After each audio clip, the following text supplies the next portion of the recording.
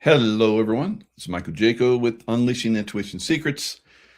It's kind of cool to know that your predictions come true, and it's kind of a bummer because some of the things that I've seen that were coming are going to be destructive. So, yes, I laugh at it because we have useful idiots, uh, useless eaters. What else do the Luciferians call them? Um, I don't know. I guess they're useful to the Luciferians because they protect them. They protect them, and a lot of these people are Satanists that are involved in these demonstrations. As you guys are going to see, they're as we've already seen with Don Lemon and his crew. They came into a church service. They don't like Christians. They don't like churches and so forth because they're Satanists, right? Above them are the Luciferians, right? So the Satanists are Luciferian wannabes, and they do evil, and they figure that they do enough evil that Luciferians will accept them, right? But the Luciferians are like, no, we just want you to stay down there and block for us, right? So it's funny to me because these people are like, what part of illegal don't you friggin' understand, right? Uh, for illegal aliens that are here in the United States doing criminal activity, taking money from taxpayers, it's like useful idiots, morons, idiots, stupid people. God, it's like, what the heck, right? But that's the way it is because we're in another cycle. We've talked about this in other shows. You look at, the horoscopes and the alignment of the planets. Of course, the planets do have gravitational pull, and we're also in an alignment where many years ago, back in back during, I guess, the Civil War times, or maybe a little bit after that, I don't know exactly when, 165 years ago or something, we had Carrington effect. Now, the Carrington effect was a massive blast from the sun. We had one that was very close a little while ago. And you see what it did to the weather patterns? Oh, boy, right? So the East Coast is getting hammered with crazy snows that they haven't ever seen before in a lot of places. They're like saying, we haven't seen snows like this in 20 years. No, in some places they've never seen snow like they're getting. And cold weather that is pushing all the way down to Cuba, freezing temperatures all the way down to Cuba, in the Bahamas. Hello. All right, so we're definitely seeing some massive changes. Now, why is that? Because human consciousness goes through periods of, deterioration and then rebuilding, right? Deterioration and rebuilding. So the useful idiots, are out there, protesting, rioting, and so forth, because we're going through, because we didn't learn from the last one, another little civil war. It won't be as bad as the last one because the last one, was pretty intense. We learned a little bit from that, but not enough, I guess. So now we have more stupid that we have to work through. And these people are like NPCs, non-player candidates in like video games. We've talked about this for years now, and everybody's laughed about it. But, up to 80% of the population is NPCs. Wow. Like soulless creatures that are just kind of wandering through life, getting in our way as we're trying to advance spiritually, right? Because we could take down these evil Luciferians very quickly, very easily, if we didn't have this massive wall of stupid to get through. Wow. All right, so let's look at some of this satanic, useful idiot activity that's out there. Protest happen all across the country over the weekend. I think as things get warmer, back to normal, then we're probably going to see even more useless idiot activity, right? So here's some of it here. Businesses close and demonstrators march in cities across the U.S. in anti-ICE general strike. So we want our rapists. We want our pedophiles. These are useful idiots. How else can you describe them? How else can you describe these absolute, incredible, moronic, stupid ass people? It's insane to me. Insane. It's so ridiculous. Protests against the Trump administration's immigration crackdown were held in cities across the U.S. on Friday in a mass demonstration of public outrage. Outrage! Don't send those criminals back out of here. All right. We love our illegal immigrants. Immigrants, like they're cool and nice. Immigrants. They're taking our taxpayer dollars, and for like a decade, the Somalis been loading up suitcases full of our money and heading back out to Somalia to fund terrorism. Dozens of businesses closed their doors, and tens of thousands of demonstrators were expected to take to the streets from Los Angeles to New York, where the typical useless idiots congregate in massive numbers, right? In the cities. I've said this for, I think, 5 years, because I saw this a long time ago, that we would see massive protest, just like we saw with George Floyd. I said George Floyd riots and protests are just a fraction of what's coming, and that we would lose many big blue cities, right? So you've heard me for years say get out of the big blue cities. So we're down to the wire. They're starting. Of course, Minneapolis is not letting up. The people of the Twin Cities have shown the way for the whole country to stop ICE's reign of terror. The organizers of Friday's National Day of Protest wrote, the strike was endorsed by nearly 30 organizations of super idiots across the country, from labor unions to immigrant advocacy groups to student organizations. Even in California, they were letting schools out to go, the students to go protest. Get your kids out of schools, right? Get them out of those woke idiot schools, guys. Protests are scheduled to persist into the weekend in Minneapolis, which has become the heart of the anti-ICE movement since the fatal shootings of residents Renee Good and Alex Pretty, as well as in other cities around the country.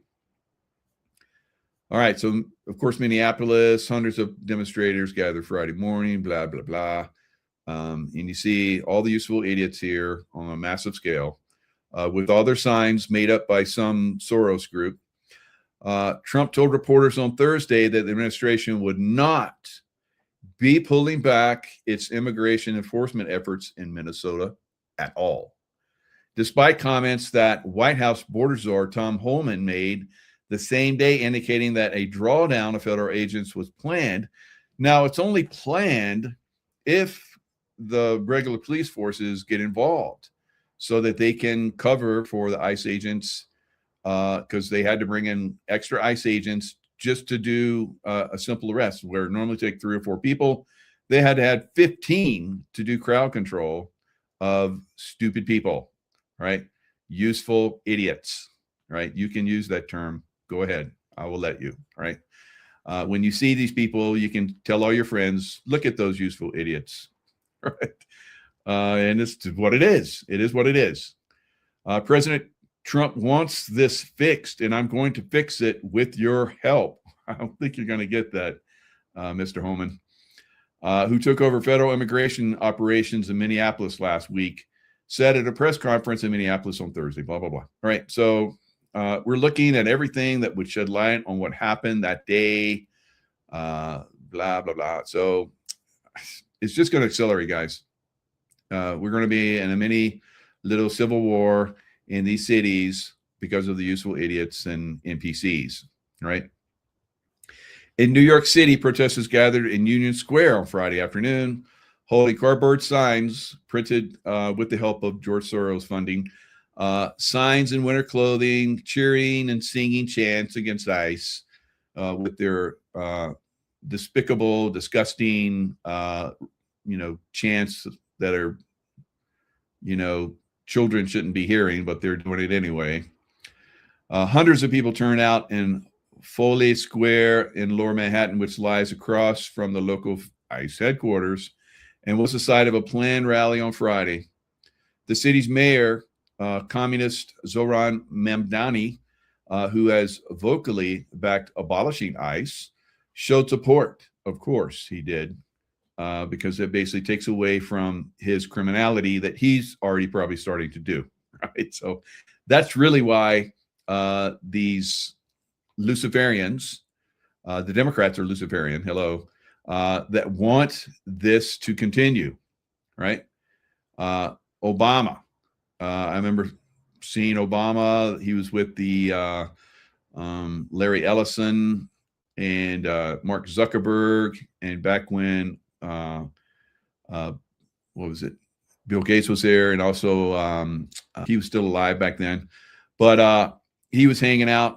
All of them hanging out, Google, all of them, all of the tech Luciferians basically sitting at the table, toasting to Obama, saying that you're one of us. And after we do this toasting, we're going to go do some sacrificing, right? So this is what they do. And they keep each other, in the loop. They have their little covens, and they have their very Luciferian things that they do, and they're controlling our AI system and all of our internet and so forth. Wow. I think we need a really good Carrington event to basically just knock it all down. I think that's going to be God's signal. It's like, yeah, I'm going to protect you from the Luciferians.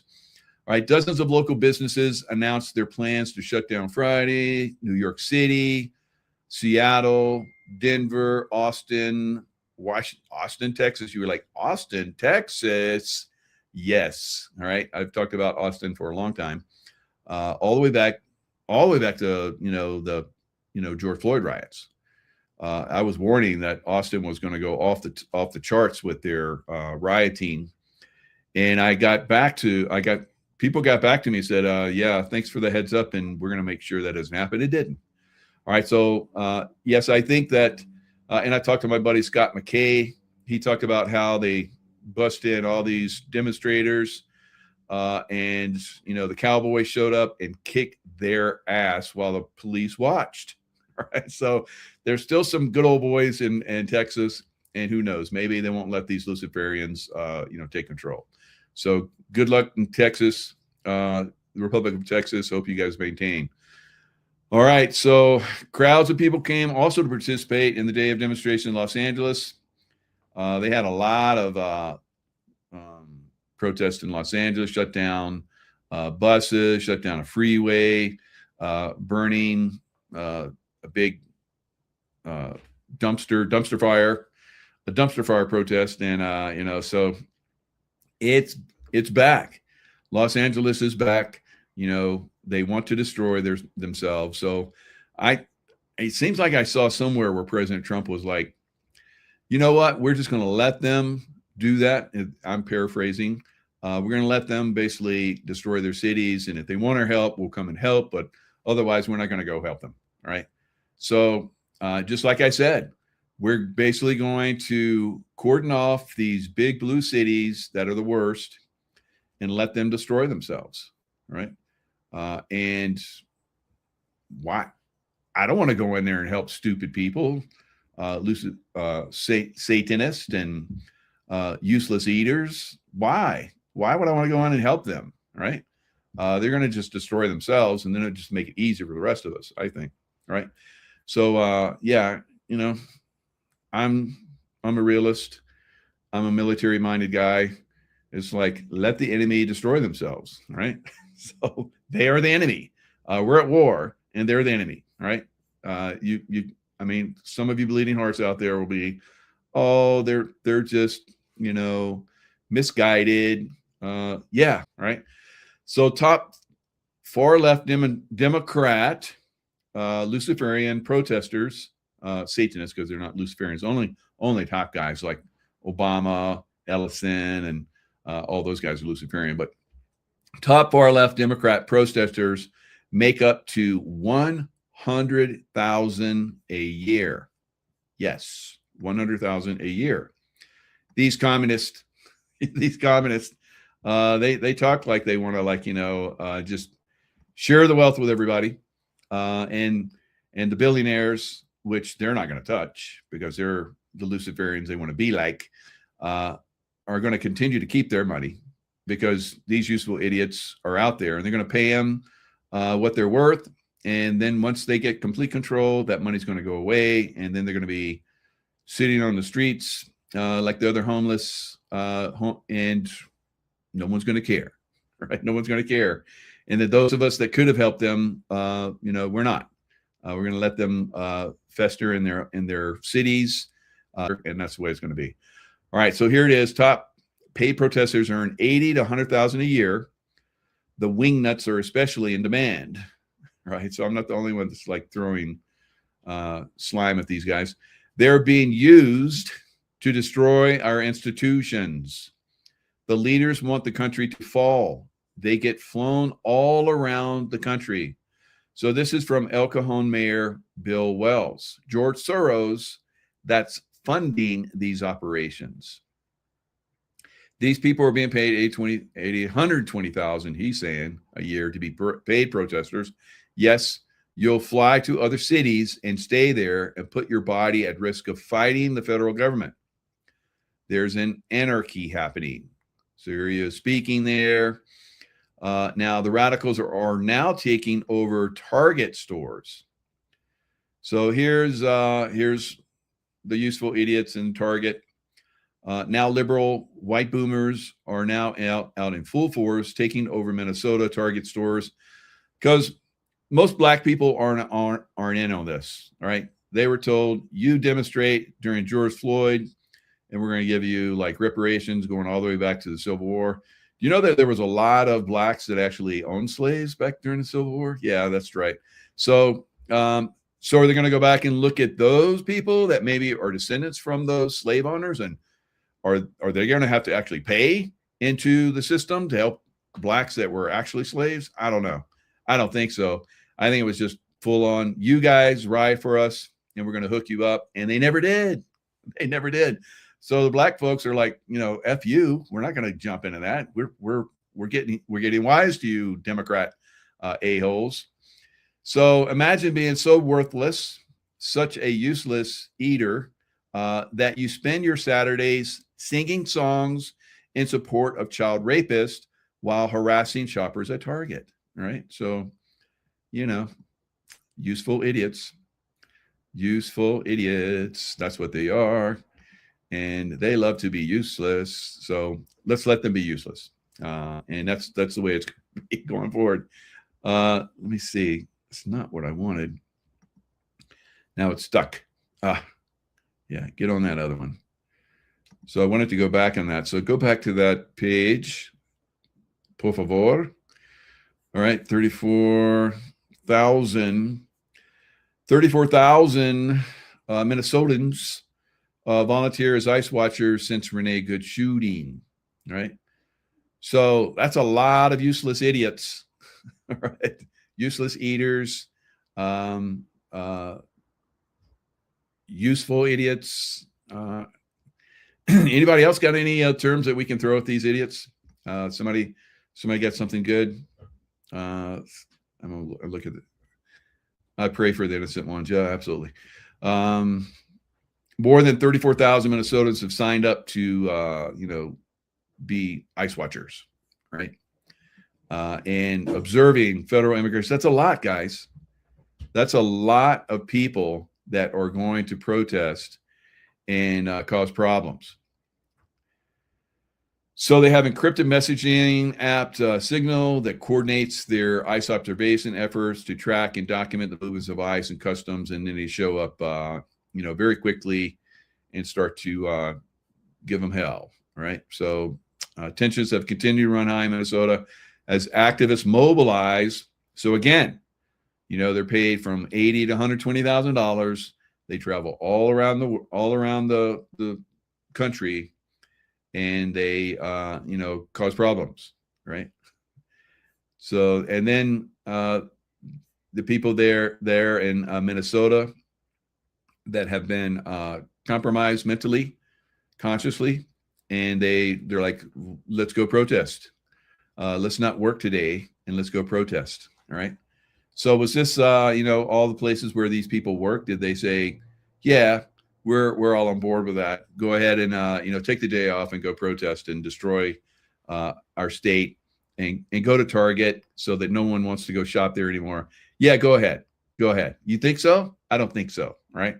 So most of these people don't work anyway. So they're just looking for an excuse to be useful idiots. Right.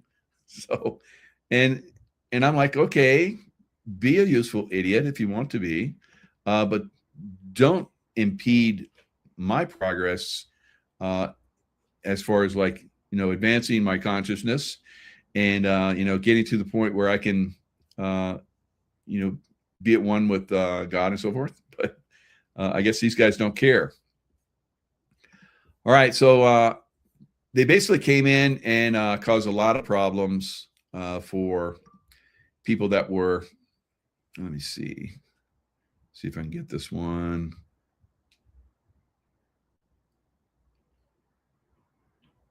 Riots everywhere.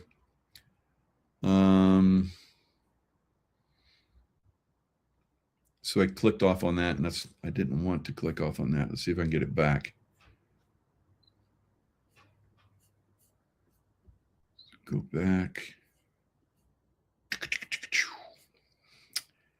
Now this is going back to 34,000 knuckleheads. All right. There was one where, let's see, was that it?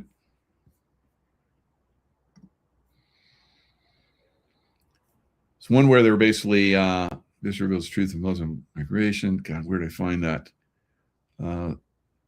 They were coming in and basically, this has got to be it. I think it was further down. There we go. Okay, I got it. I got it again. I have so many little videos to show you guys, and sometimes I like to stack them. So here's now. This is sad to me, and this shows you that these are satanic Luciferians that are involved here, guys. And I'm not making these comments to be, cute, right? I'm not a cute guy, right? I don't do cute. Right? Insurgency.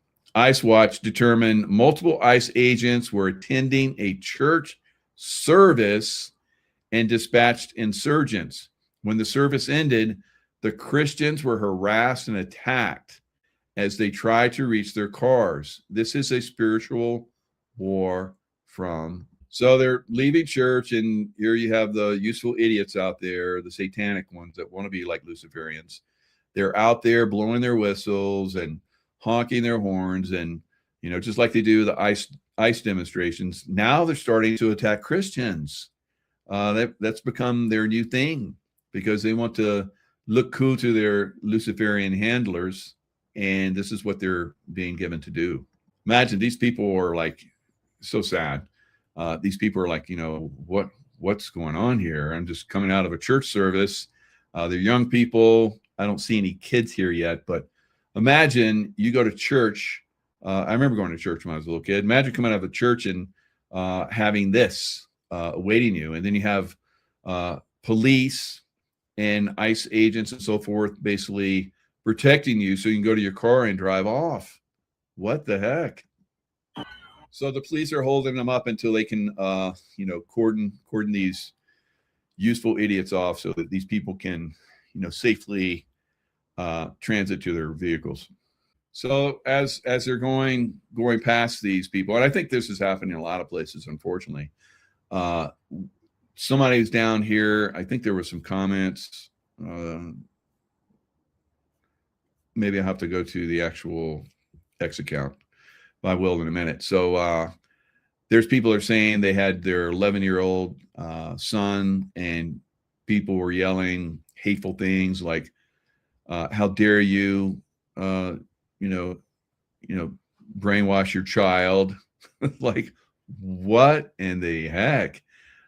This is like freedom of religion, but not for the Luciferians. They don't want freedom of religion. They want us to basically abandon our faith and allow them to take over. It's not going to happen. So that's why we will go into a mini civil war, and we will push these fools into their big blue cities, where it's the only place where they control things. From those big blue cities, they've been controlling the vote, so they're stealing the vote, so that we can't get good people into office to basically overcome this.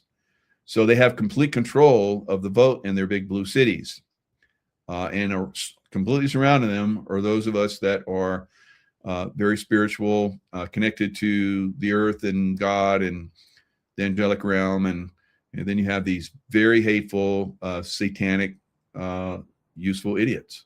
All right. So as he moves closer to the sun, things start to heat up. Right.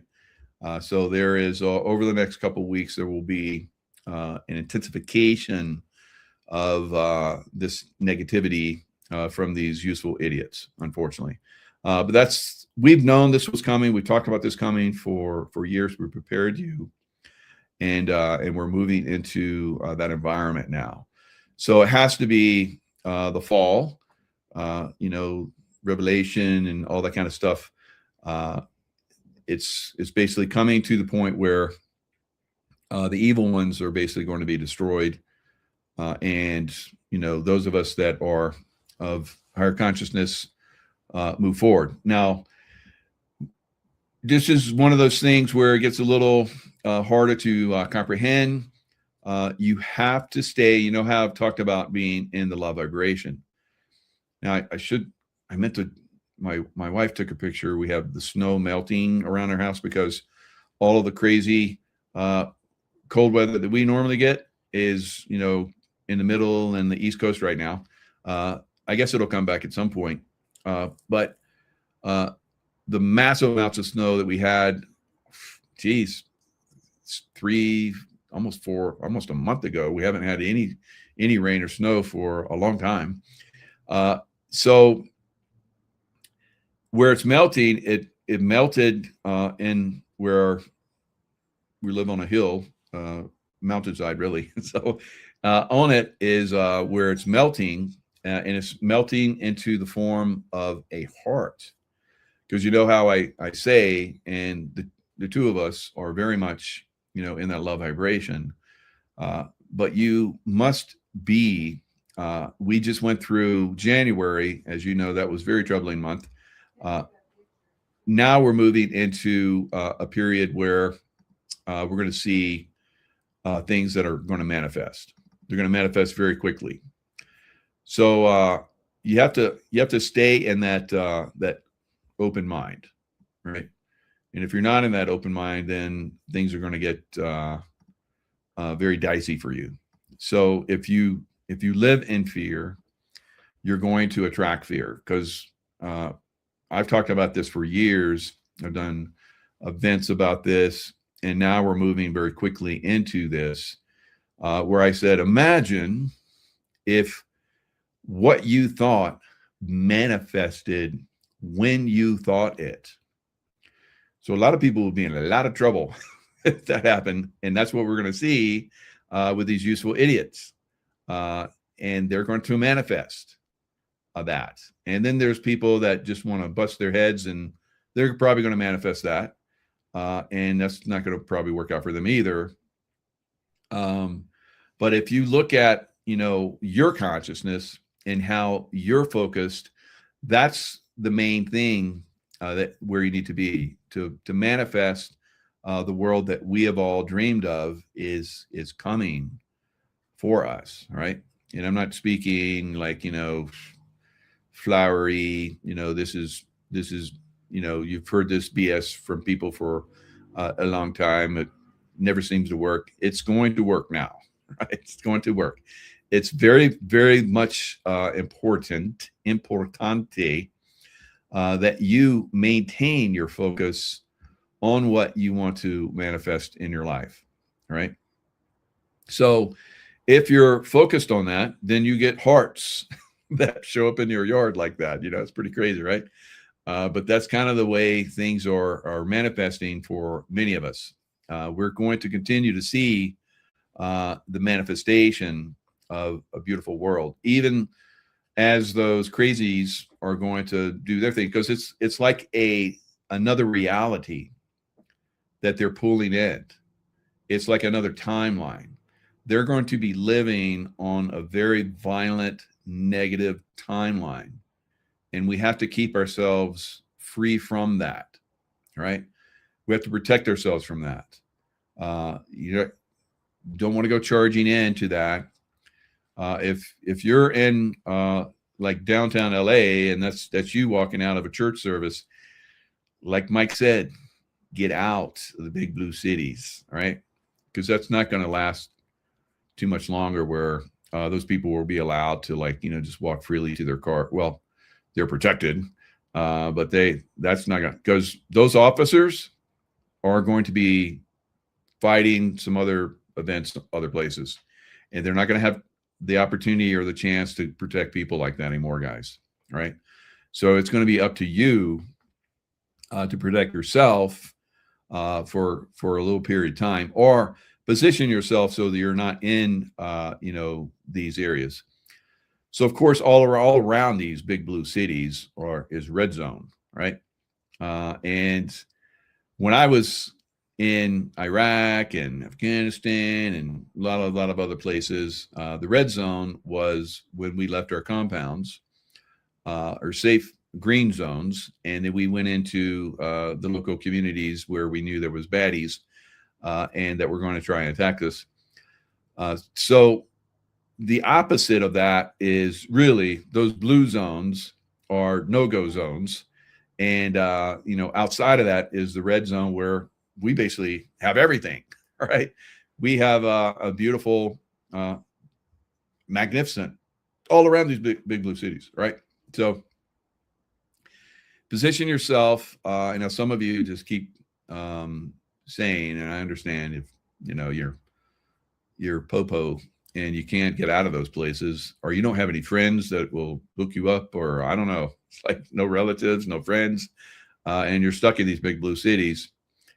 I pray for you, right? I pray for you. You need to pray for yourself, and stay focused, stay positive, right? So maybe the right thing will come along and, extract you or put you in a position where you're safe, or maybe you're going to be in a little bubble and everything is going to be destroyed around you. I don't know. So you look at a lot of other cities that have undergone this, like you look at Ukraine right now, those cities are unbelievably destroyed. So now, is there going to be combat on that level in these big cities? I don't think it's going to be quite on that level.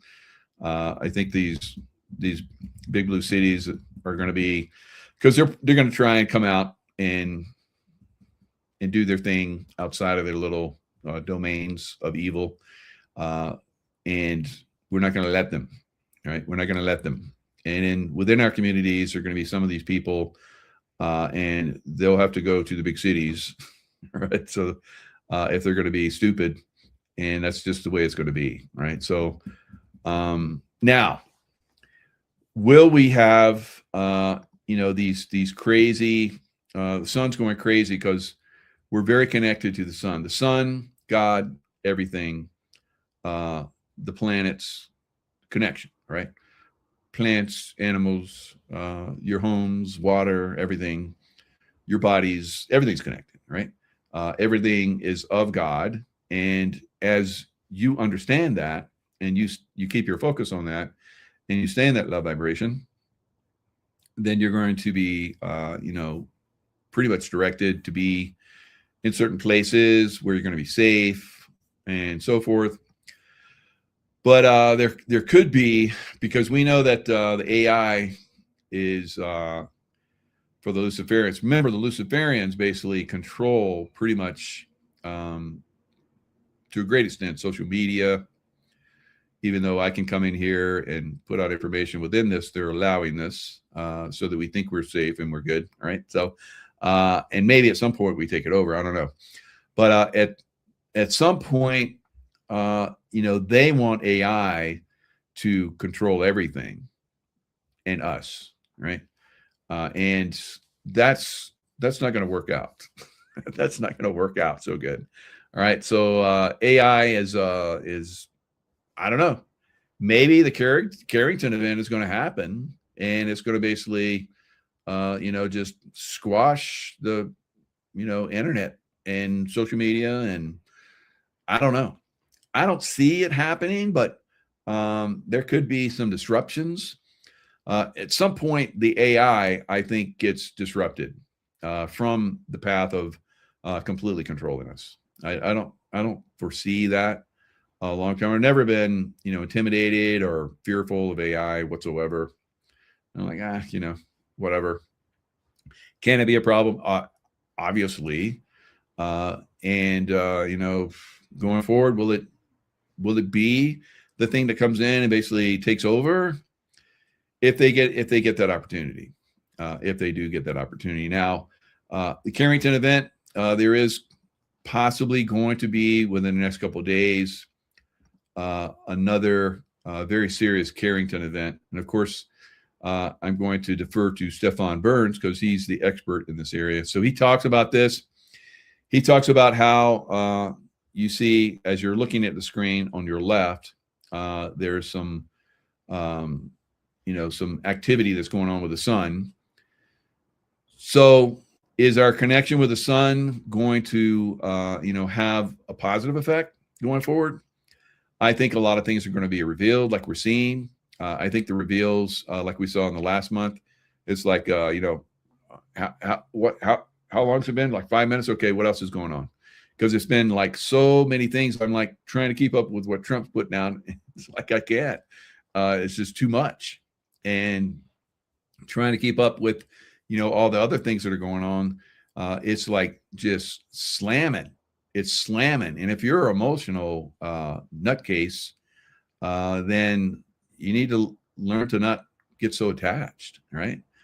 Build up your emotional intelligence, and it won't affect you. Now, you see all those useless idiots out there are pretty much very emotional, right? Very low emotional IQ. Now, you could have unbelievable IQ, according to them, because they went to the woke colleges and schools and so forth. They're highly intelligent, and they believe that their poop doesn't stink because they're so smart.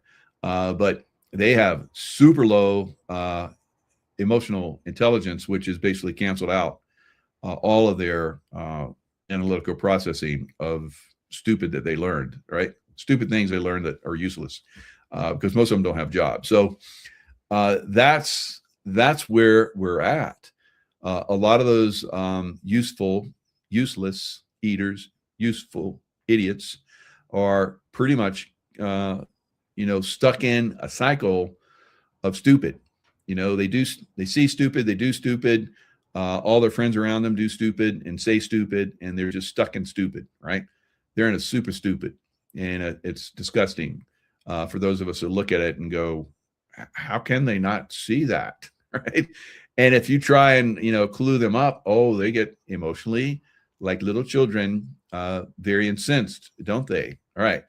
So will we have some kind of event where, like Stefan Burns is talking about, the planets are lining up just like they did during the last Carrington effect? Wow.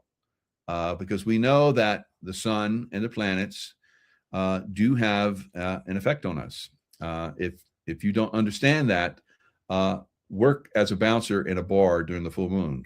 Right? I can tell you, it's crazy time, right? So some people get all lovey and they go home with like beautiful people, and then some people don't get that and they go cray, right? So it's kind of like that with a lot of things right now. Are you loving, or are you a cray? So I think we see most people are cray-cray right now, and this is why. Hello and welcome everyone. I'm your host, Stefan Burns. Today, we have a lot to talk about. We've had some incredible developments with the sun over the past 24 hours, really actually just the past 16 hours or so. And now, Stefan, I've never seen him like this. You can tell he's visibly shaken. And I can tell you over the last couple of days, I've been whacked for the last couple of days. So there's definitely some cray energy coming in, right? And I'm very sensitive. So when it gets cray, I'm like, oh dang, I get affected. I'm an empath, intuitive, and you name it. When things get wild, then Mike's like, oh. So you can see that with Stefan. And Stefan at the end, he was like, I was going to do Q&A, but my stomach hurts and I never had this before happen, and I'm going to go out and ground myself. So you could tell during this, he feels he's very empathic too. And I've never seen anything like this. Let's just say that. I haven't been doing this for 30, 40, 50, 100 years, but really this whole field of space weather is pretty new. We saw some really explosive development with the sun back in April and May of 2024. And that led to the Mother's Day storm, or the Gannon storm, that long duration G5 storm. We had sunspot group 3664 that was on the sun, that was equivalent in size to the Carrington sunspot. At that moment in time, it did not give us a Carrington event. Thankfully, what we have happening right now with the sun is honestly very similar, and in some aspects, it's looking more significant. We could have a Carrington event in the immediate future, a modern Carrington event. All right, so let me read to you what this phenomenon could bring. Satellite operators are possible. Satellites could be knocked out, and actually, because they're knocked out, they could plummet from their orbit, and that could be a problem. So this goes all the way back to 1859, superstorm that destroyed telegraph wires and illuminated auroras over Hawaii. Modern civilization would be confronting severe consequences. Could trigger widespread power outages across continents, water pumps, ATMs, wouldn't be able to get any money out. But if you got silver, you'd be good. Satellites could plummet from orbit. Like I said, GPS could vanish. Trillions and economic losses could follow. According to NASA projections, a scenario far more catastrophic than the 1989 Quebec blackout. All right. You guys in Quebec maybe could clue us up on that. I don't remember that, but I guess I could search in history and there would be, I could see that. Europe's recent simulation depicted a grim scenario, a complete breakdown of e-communications and no AI, good, maybe, navigation paralysis and supply chain disruption. So it underscores our fragility, and that could happen with the modern day Carrington event. It's possible. The conditions are there. Does not mean we will have one, but all the factors have aligned such that it could happen. And in fact, if we look at some of these outside influences, for example, planetary resonances, planetary alignments, the conditions now are almost identical as they were back in 1859. So we have a lot to talk about today. All this flash you see on the screen is what's happening right now with the sun. It's quite dramatic. I'm just pulling up a graphic to show you guys, showing you the comparison. Is watts per square meter, 10 to negative 9, 10 to negative 8, 10 to negative 7. Okay, you go on. So this isn't that significant. All right, so basically what he's talking about here is, if you go all the way, we can map this all the way back. And every time that we've had significant, X-class flares and so forth, there's been a ramp up. So from the last X-class flare that we had where he and I both said that we could possibly have a Carrington event, but it was negated by the energies of the Earth. That could be because we put that information out, and those of us with good consciousness that are not useful idiots maybe had an effect. Right, so that is a possibility. Maybe that possibility of canceling out will happen because we're putting this out again. As we're going to start to work together, we're going to start to see this more and more, guys. Right?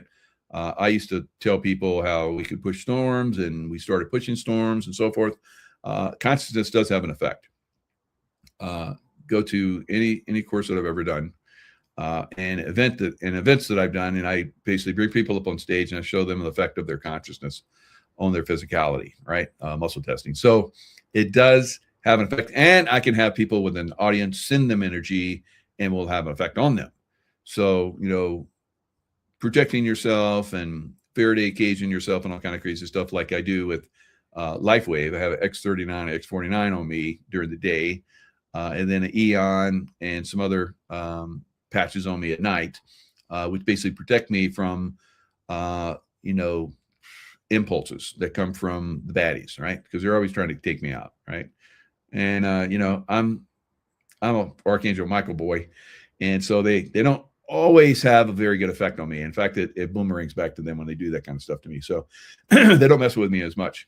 So here's more of a graph where he talks about how in our last big pop that we had back in earlier this year, 111 angelic number, 2026, 410. So that's another one. So 4 ones. How about that? And 1111. So we basically had a big pop, but it didn't have much of an effect. And so then he goes in and he talks about how we're ramping up. See this ramp up? It's a lot more energy that's already happening here on Earth right now. And so if we get a spike from the sun, it can have a more negative effect, right? Closer to a Carrington type event. Now look at these sunspots. Let's see. Right here. Wow. In this intermediate region, this core keeps getting bigger. There's so much mixing happening here. Now, if I zoom out a little bit, let's reset the view, and we're at the end. I'm going to set this up for you guys so we can track this across time. Okay. He's going to time lapse it. So I think now if I go forward, yeah, here we go. So I'm just going to put this on play. All right. We're going to watch 4366 develop over time. It's already becoming a pretty significant sunspot group. I'd say right around this zone is where the sunspot we just had that gave us a near Carrington level impact was. We'll look at that one too. That was just back on, again, January 18th. So we'll just go back a little bit after this and check out that sunspot to see what that gave us. Look at that growth though. Look at that development. This is not normal. And there's so many different signs too that are pointing to this, but look at how this changes. Like just the movement of these sunspot cores is so crazy. So in the next couple of days, this, as you see it here, it's growing very rapidly. It can be in a position where if it lights off, we're probably going to get a Carrington event, right? So he goes into that a little bit more. He also goes into the planetary alignments, as you're seeing here. Very, very similar to the 1859 Carrington event. All right. Basically, if you go back in time, which he did, it lines up with basically the way the planets are lined up right now. So very, very interesting. Now, so again, the planetary alignments, like I talked about earlier, Mars and all that crazy stuff, is basically putting us into, a very strong possibility of accelerated. Somebody take that BS out of the comments. Okay, I'll do it. Ban user forever. Bye-bye. All right. So if we continue to see these events like that, it's going to continue to build up energy. Now we're also moving in within the next couple weeks. I watched several different astrologers and so forth, and they said that we're moving into increased earthquake. Could be some very violent earthquake activity. We've seen in Italy where this one whole town is basically collapsing. It's been there for a long time, and it's just collapsing in on itself. 24,000 people are probably going to have to leave this one, city in Italy that's imploding and collapsing. Crazy stuff. So a lot of this stuff is happening underneath the Yellowstone caldera, massive caldera that blew up and just wiped out probably the earth for a little while, everything on the earth. It has a city, it's the size of Seattle, is what I saw. It's basically burping, not burping like expelling, but burping just under the surface into a Seattle-sized bulbous, right? So it's very interesting things that are happening right now. So everything seems to be on the verge of cooking off, right? So we could see some very significant earthquake activity in the next couple of weeks too. So again, consciousness could have a positive effect. Now, the first bank failure of 2026 has happened on Friday. And it said Metropolitan Capital Bank and Trust, which was closed by regulators due to concerns over its financial stability. I guess depositors aren't affected. It was absorbed by another bank. Now, this is a Chicago bank. Get out of Chicago. So that's going to get destroyed in a lot of different ways. But this is in the second year in a row where a major bank in Chicago has failed, right? So last year was another major bank that failed in Chicago, and early in this year, we've had a first bank failure. Now, is that going to be the start of many? I believe so.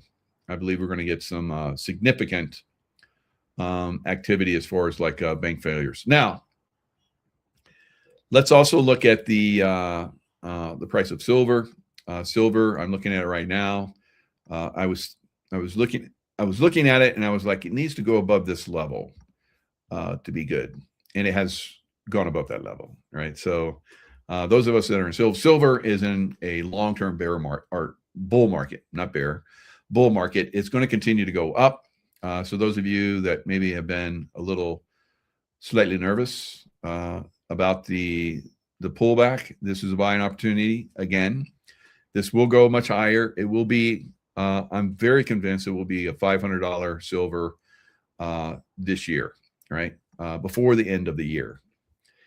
So as you see here, it's going up.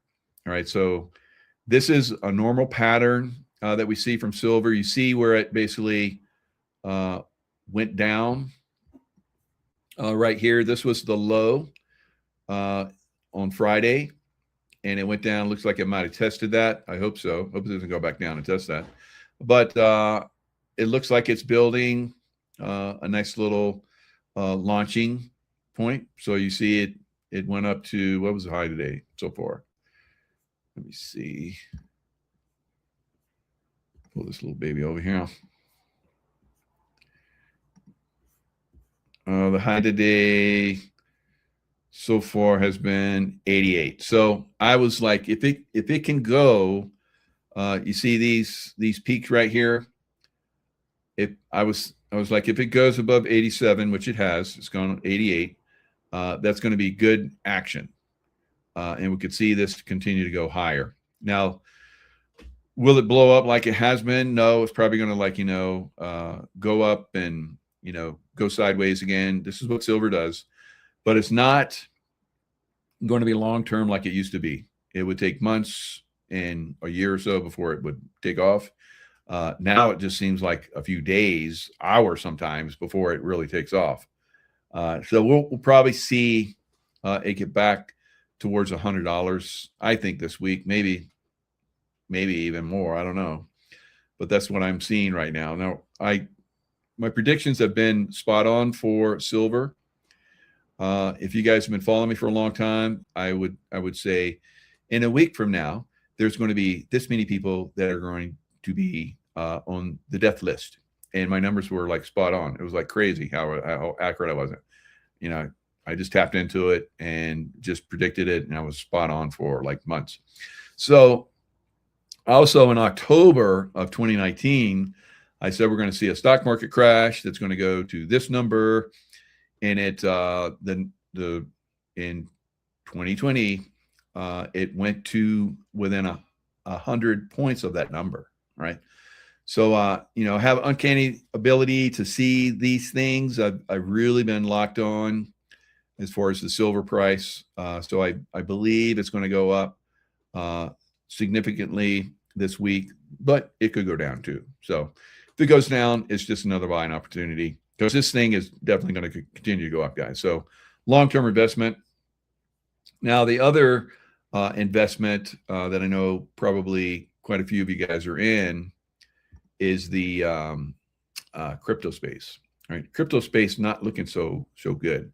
Like I said, I believe it's going to pull back and take a little breather, and because this is what crypto does. It goes into crypto winter, and it pulls back like 4 times from its high has been the normal pattern of it. So that's going to put it down around, I don't know, 30,000, maybe lower. If we get a major stock market crash like I predict, it could go even lower. So if you look at the price, which I'm going to show you here in 1 second, it's basically doing what I talked about yesterday. So if you watched my show yesterday, you know that I talked about the potential for crypto crash. All right. I felt that it was imminent, and it looks like the head and shoulders pattern that it was building is pretty much, you see the head, shoulder, head, shoulders, knees and toes. So if you look at basically it's, you know, doing the same thing on the other side, the shoulder pattern, right? So it came down, it tested that. Now it kind of looks like it might be bouncing. So I don't know. You never know. It could be, you know, it doesn't want to collapse yet, right? But at some point, I believe it will. So as you guys can see, it looks like it went down and tested. It didn't exceed it, so it went down and tested that low that it had yesterday. And now it's starting to creep back up. The low today was 76,542. Yesterday it was 75,555. And it seems to be wanting to, you know, stay higher. Now, if you go back 52 weeks, 52-week range, it's 74. So it came close to the all-time to the low. So crypto, Bitcoin, has not moved at all in a year, right? Whereas silver has gone up tremendously, right? And it will continue to go up tremendously. So I would recommend not putting your money in crypto, guys. But you know, it's up to you guys. You choose your investment platform. I'm just here to give advice. I'm not an expert. Well, kind of I am. But you know, I'm not an economist or haven't been to schools like Dr. Kirk Elliott. He says the same things I do. So he's got degrees. He's like a doctor. He's got 2 doctorates. So one is in ministry, in, you know, the spiritual place, and the other one is in economics. So how about that? A man of God that gives us advice on the economy, and he says get into silver, right? So we've been saying this for years. It's not going to stop. In fact, we're only in about 2 to 3 years of this bull market, and we normally a bull market in silver and gold goes on for a decade, right? So we still have, you know, 6-7 years left of upside. So don't fret. You'll see pullbacks sometimes, pullbacks.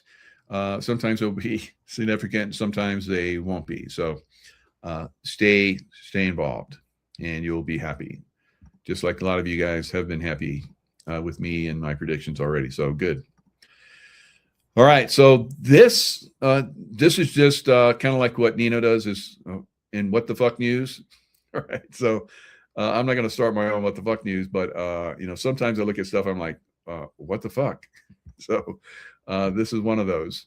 All right, so I heard from someone that Nino interviewed. I'm going to have them on as well. Talk about the Luciferians and all that kind of stuff, satanic stuff. Despite Macron's denial, magazine shares photos of Brigitte as a boy. So let's go back in time. There's now some people are saying this is Brigitte's brother, trying to dissuade people from seeing that Brigitte is or was a boy. Definitely not is now. Now, this is the thing that is the WTF, what the, thing. Right? Now, I guess Candace has been all over this. She's been, talking a lot of stuff. She talked about a lot of stuff. But anyway, she really did a lot of research on Brigitte. And Brigitte is definitely a man. Now, I think there's a 20-year difference between Brigitte and Macaroni. And Macaroni is, drum roll, Macron is the son of Brigitte, all right, the man. Wow. All right, so that kind of blew me away. I was like, WTF? And my wife was like, you didn't know that? I'm like, what? Like, you knew that? It's like, geez. All right, so there's some crazy stuff that these Luciferians do, right? And that's one of them. So I guess the father and the son are pedophiles.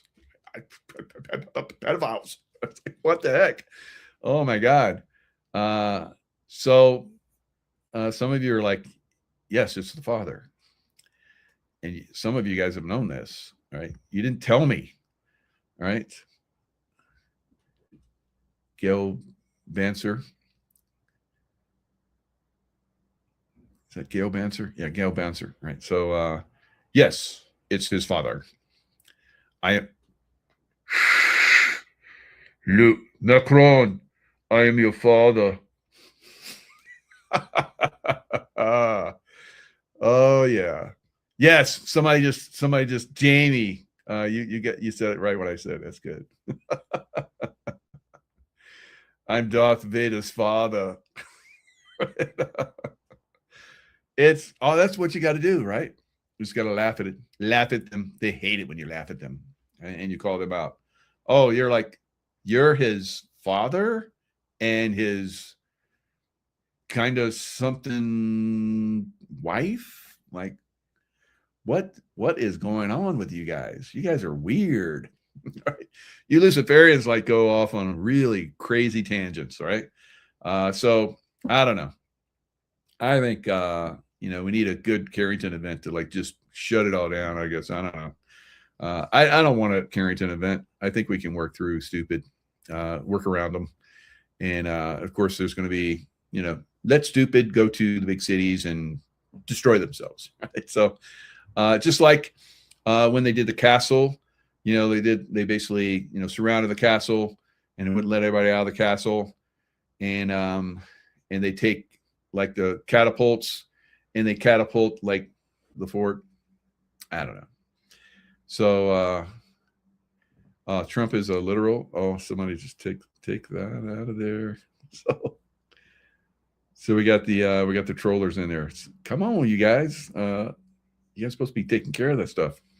Where's my peeps in there are supposed to be taking these people down? Do I got any peeps in here with shield mavens and stuff? Yeah.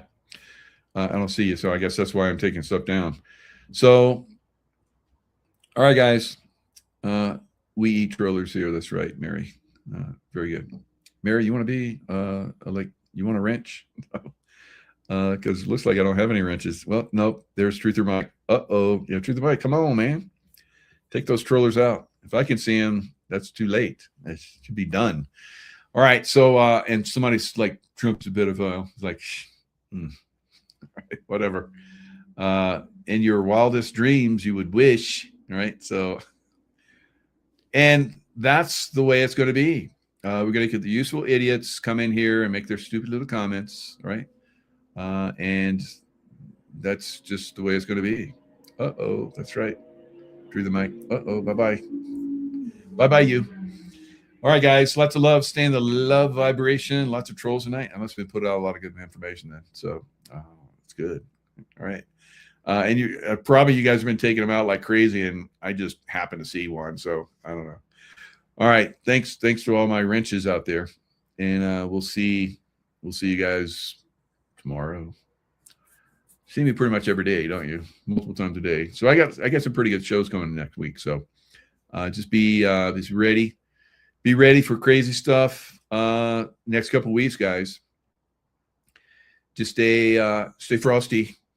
Stay frosty. Stay cool. All right. Lots of love, stay in love vibration, and I will see you guys next time. Hello, everybody. It's Michael Jaco with Unleashing Intuition Secrets. So we have a lot of information that we're going to be sharing today that's going to be very insightful.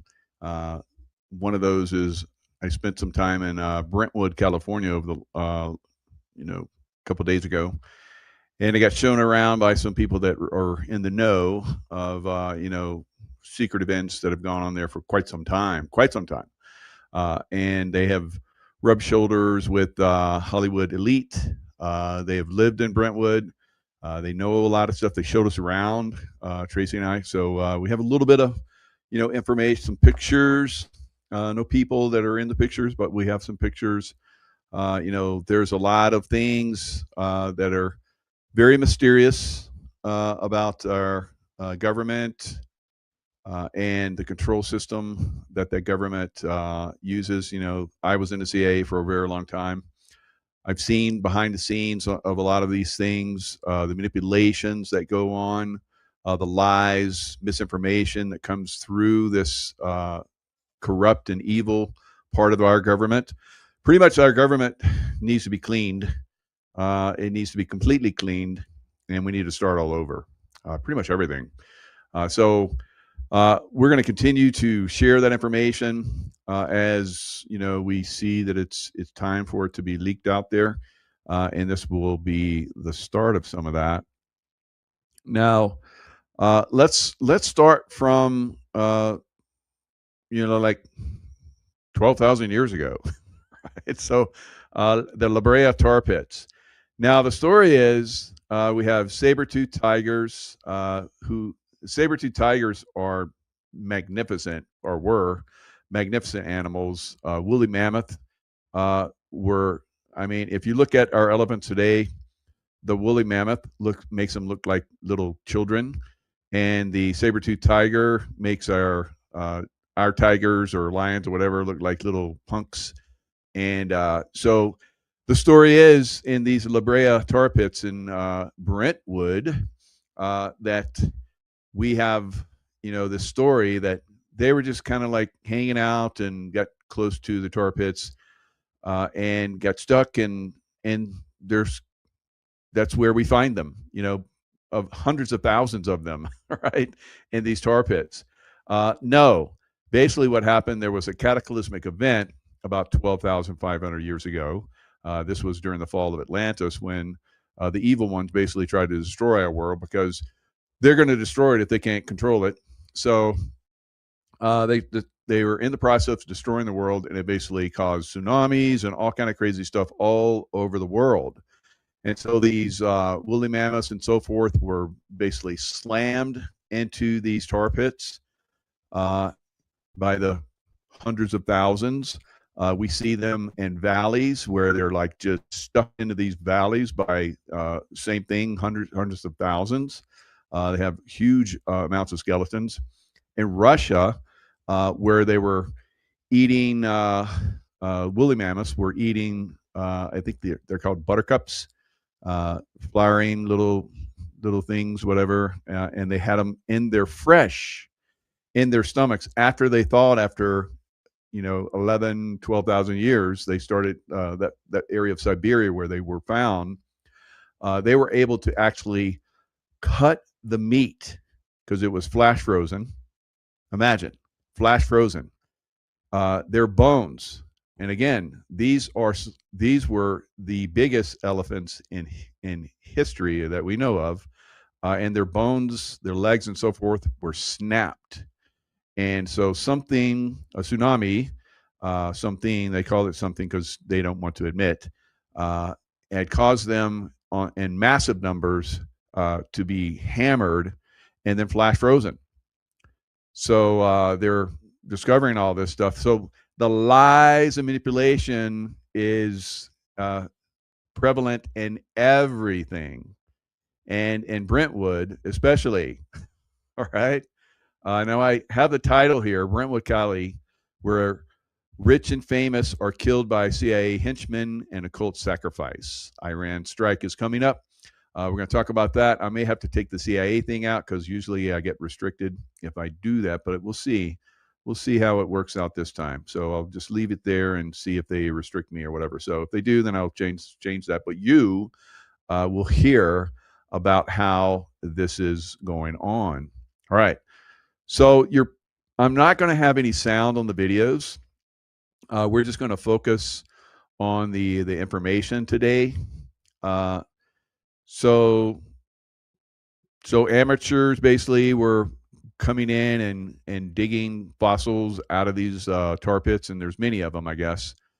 And basically, this one family that owned the land basically gave exclusive rights to excavate the fossils for 2 years, and they were with the thing they were going to share them. So thousands and thousands of fossils were found, and this is in, like I want to say, make a point here.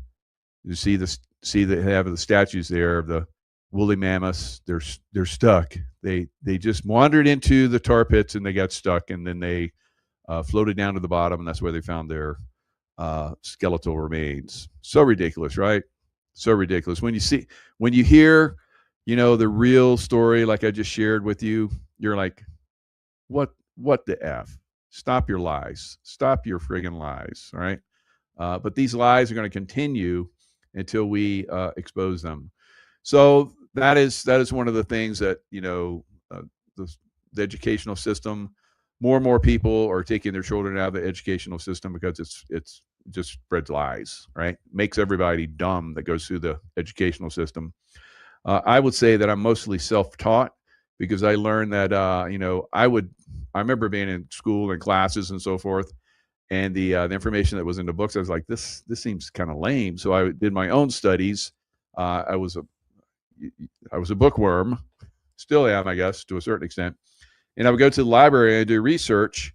That was way before the internet, of course. And I would find out all this information. Then I would bring it back to the class. And I almost was like teaching classes, right? And everybody was like dumbfounded with all the information that I found on a lot of the stuff. So the information that's out there is manipulated, guys. And there's been many people that said that most books, almost all books that are out there right now, are mostly manipulated and full of lies. So now let's get into the rich and famous. So Marilyn Monroe, we went and saw Marilyn Monroe's, I won't say grave site. She's like in a like one of those tomb type things, right next to who's the guy that was Playboy Mansion guy? What was his name? Hugh Hefner.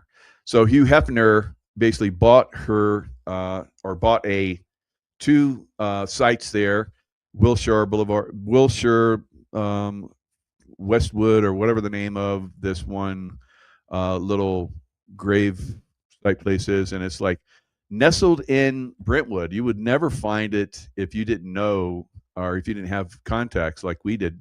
that would take you there. Beautiful place. And so I was kind of surprised that I think it was 1929 or something like that, 1926. Both Hugh Hefner and Marilyn Monroe were born on the same year. I don't know about the exact dates, but of course Marilyn Monroe died before him, was murdered before him actually, and that's where we find things. All right, so who murdered her? A couple guys to the airport that flew out and did the hit on Marilyn because she was monarch butterfly, right?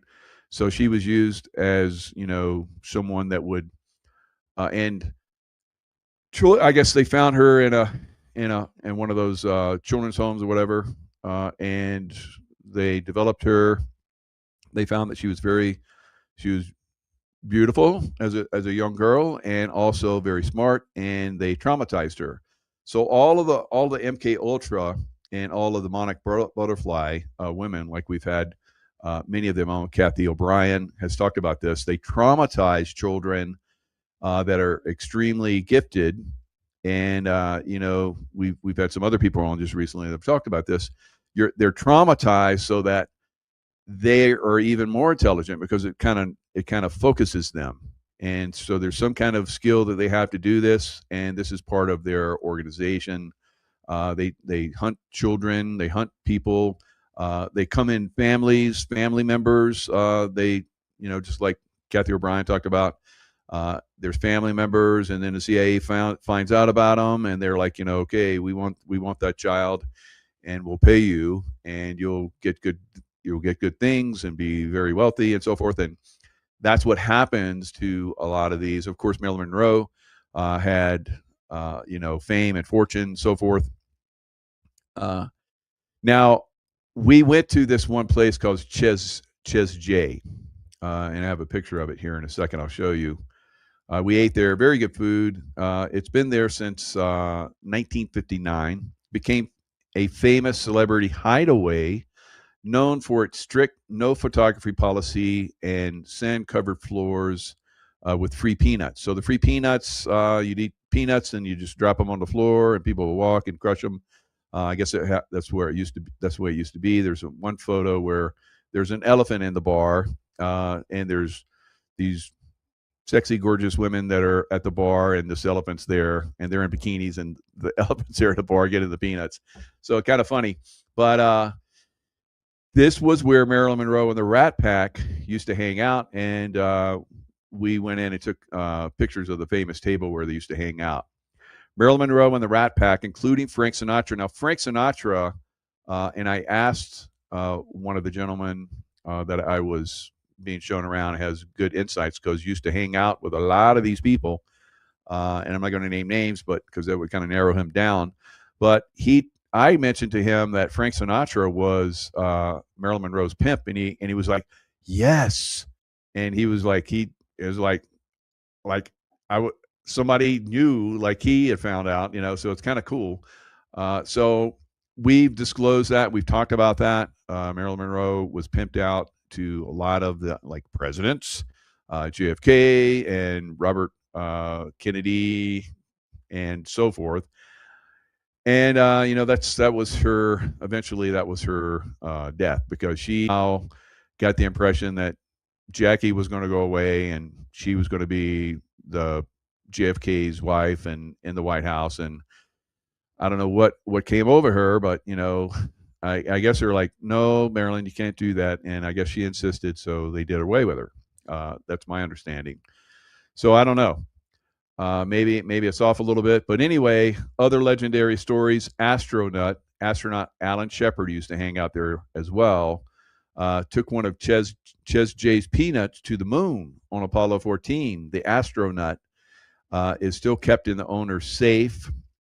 Pentagon Papers. It is allegedly the site, and this was a place where a lot of people came. Goes right behind Ches J is the Rand Corporation. We'll talk about that in a second. So Pentagon Papers, allegedly where portions of the Pentagon Papers were handed over to the New York Times reporter. Matt Damon and Ben Affleck reportedly worked on the script for Good Will Hunting there. So a lot of history at Ches J. It is it's labeled as a national landmark. I think back in 2016 or something like that. So very, very interesting. Okay, this is a picture. We were there just a couple days ago, and we took this picture. This is the outside, Just J. All right, really cool place. So if you're ever in Santa Monica, highly recommend you go check out Just J and have a little. I had a Santa Monica blonde ale, of course. Right, so very, very good place to hang out and see a little history and so forth. Now, the Rand Corporation, which is literally right behind Just J, imagine that. Probably, like we've talked about, a lot of things happen there. So this is a picture of the Rand Corporation from the street. They had a lot of land there. They gave a little bit of it away to a park, and there's a park right next to the Rand Corporation. So the RAND is a nonprofit global policy think tank, research institute, and public sector consulting firm. Cold War space race, U.S. involvement in the Vietnam War, U.S.-Soviet nuclear arms confrontation, Great Society, social welfare programs, natural health care. So a lot of things been, put together in this place. And of course, with that kind of, people involved in it, of course, the CIA is I don't know for sure, because when I worked in the CIA, I chased terrorists, but I know the CIA is involved in a lot of stuff. So we know that the CIA, tries to direct a lot of countries. I can tell you that from my experience. And they do the same thing in the United States. How about that? So not only do they do other countries, but also the United States. So now, the reason why we know, of course, the CIA is involved in Brentwood is because of Marilyn Monroe. So this is Marilyn Monroe's house. All right. So there's a wall here. They walled it up. You can't really see much of the place anymore. Looks very nice. Now I want you to look at this. So it's going to go. There's the gate, rear gate. Brentwood is absolutely incredible. One of the most beautiful cities I've seen. Very rich and famous people. So right there, see that window right there? And I might have. It's not letting me zoom in, but anyway, right back here, there was a grandma that was with her children, I guess, and so she's staying there. And she commented that there were limos coming and going, coming and going, coming and going, coming and going all night long. So what were they trying to do? Were they trying to talk Marilyn out of her insistence of being the next wife of JFK? I don't know. But regardless, she was found gravesite, very beautiful area. And the energy there is really nice. The energy there at her home is really nice. So whatever they did, in a negative way, it's pretty much it's done. All right. She's good to go. She's moved on. My wife, she taps into this kind of stuff pretty good. And so she's talked about this for a long time. She believes that there was some kind of poison that was inserted in her eye. So she did kind of like me. She remote views in her own way, and her eye actually got red. It's kind of like a yes, you're on the right track. So there's she died of a supposedly there's if they want in some ways she was still happy, I guess, but there's probably a lot of problems that she experienced. So anyway, trauma has a way of fracturing the mind and compartmentalizing it and so forth, and that seems to be what happened with her, and what seems to happen to a lot of people that are in the Monarch Butterfly program, and that program still goes on. All right, so the CIA does not stop, right, until they're stopped completely. So this is a long-term. Tom Brady's wife is a man. Right? Just throw stuff out there. All right, good. So we got a lively little OJ lived in Brentwood. So we're going to get to that, of course. So a lot of Brentwood stuff, guys. A lot of Brentwood stuff. Of course, we start with the La Brea Tar Pits lies, and then we move on to the Maryland lies, and of course, the one that I just was turned on to. We're going to get to that in a second, but you guys might remember just recently, Director Rob Reiner and his wife, I believe, they were ritually sacrificed, and why? Why were they sacrificed? What was that all about? Right. So let's kind of look at. I could probably go down that rabbit hole and find out a lot of stuff, but anyway, their son supposedly. I saw the convenience store, right down from where they lived. He walked down to that convenience store. I saw that convenience store. And again, Brentwood is very exclusive. Almost all the homes are walled, right?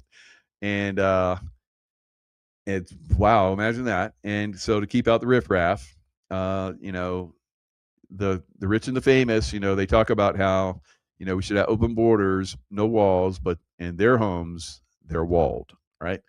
So their location was, and supposedly he had learned some knifing skills from some of the SEALs that he was training with.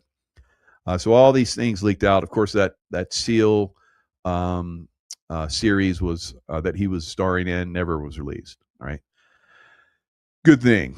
All right, don't want to make the SEAL community look so bad. All right, so evidence, blood, hair, go. So he was either very, very sloppy and murdering, or it was planted, which I believe. All right. So, who really?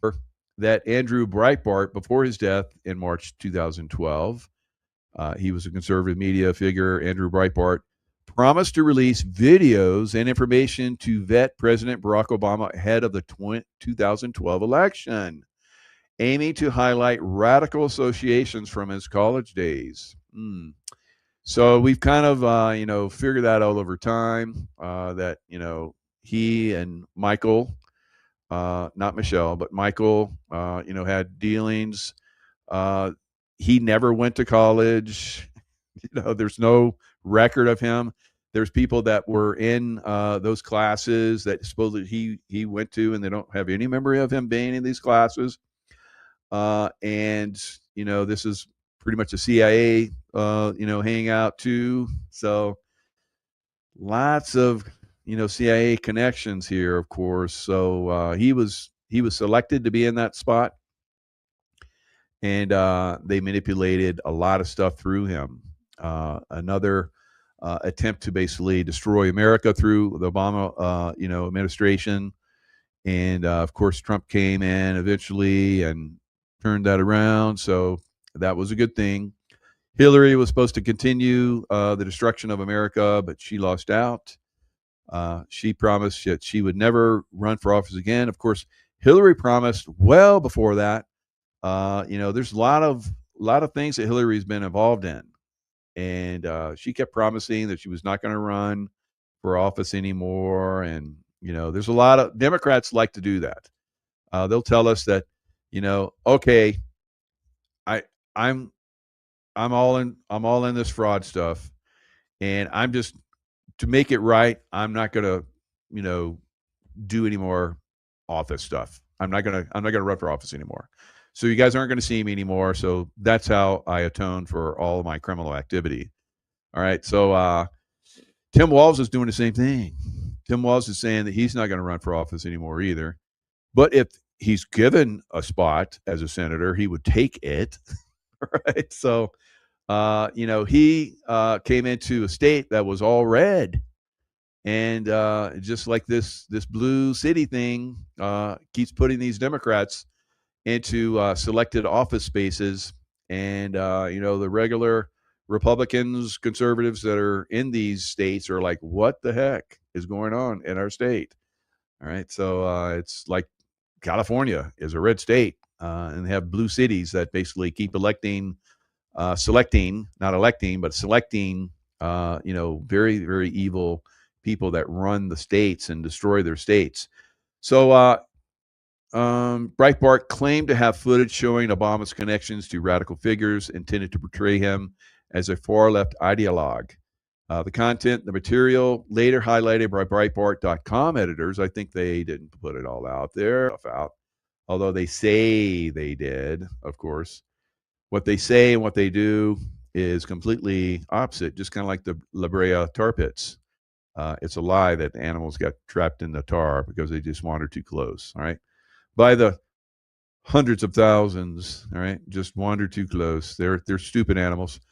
So Breitbart collapsed in Brentwood. He was out for a late night stroll, probably out to for a late night meeting.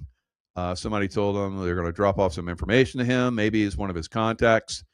Maybe that got hijacked, and somebody came and killed him first while taking a late night walk on a sidewalk in his Brentwood CIA-controlled neighborhood. He had heart failure. Right, so final resting place is buried Hillside Memorial Park Cemetery in Culver City, California. So Breitbart continues, but of course Breitbart does not go. They know how to be conservative with their information. Right? They were never like Andrew. Andrew was a firecracker. He was releasing all kind of great stuff.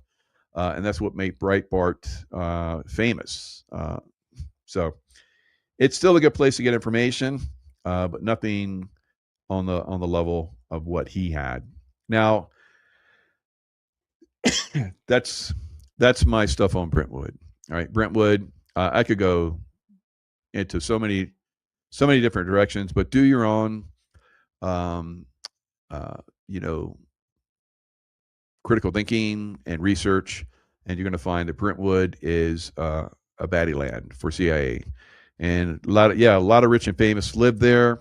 They think they're protected, and some of them probably are. And it is a beautiful, great neighborhood. If you're just an average rich person with a lot of money, and you want to go there and hang out, and just be careful who you hang with. All right, so. But yeah, absolutely beautiful area, and with a history of, criminal activity that goes on there, right? So, it's like those rich and famous areas. That's where the CIA does really well, I guess. I don't know. So I did a video earlier on crypto, and it's done really well. Now, I talked about how crypto is probably going to take a big hit. It's probably going to go down quite a bit. And a lot of people have viewed that. Now for me, I am a trader, which means I move in and out of, profitable things. I have very good observation skills after my time in the CIA and, SEAL teams at a very highest level. Very good observations, intuition that came out of those observation skills, I guess. And of course, my Archangel Michael experience took it another level again. But the ability to see things that are coming for the future and to see through all the bullshit like the La Brea tar pits and the Brentwood fiascos that are going on nonstop, you start to understand that there's manipulations out there, and you can work around them, stay profitable, so that you can use that, because they want to destroy all of us. They want us to die poor. It's Squid Games. You guys ever see Squid Games, where they had the elite? They're like betting on who's going to make it, and all these people were dying. That's kind of what they do with us, I believe, on a massive scale. And that show was pretty much a reveal. Yes, I believe we live forever going forward, but not right now, right? And maybe in the future, when they're not able to kill us off in lots of different ways, there's going to be some long lifespans I think in the short time frame coming up. But we're going to have to get through some serious problems. And that's where I come in. So sharing and revealing and, taking down the system that's here to destroy you. So crypto, potentially now, like I said, I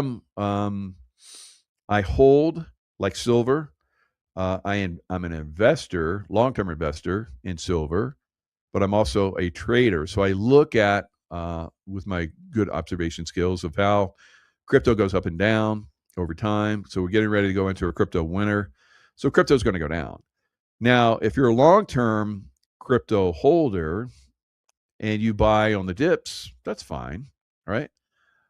Just like I've done with silver, and I bought just on this recent silver dip. We're going to see, now you can move in and you can move out of these different things. So I moved into crypto when it's time for crypto to go up, and then I move out when crypto, does its big moves. It'll do its big moves, and then you take those profits and you put it in something else. So that's trading.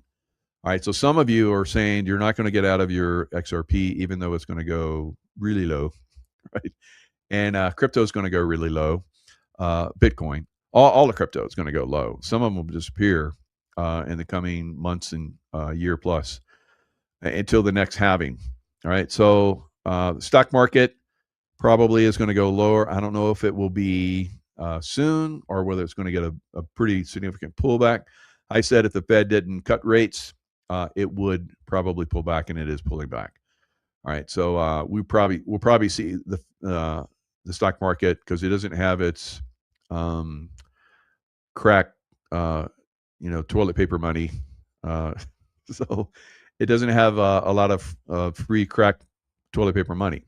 So it basically goes up when there's a lot of crack money, and it goes down when it gets restricted. So we're seeing from the Fed, Jerome Powell should have cut rates. I was like, he'll cut rates, but he didn't. And I said, if he doesn't cut rates, which I guess they're playing games, he should have cut rates, but he didn't. So they want the stock market to crash, I think. All right. So just be heads up. Now we'll probably see a lot of stuff go down. Crypto is going to go down. And it basically did a head and shoulders. So pretty much all crypto is at a head and shoulders pattern. Head and shoulders top. You look at the neckline from the top of the head to the neckline. That's the number that it's going to go down. So Bitcoin should go down about 35,000 from where it's at right now, right? And then probably back down to 50, which is surprising me. But when you look at the head and throat of the of XRP, it looks like it's going back down to 50, which, like I said, is very surprising. And it could go lower. It could go down to 40 cents. So just be heads up. If you're in it, if you get spooked, if you're in it for a long term, why not buy more when it dips and then wait for it to come back in a year and a half, 2 years, whatever. And you'll come back with more. And if you're in it for short term, you're expecting to like get rich and famous and move to Brentwood, probably not going to happen to you this time. And if you sell, it's definitely not going to happen to you.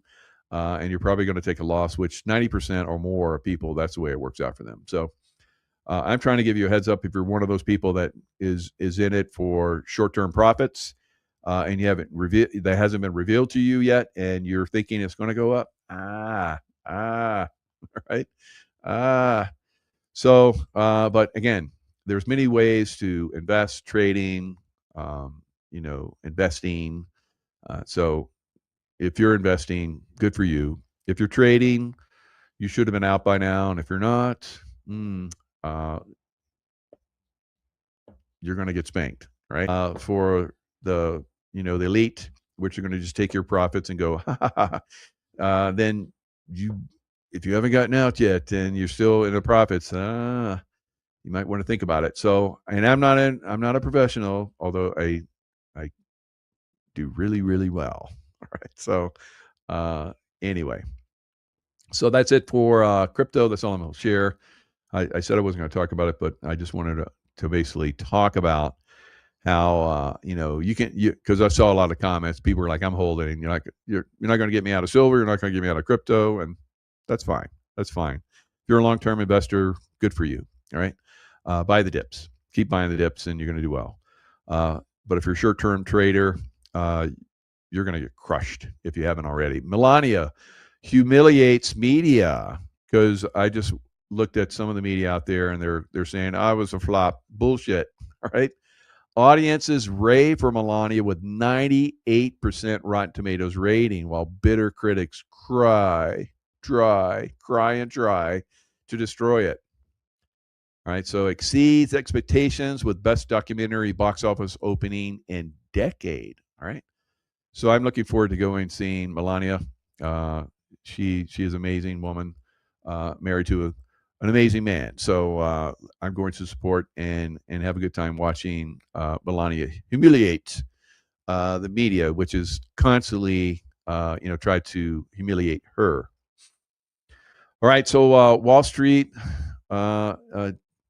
is, like I said, about to get spanked. It looks like, right? Holman debunks rumors Trump admin retreating on deportations. They're coming stronger and stronger into the cities. And of course, a lot of these cities are going to push back. In LA, unrest in Los Angeles as agitators ignore calls for peaceful protest. And Minnesota Department DOC head, sheriffs have hard time working with DHS because they won't get judicial orders. All right. So Trump has said that they are no longer going to work with Democrat cities.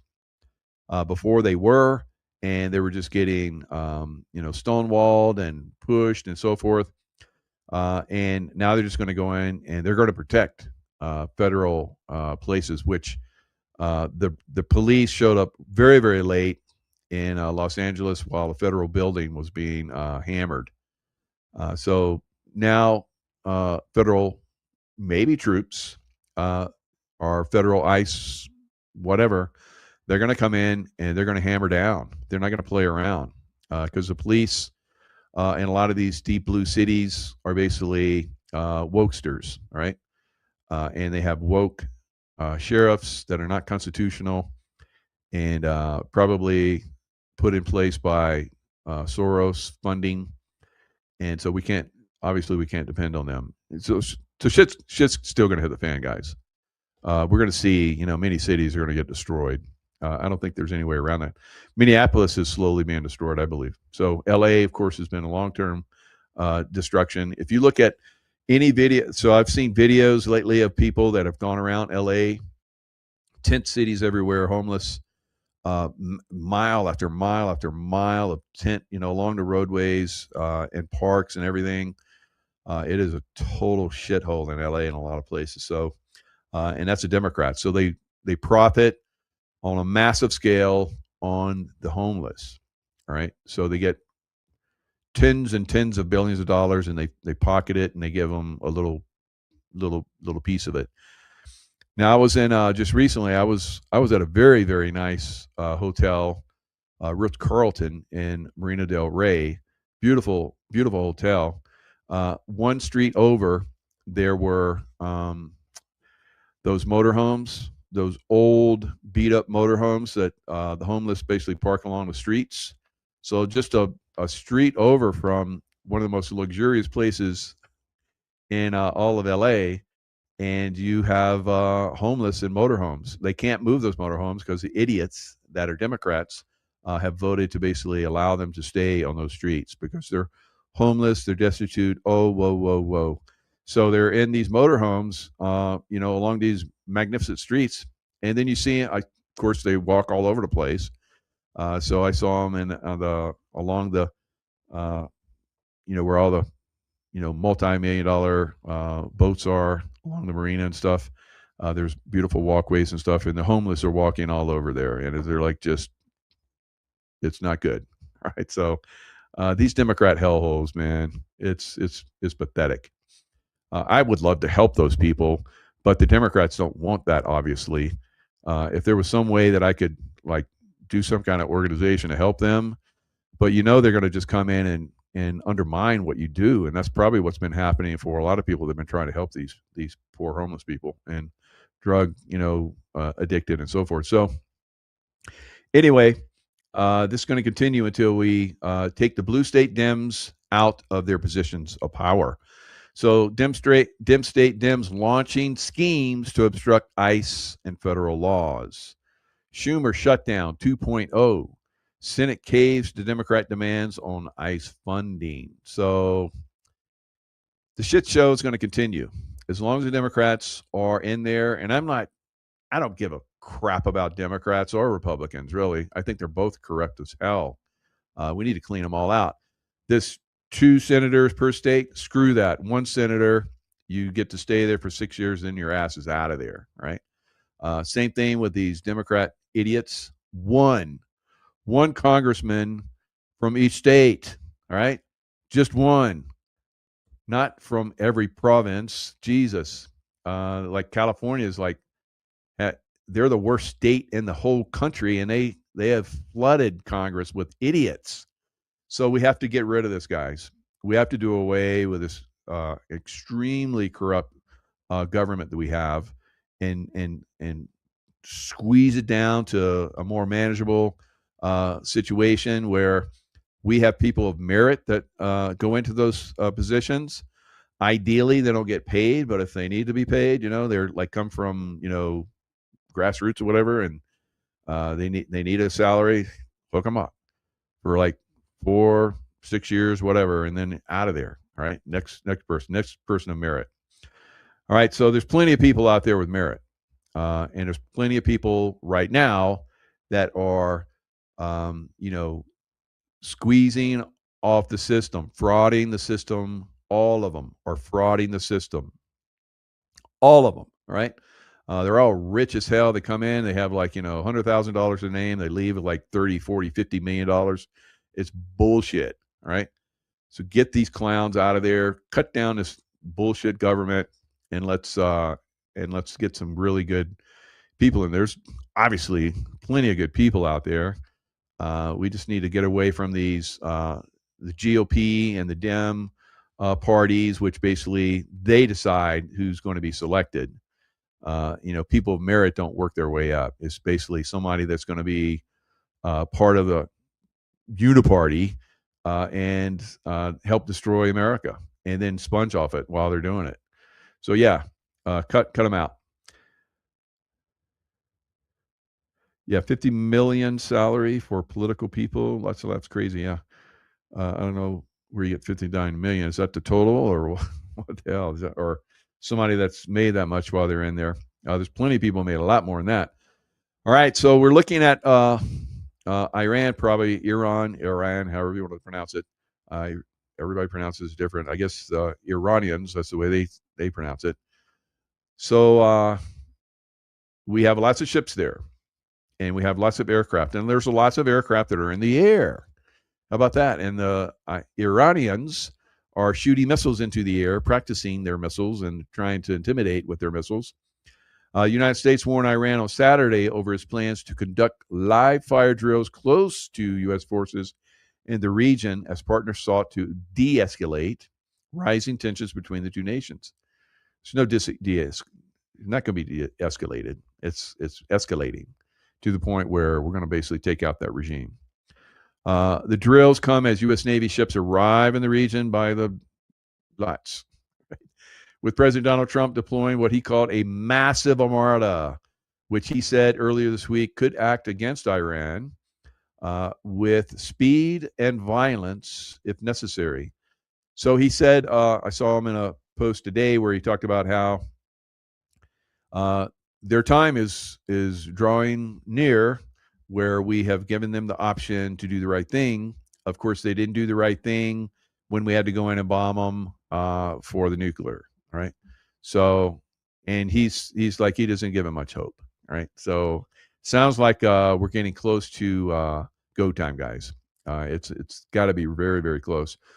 Now, Saudi Arabia had said, like the last couple of days, that they were not going to allow U.S. forces to use Saudi Arabian airspace. I don't know if that's still the point, but Saudi Defense Minister Prince Khalid bin Salman reportedly told U.S. officials in a private meeting in Washington on Friday. So it was a private meeting, secret meeting, but I guess it's being revealed on Friday that the Iranian regime would be emboldened should U.S. President Donald Trump refrain from ordering an attack on the Islamic Republic. At this point, in parentheses, if this doesn't happen, it will only embolden the regime, the defense minister was quoted as saying by Axios news site. While a source familiar with the meeting confirmed that to the Times of Israel that these comments were made, the source said they should be understood in the context of urging the U.S. to have a clear plan and objectives of what it wanted to achieve in Iran. So they're saying it's upwards of 30, I believe, but who knows? Maybe it is.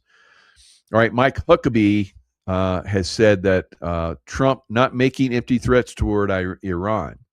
So it's U.S. Ambassador to Israel, and he's saying that, hey, it's basically time to strike Iran, right? So I think it's game on. I think we could see it any moment. Of course, it seems like it's going to be any moment, and they want it to seem like it's going to be any moment. Same thing with Venezuela. You basically draw them out. They get all ready. This is perfect. This is perfect because you keep them like they've been for the last couple of weeks, thinking that the strikes are going to come anytime, and it wears them down. This is perfect planning. This is what we used to do all the time. And when I was in the CIA, and also when I was in the military, right? So I was kind of like in the military arm of the CIA, right? Taking out terrorists. So we would, put out information out there that if attacks were imminent. Of course, they did the same thing to us, but we were able to have Mike around, so there weren't any attacks. So now, J.P. Morgan closed 633 shorts at the exact bottom. J.P. Morgan, all right, the massive manipulator. J.P. Morgan, who basically took Tesla's information where he was going to have free energy and basically shut it down. Wardenclyffe in New York, where they built that tower, basically was going to beam out free electricity or free energy, not necessarily electricity. And J.P. Morgan's like, how am I going to make money off this? I funded you. I thought I was going to make money. So I got all these judges in my back pocket, and they're going to make you poor. And then we're going to steal all your information when you die. Right? So Uncle basically got a lot of that information. So that's a good thing. All right. So JP Morgan, bad to the bone. JP Morgan Chase, bad to the bone. They manipulated the silver market down so they could take advantage. Now, I think the silver is going to bounce. It's still in a bull market, guys. So manipulation aside, it's going to be manipulations. We have never seen a price go down like that, I don't think, in history. So it's like a 10 omega, like there's omega points, like 1 omega is like maybe it happens. 2 omega is like kind of like unusual. 3 omega is like rare. 4 omega is like, oh shit, that's really not. So all the way to 10 omega, all right? So there's a lot of that happening right now in a lot of different places, a lot of different things. These, 6 and 10 omega events. So things are really getting funkified out there. You like that word, funkified? Right? Ukraine loses 5 F-16s in one day. Kind of like all those M1 Abrams tanks. I think they had 31 of them. And I think they're all gone. They might have one hiding in a warehouse somewhere in Kyiv or something, but that's probably the last one. Russians hammered the hell out of those. But the F-16 is an old invention. It's been around a long time. So we didn't give them our good stuff, and because I guess we knew it wasn't going to last long in their hands. So here is Ukraine loses 5 F-16s in one day. Russian strikes turn the sky into hell. All right. So Russians are, just gobbling up Ukraine real estate left and right. Let's look at a little bit of this. This aircraft could have been either. So boom, there goes a missile. That's a drone, not a missile, but a drone going right in and taking out that aircraft. Now that aircraft looks a little shady to me, so maybe it was one that was in mothballs. But that is an F-16, and it is now whatever's left, whatever that was. If it was a dummy F-16, or if it was a real thing that's been mothballed or under repair or whatever, it's blown to pieces now, right? And so are 4 other ones. So 5 F-16s taken out in one day, right? So not going so good in there in this crazy land, Ukraine. Ukraine is getting absolutely hammered. Let's see if I can find a little outline of the country.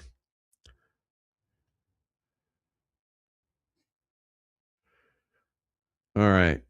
So this area right here is they're basically going to go up and hit this one city, Zaporizhia, that is right up north of this area that they're slowly, methodically taking down. You see these little yellow boxes?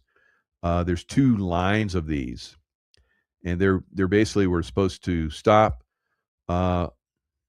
Russians from going past this area. Of course, Russians are basically going around them, coming along the flanks and taking them down instead of going right up into them. But they're taking down these 2 massive lines of defense that Ukraine had to stop them from going to Zaporizhia. So Zaporizhia goes down, and basically it's all ahead full to Odessa. So Odessa, like I predicted, will be going down. Now another thing that I predict is that there's going to be other large cities within Ukraine. Kharkiv, I believe, is like the second largest city after Kyiv. I believe that's going to go down. And as time goes on, as I'm seeing things, I think Russia is getting to the point where and this is Kupiansk. This is traded hands like 4 or 5 times or whatever, and it looks like Russia is really getting it under control better than ever before. So another major city. So major city after major city after major city, Russia's been taking them down. Kharkiv, Zaporizhia, Odessa, I believe this year, and I even think that Russia is going to go to Kyiv finally and stop all this nonsense. They're gonna drive their forces into Kyiv. At the start of this war back in 2022, they almost did that. They held off because things weren't quite going the way they anticipated.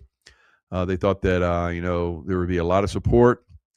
I guess that was not the case, and so they had to build up their forces.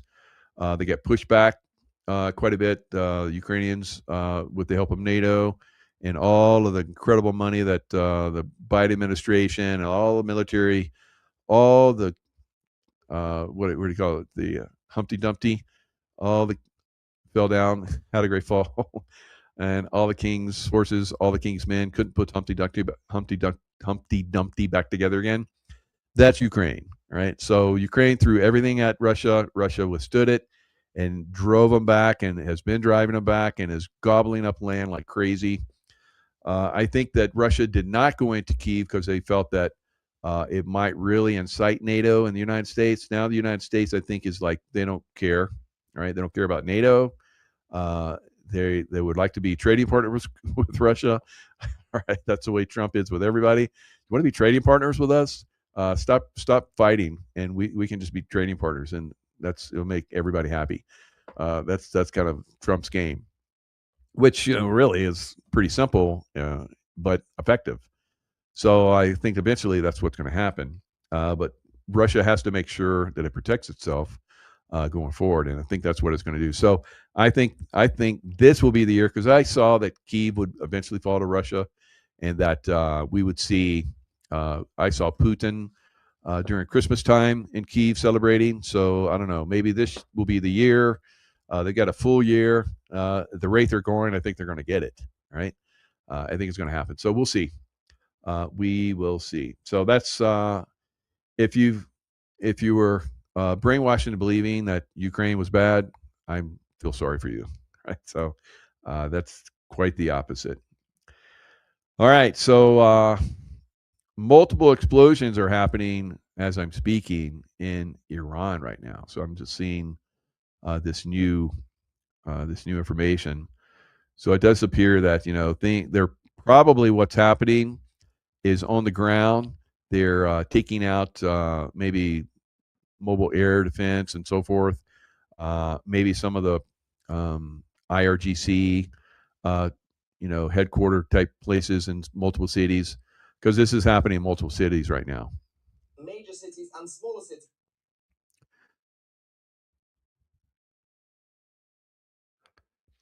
So United States warned Islamic Republic not to block the Strait of Hormuz, and Chinese warships arrive in Middle East as joint drill continues. Now, I just saw another headline just before the show where Putin was not backing Khomeini, right? He's like, you're on your own, dude. Yeah, I got to deal with Trump, and you're not part of it. Right? So Khomeini is going down. So there's a lot of different things that are out there right now. What could happen with this strike? So let's look at some of the headlines. Here we have what could happen if the U.S. strikes Iran. Here are 7 scenarios. Iran goes nuclear. Would they go nuclear? Do they have the nuclear capabilities? Maybe. I think they do, actually. Iran renews threat to strike Israel as U.S. attack fears grow. Now, there was a scenario, there was a timeline. I hope it does not come to fruition. But there was a timeline where I saw that Tel Aviv does get nuked, right? So I hope that's not happening. So Iran renews threat to strike Israel as U.S. fears grow. So there you go. UK backs American strikes on Iran to stop nuclear threat. So the UK is like, go team, go, and they're not helping at all. Yeah, because they don't have anything left because they've given it all away to the Islamist.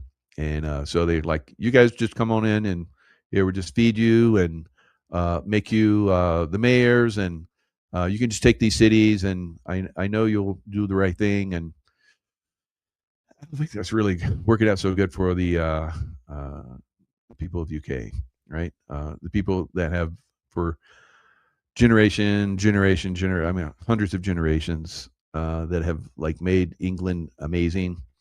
They're being basically pushed aside. So the Don Lemon case is already getting interesting. Lemon has decided to retain high-profile attorney Abe Lowell, who has represented a huge swath of political figures in times of crisis. So who is affording that for him? Does Don Lemon have a lot of money from CNN, which he hasn't worked for years now? I doubt it. Somebody's hooking that boy up and probably told him, go raid this church because we hate Christians, because we're Luciferians and you're part of our team. All right, so Don Lemon has lawyered up. He has retained Hunter Biden's attorney. So Hunter Biden used him. President Bill Clinton during the Monica Lewinsky scandal, which he got off. Of course, he got off, she got off, and everybody got off. All right, so in one way or another. All right, this unprecedented attack on the First Amendment, says Lowell. Unprecedented attack. It's never happened before, ever. These lawyers, God. All right, the government argued. So basically what happened is he was arrested, Don Lemonade, and Lemon Squeeze. And so he goes in, and the Judge Patricia Donahue, released Lemon from custody on his own recognizance. So just go. All right. So the government argued that Lemon posed a threat based on his church storming behavior and requested that he remain in custody. She said, no, he can just go. And Donahue denied the federal government's petition to institute a $100,000 bond. So he just like got off, no bond, just, be out there. And if we call you, be on call. Right. And probably not even going to call them. Right. So as well as subsequent petition to restrict Lemon from traveling to Minnesota or New York. Lemon will make his next court appearance on February 9th. All right. So, Lemon. Tim Walz says he will never run for office again as Minnesota faces fraud probes in federal crackdown. I'm just going to go out this back door and all that fraud stuff. Don't worry about it because I'm not going to run anymore. So, you guys cool? All right. I'm out. See ya. So, I have no political consideration and will never run for elected office again. Never again. Although he has said that if he's given a Senate seat, he would take it. Right? But he's never going to run again. That's different. Yeah. So if he's given a seat in the Senate, that's different from running. So he's not going to run for office again. So kind of like what happened with Hillary Clinton. I remember her that frazzle dripping and adrenochrome and cannibal, child cannibal girl. Hillary Clinton has stated multiple times that she will never run for president again. Never. In 2019, following her 2016 loss, she told News 12 in New York, where she was receiving from a witch's coven, an honorable witch. That's true. In New York, they have witches' covens, and she was given an honorable, membership and high status in a witches' coven, and she went and accepted it. Right. So you were like, well, anybody could say that. No, she went in and took it because she's a witch. Hello. All right. 2022, in an interview with CBS News, she said she would never, said it again, never run for president. Now, I remember all way back, when she was in the State Department, and all that trouble started happening when she was in the State Department. She was the head of the State Department, and she had the, that illegal email thingy in her home where she was, sending all kind of messages, secret messages to everybody. And the Clinton Foundation was making tens of millions of dollars as payoffs, and she was like, I'm never going to run again, all the way back then. So that I can't even find it. I remember where she said it all the way back then. I'm never going to run for office. Then she ran for president, right? And then after she failed at president, she's like constantly saying Donald Trump won because of the Russians, and Donald Trump won because of this, and Donald Trump's bad, and Donald Trump, and Donald Trump, and Donald Trump, and Donald. It's woe is me. That's the way the Democrats always do this. So she said, "We'll never run for president again," and stating it was out of the question for 2024. And then that was in 2022. And then 2024, despite some rumors, she continued to reiterate that she was not running for president until everybody forgets. And then she's going to run for office again. Right. That's the way the Democrats do it. Right. But is Hillary Clinton still alive? I don't know. There's rumors that she's gone. All right. So do I believe in those rumors? Maybe, baby. All right. So legendary actress dead at 71. So, you have to be very observant of a lot of these things. Now, you might remember this actress, Home Alone actress. And remember her son's name? Kevin. Remember Kevin? Kevin would sleep in while everybody else is packing and running out the door to go on a trip, and Kevin didn't make it over and over again. So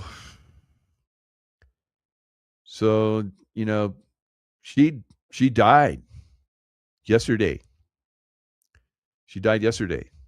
And what else happened yesterday? What else happened yesterday? Well, Donald Trump basically said that he was he wanted a guy named Kevin Warsh to be the new Fed pick. So that's his choice, Kevin Warsh. Kevin Warsh. Kevin. And then Home Alone, Mama died at 71 on the same day. So you look at that and you're like, what? And remember, Trump was in Home Alone when he used to own the Plaza Hotel. And Kevin McAllister, or Macaulay Culkin, for real life, asked him for directions. And he's like, he pointed like that way.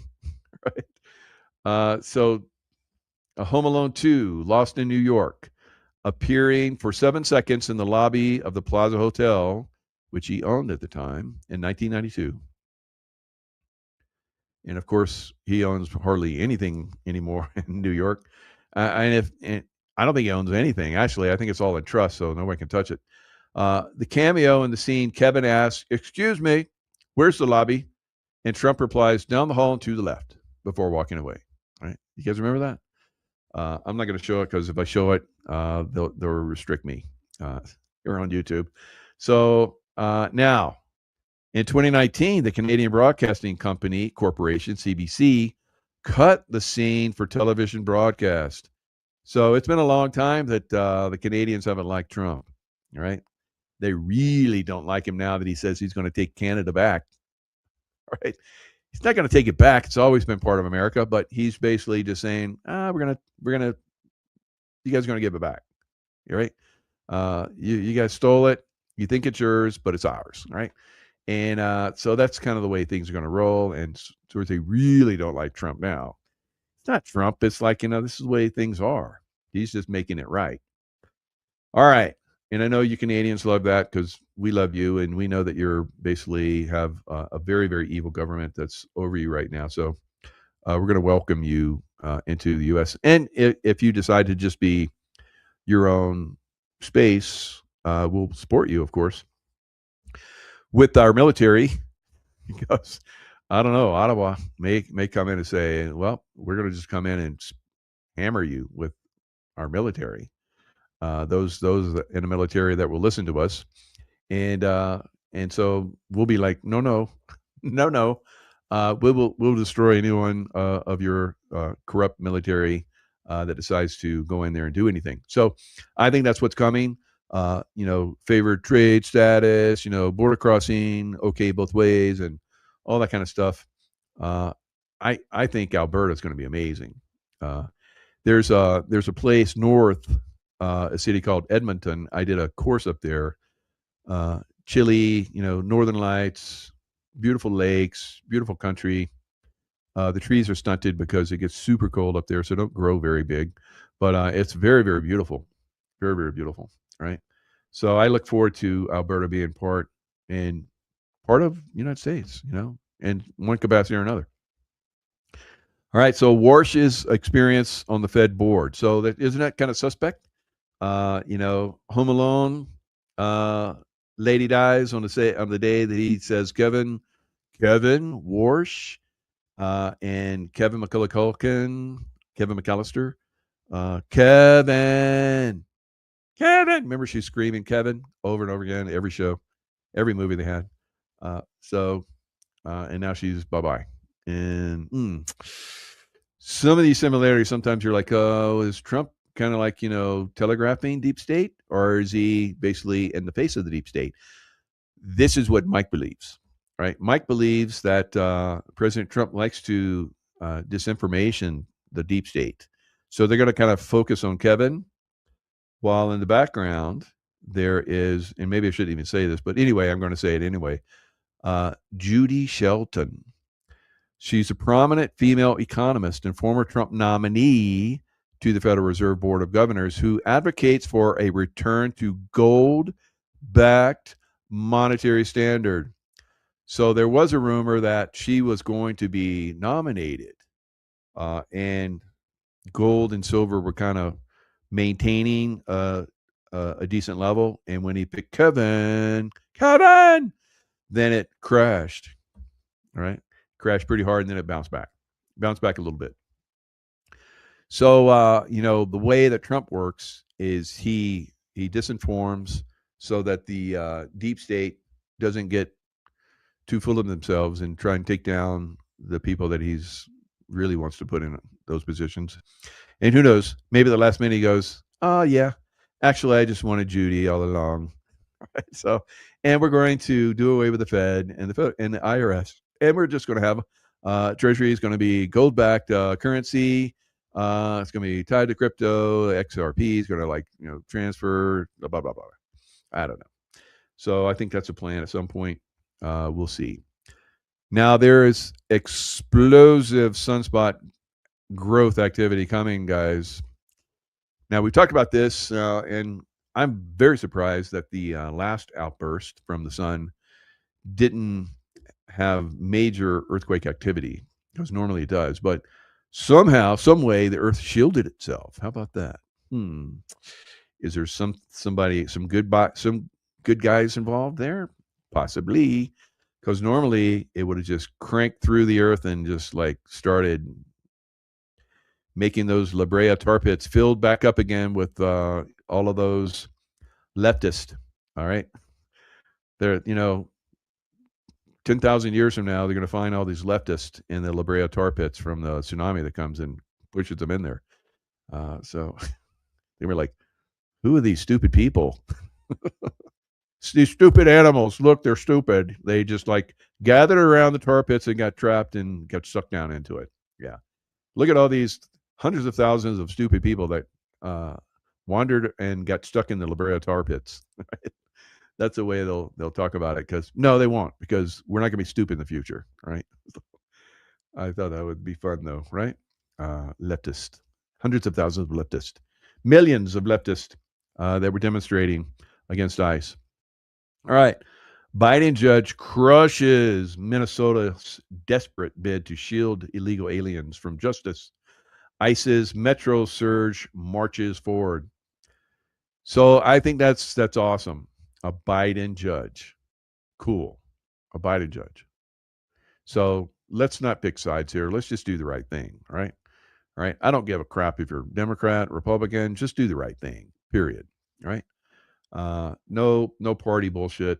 Although the Democrats suck bad. So they're the worst. But I think, as we go forward, that Democrat Party, as I've said all along, is going to go bye-bye. All right. So that's the future. Democrat Party goes bye-bye. And the rest of us, dance and have a good time. And we're very happy because, things are moving in the right direction. All right. So it's been fun. It's been good. And maybe we should just hang out for just a little bit longer, but maybe not. All right. Because it's getting late. See, it's getting dark. I remember when it was 4:30, 4:45, 5 o'clock, it would be dark. And now look at it. It's 5:22 here now, and it's still light out. So the days are getting longer, but I believe that we're going to get some more cold weather here. It's a snow megadon happening on the East Coast. There's already been snow flurries in Florida.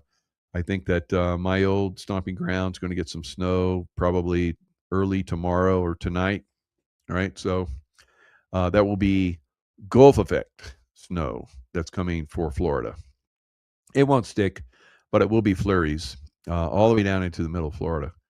So you guys know that I said that it would be cold.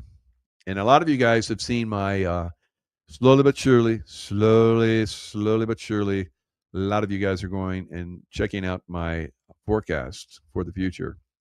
At first, I was like, no one cares. And now a lot of people have seen it. So it's kind of fun to see, what an intuitive sees for the future. Doesn't always, happen exactly, but I'm pretty close. And it's not me. I say I'm saying my God connection is pretty spot on. But there are some times where, you get informed, and we as a community, stop these certain things from happening. And the ones that we want to happen, we focus on them. with our God consciousness, and we make it happen. And that's why, that's right, Kim in Wisconsin, that's why we buy silver, because silver is God's money. And silver, even though it was used to basically, take down Yeshua, Ben Joseph, Jesus, for you guys that don't know who the heck that is. So, what was it? 30 pieces of silver. Now we've turned that around, and it's going to be many pieces of silver that make you rich. All right. And I think that's the way it's going to be. It's pronounced Shay. Shay. Yeshewa. Okay. Yeshewa. All right. So the golden age with love and light. That's right. And I'm so harebrained, but where are your forecasts? There, it says forecast future. Look in my YouTube channel. All right, guys. Lots of love. Stay in the love vibration. The forecast will continue. Those are forecasts at the beginning of the year, but during the year, I constantly give more forecasts and update you on a lot of things. There's a lot of things coming at us. So you guys need to be like crypto going bye-bye for a little bit, not completely bye-bye, but down, and buying opportunity. Silver, you just had a buying opportunity again. We pointed this out many years ago when it crashed to 17. It's like, buy it. And so a lot of you guys did, and a lot of you guys are happy. You'll be happier in the future because silver and gold are in a massive bull market. January 28th, 2026. Welcome to the Global Defense War Monthly Panel. I am John Michael Chambers. We will cover from a military perspective just what is going on behind the scenes, and I will set the stage for this panel right now before we bring the panel on. And this report is compliments of Guardian Daniel R. Operational Intel, COG, Continuity of Government active. President Trump commands military in control. This is not a drill. The United States is operating under continuity of government protocols. Donald J. Trump is the commander-in-chief. The illusion of democracy is collapsing. SCOTUS is powerless. DC is theater. The military is running the show, and it never stopped. While the world wants staged elections and fake inaugurations, COG, or continuity of government, protocols were activated. These Cold War era procedures were designed for nuclear scenarios, but they've been used now in silence to defend the republic from an internal enemy. President Trump never left. He never conceded. He never surrendered his command. Key facts they hid from you. 1. President Trump's executive orders remain in effect. Executive Order 13912, activating the Ready Reserve for Wartime Authority. Executive Order 13848, sanctions for foreign election interference. Executive Order 13818, blocking the property of persons involved in serious human rights abuse or corruption, neither revoked. Not under Biden, because Biden was never in charge. The military never transferred authority. The chain of command stayed intact under President Trump. We do recall that Mar-a-Lago became a no-fly zone. SCOTUS is out. Jurisdiction suspended. In a May 2025 dissent, Alito admitted, quote, "We lack jurisdiction." Translation, under continuity of government, SCOTUS is legally neutered. The courts cannot act under wartime continuity. They admitted their powerlessness. Washington, D.C. is a fortress, 25,000 plus troops deployed during the fake 2020 inauguration, fences, checkpoints, surveillance, all signs of perhaps martial law. We are witnessing a silent military occupation. Every agency, every delay, every cryptic executive order has been by design, not incompetence, strategic warfare. President Trump is back, never left, and nothing has changed. He resumed public leadership in 2025, but the classified wartime structures remained. He is now leading from two fronts: a public presidency to stabilize the population, and a military operation dismantling the global cabal and deep state apparatus. This is not politics, this is war. The media is feeding you illusions. The deep state is panicking, the courts are empty shells, but the military and the Constitution are fully engaged. The silent war is real, and the commander is active. President Trump didn't come back, he was always in control. And the world is about to learn what continuity of government really means. All right, now, due to scheduling conflicts, our good friend, retired Lieutenant Colonel Ricardo Bossi, will not be joining us in today's episode on the Global Defense War panel, but you can catch Ricardo and I every other Monday, this Monday coming, on Bossi Briefs, and he will return to this very panel in the February broadcast. But in his place, I'm honored and pleased to announce we have Sheila Home joining the panel. Sheila is a deep state, a researcher and a deep researcher, theologian and Christian. She is a prolific author of 19 books, including An Eternal Plan and the book called For the Sake of America series. All right, Michael Jaco, retired veteran, Navy SEAL, dedicated a total of 35 years serving the U.S. Constitution in high-risk environments with a very popular podcast. We also have joining us, of course, retired Army Derek Johnson, expert on tabulating and covering Commander-in-Chief President Donald J. Trump's laws and orders and updates to the Law of War Manual, the PEDS, etc., and relating them to the current events as they unfold. Also joining us is Canadian military firefighter Brad Wozniak. All right, let's bring the panel on. Welcome back. Good to see everyone. And welcome Sheila Home to our military panel. While Sheila is not served in the military, those that know Sheila Home, she's cut from a very, very different cloth.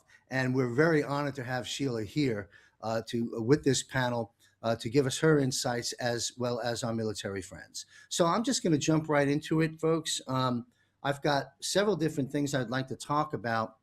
There are so many things going on. If time allows, and I hadn't raised something that's really something you'd like to bring to the surface, just offer it up, please. We're going to begin with Minnesota. We see the chaos unfolding on the streets there. Do you see this spreading is the question. We're going to start with Michael Jaco. Do you see this spreading into more states, the chaos in Minnesota? Explore it any way you can. Who's behind it? One moment, sir. And are you in favor of President Trump invoking the Insurrection Act? So let's go there, Michael. I'm sorry. Go ahead. Yeah, I think that it's very possible that it's going to spread. All the other states are watching this. This is pretty much the tip of the iceberg of what's possibly coming. But Trump is handling it very well. They're finding out, who's doing the funding. That just came out with Kash Patel. He said, we have the names. Oh, that's not good, because once you get the names, you get the funding, that will carry over into the potential of them doing this in other states, which many of us predicted that they would do. So that's for the deep state, using this in different places. So today we have Tom Homan moving in and taking charge and taking it to the next level. We just had another shooting. It remains to be seen, what that was. I think that they targeted that guy. I don't know if that was, an execution they did there, but that was kind of, the more I look at that, I'm like, they took the gun away from the guy and then they shot him. It's like, so it's what we're seeing from them. They're basically, they have rules of engagement. They're treating it just like a war. And they're using the press. The press is coming in and watching people and using the system to find license plates numbers. So they're actually tapped into the larger system. Somebody is giving them information. When the ICE agents and so forth are going to hotels, the people that are behind the desk are telling the ICE. Not the ICE, but the rioters, that we got some people here. So this is a larger thing. I've seen some of the influencers that are coming in to report, and they're being followed. Once they're discovered to be, not part of the press that is part of their team, then they start to, make statements, and they're calling them out and says shame, shame, shame. These are probably codes. Those of us who've been in the military, I think they're codes that they're using to telegraph that these are not part of our team. The press is, most of the press is part of their team. There's many people within the political establishment are part of their team that's being exposed. President Trump had a conversation with Tim Walz, and Tim Walz decided to, I guess, get on board. So President Trump probably disclosed a lot of information that they had on him and other people within the political establishment. So Tim Walz, I think within hours or so, they sent the police that had been handcuffed by the political establishment. They went in and started arresting people. Now, I did a show just before that, and I was saying, we need to go in and start arresting these people and determining who is being paid, who is a paid agitator. Because most of these people there, it's not an organic system where people within the community are like, we want the ICE agents out. Of course, there's some of those, but I think most of them are paid agitators. They're trained, just like military will be trained to do different, contact and, cause problems and so forth. We've seen a lot of that happening with these groups. ICE will go in to do an arrest. Normally it would take 3 or 4 ICE agents. They have to show up with 15 to provide a perimeter while they do their arrest. It's out of control. The local police establishment should have been doing that. So all of the different deep state, cities and governorships and states and so forth, California, Illinois, New York, to name just a few, are all looking at how the President Trump reacts to this. And if they do a trip up, which, the recent shooting could end up being a little trip up, but, both sides are going to have little trip ups. And things are going to be established, things are going to be revealed that are really going to, bring this all to a head. But yeah, I do believe this is just the tip of the iceberg. It will spread to other states. They'll adapt. They'll overcome the problems maybe Minnesota is having right now, and they'll just like they did with the election stealing. They adapted in every single state. If a state came up with, okay, we're going to vote like this, then they would, the machines broke, and they always had a fix. So that's why we're not getting a lot of information from the get-go, because they're trying to, cover cover their actions. If I'm doing an ambush on somebody, I'm not going to telegraph I'm going to do an ambush on somebody. We're gonna set it up, and so they're going to show up, and we're going to take them down. From that point on, then the deep state's going to know, okay, this is the way they reacted, this is the way they, organized, this is the way they took this down. So they're going to adapt. So it's adaptation that's happening on both sides. So we're going to see this, go forward like that. We'll make inroads like we're doing right now, I believe, and then they'll adapt, and they'll make it more difficult, or they'll work around. This is the way war works. So we're at war with the deep state here in America now. So it's going to increase. It's going to get more difficult. It's going to get more intense. Bullets are really close to flying. I won't say that we're waiting for that, but we're close to that. And once that happens, then we'll probably see insurrection, and we'll talk about that too. Insurrection Act. Wow. Yes, that's a great analysis in terms of the adaptation from both sides, and this being sort of the test run, if you want to call it that, as this madness moves through other cities and states. Before we move through the panel, let's do a follow-up with your question, Michael, on insurrection. It seems to me that most of the people in America, at least the sentiment I'm picking up, everyone's really, really waiting for the president to invoke the Insurrection Act. Do you think that's coming? And that, of course, I would assume it would be compartmentalized to the location that requires it versus nationwide. So that's part A. Part B is, can you differentiate between insurrection and martial law? Yeah, I've been into many countries where martial law was being implemented.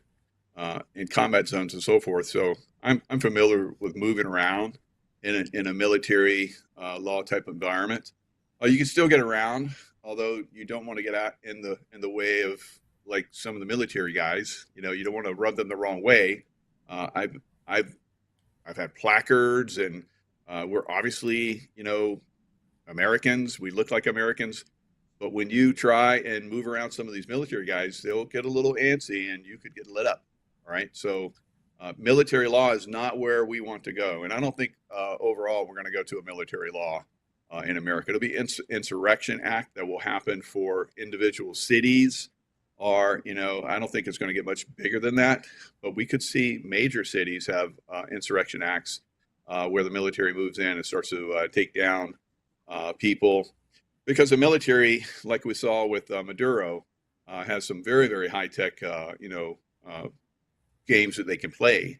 Because these guys, like I said, will adapt, and it will be more difficult for, you know, like an ICE agent or police or so forth, or National Guard. You'll need more specific, highly trained people to go in and take down some of these bad actors that are out there, and they're highly trained. We got terrorists that are absolutely here in America, and they've fought us for a long time. So we have them in America thanks to the Biden administration on a very high level, thousands of them. So it is going to be, you know, difficult in some of these areas to take them down, and absolutely we're going to have military high level professionals go in and take care of that. Well, thank goodness for that. And when you speak about all these terrorists that are well trained in infiltrating this country, certainly over the last 4 years, it reminds me of Sheriff Richard Mack, who said, listen, they're not here to play checkers and chess. People better pray, plan, and prepare. So thank you, Michael. Let's take the same line of questioning to Derek Johnson, you know, on the subject of Minnesota insurrection and spreading to states and so forth. Well, Derek? it's all to be expected. Partial. There's always two parts of this story. 145-47 already shows you that we are, in fact, are in a portion of a martial law because we have the suspension of habeas corpus, and that's been used quite a few times. And you've heard Stephen Miller mention that. So, also the Insurrection Act, President does not have to tell the people that he's invoked the Insurrection Act whatsoever. You can look this up. It's on .gov sites. Does not have to tell the people. It's the same concept of, if I know that you're afraid of a wolf and a wolf's at your door, why would I tell you there's a wolf at your door if I can get the wolf off your door without alerting you and then getting you into a stable position to where I can say, hey, I know you don't like wolves. You had one 2 weeks ago. I removed it. Now let's talk about prevention of how we can keep wolves from getting in your yard, getting on your porch, getting to your door. You know, so there's 45-47 outlines that. And, you know, like Walz and this little mayor who has no testosterone whatsoever in his body, but his wife does. His wife was a lobbyist. See, so all this is pointing to the fraud. Now, a portion of this, you're going to have a few agitators get out there because they're paid for. But this is exposing those that are on the lower levels. That's how far we've come in this. We're now to the low-level agitators, which is cool, which means all your high big dogs are out. James Comey hasn't posted on his Twitter or X account since June last year. 1.1 million followers. I'm pretty sure if I was having someone talking trash about me and I have 1.1 million followers, I'm pretty sure I could stir them up with, you know, hey, you're following me for a reason. Why hasn't he posted? All right, so there's all these high levels have gone. And if you'll go read the Unconventional Warfare Pocket Guide, you'll see that portions of this is actually staged, all right, to get people, you know, engaged, things of that nature. The other portion is rooting some of these low-level, perpetrators out and saying, all right, you want a record for the rest of your life? Come on out. We'll give you one. And if you act even more stupid, we can give you something else called a pine box. If Tom Homan was the solvent the whole time, if he was the solution, he'd have been the solution the whole time. See, that's how you go by principles. People don't live by principles anymore, right? The principle is if Walz wanted to work, if this was all real time, if Walz and this mayor wanted to work with President Trump, it would have never escalated to all this publicity and the stink that they've caused if they truly cared about Minnesotans, right? Because Tom Homan's always been there. And that's what Tom Homan does. And ICE was already there. So Tom Homan would not be the solution for libtards and also Democrats, because Tom Homan is a guy who punched me in the ribs and said, keep doing what you're doing. And he sounded like Sylvester Stallone. This guy is the real deal, right? So Tom Homan's not going there to talk about unicorns and fairy tales, right? So if he was the solution the whole time, he was already the solution. So if this was all real time, it's not though. It's for the people, what we call the target audience, what other people call the normies. Because like the press, there's examples that shows the press. One, when you declare a national emergency, the emergency to that, there is a restricting telecommunications. The president can restrict telecommunications, TV, radio, internet, etc. All right, he can decide what he wants to do, how he wants to use them, if he wants to use certain teams. All right. Well, the appeals court have banned the AP, the Associated Press. They've been banned from Mar-a-Lago and also the White House.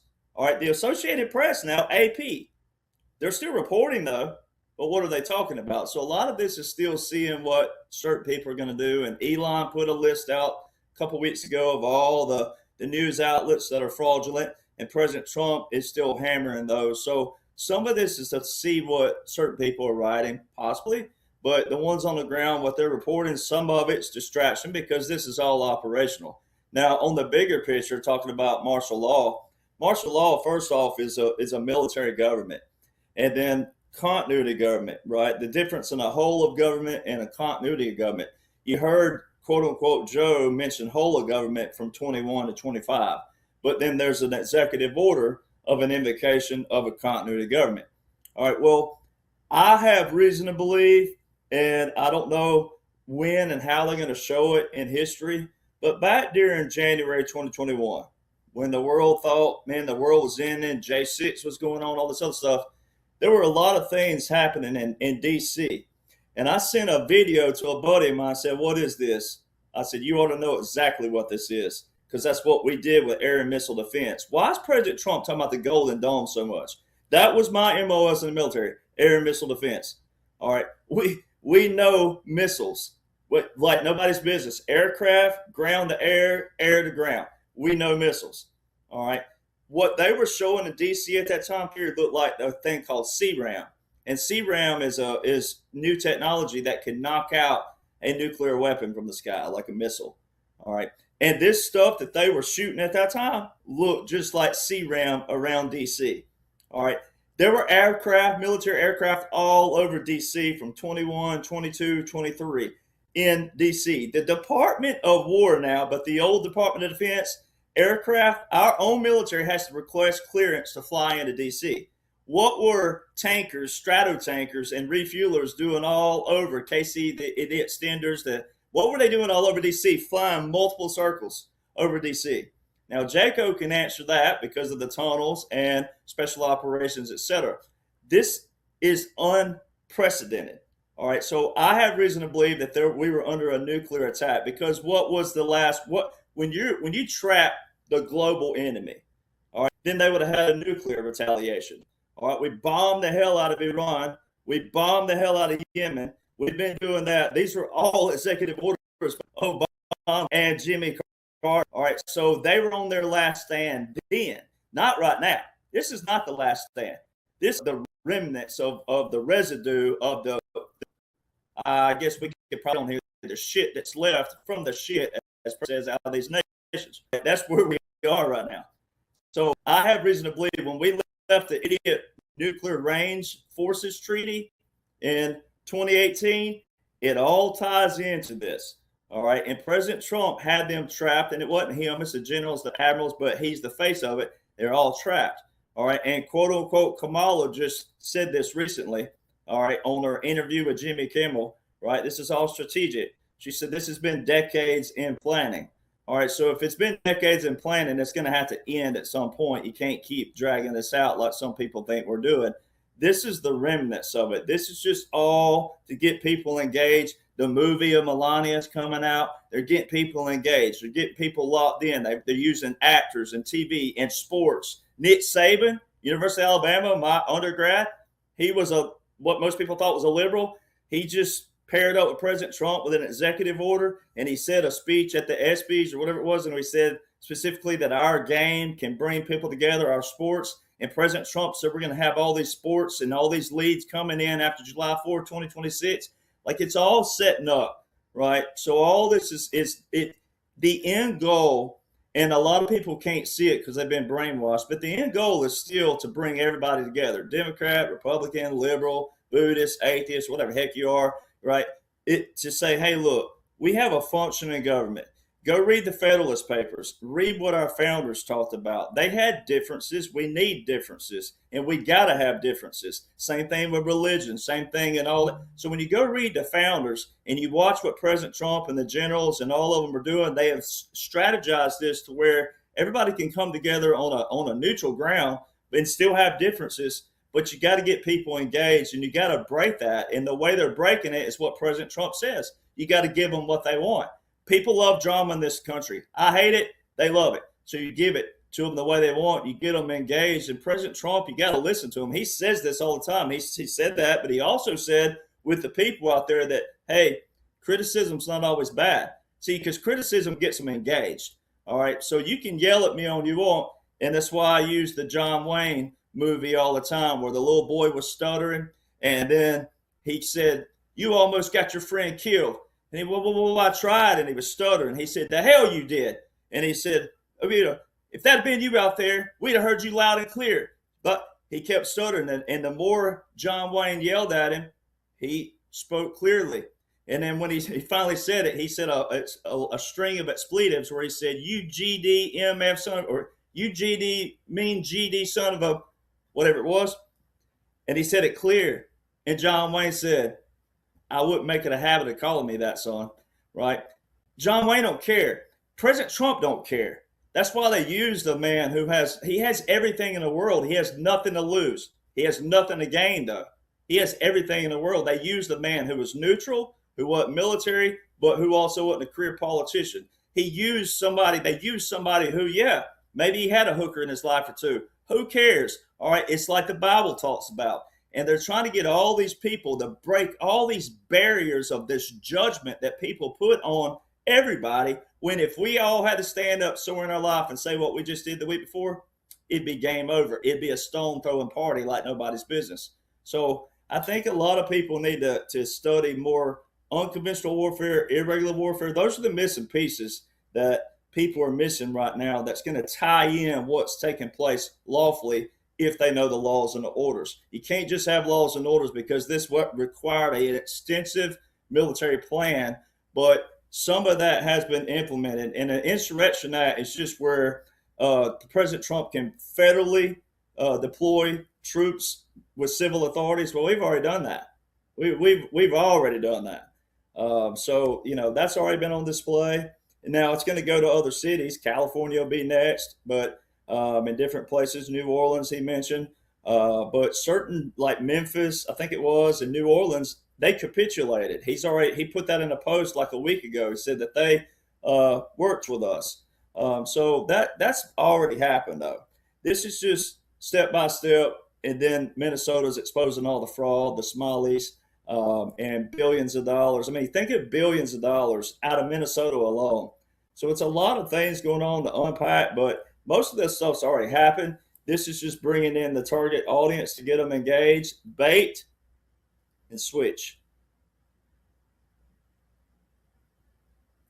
Interesting perspectives. And, you basically unconventional warfare, fifth generational warfare is what we're witnessing take place. And you mentioned uniting us at somewhere in your dialogue. And I think the more things that get exposed, we're in exposure phase as well, and that'll escalate later. I think the unity is going to come together, because not with everyone, of course, the crazies will remain so, but a lot of people will start to operate of right versus wrong versus parties.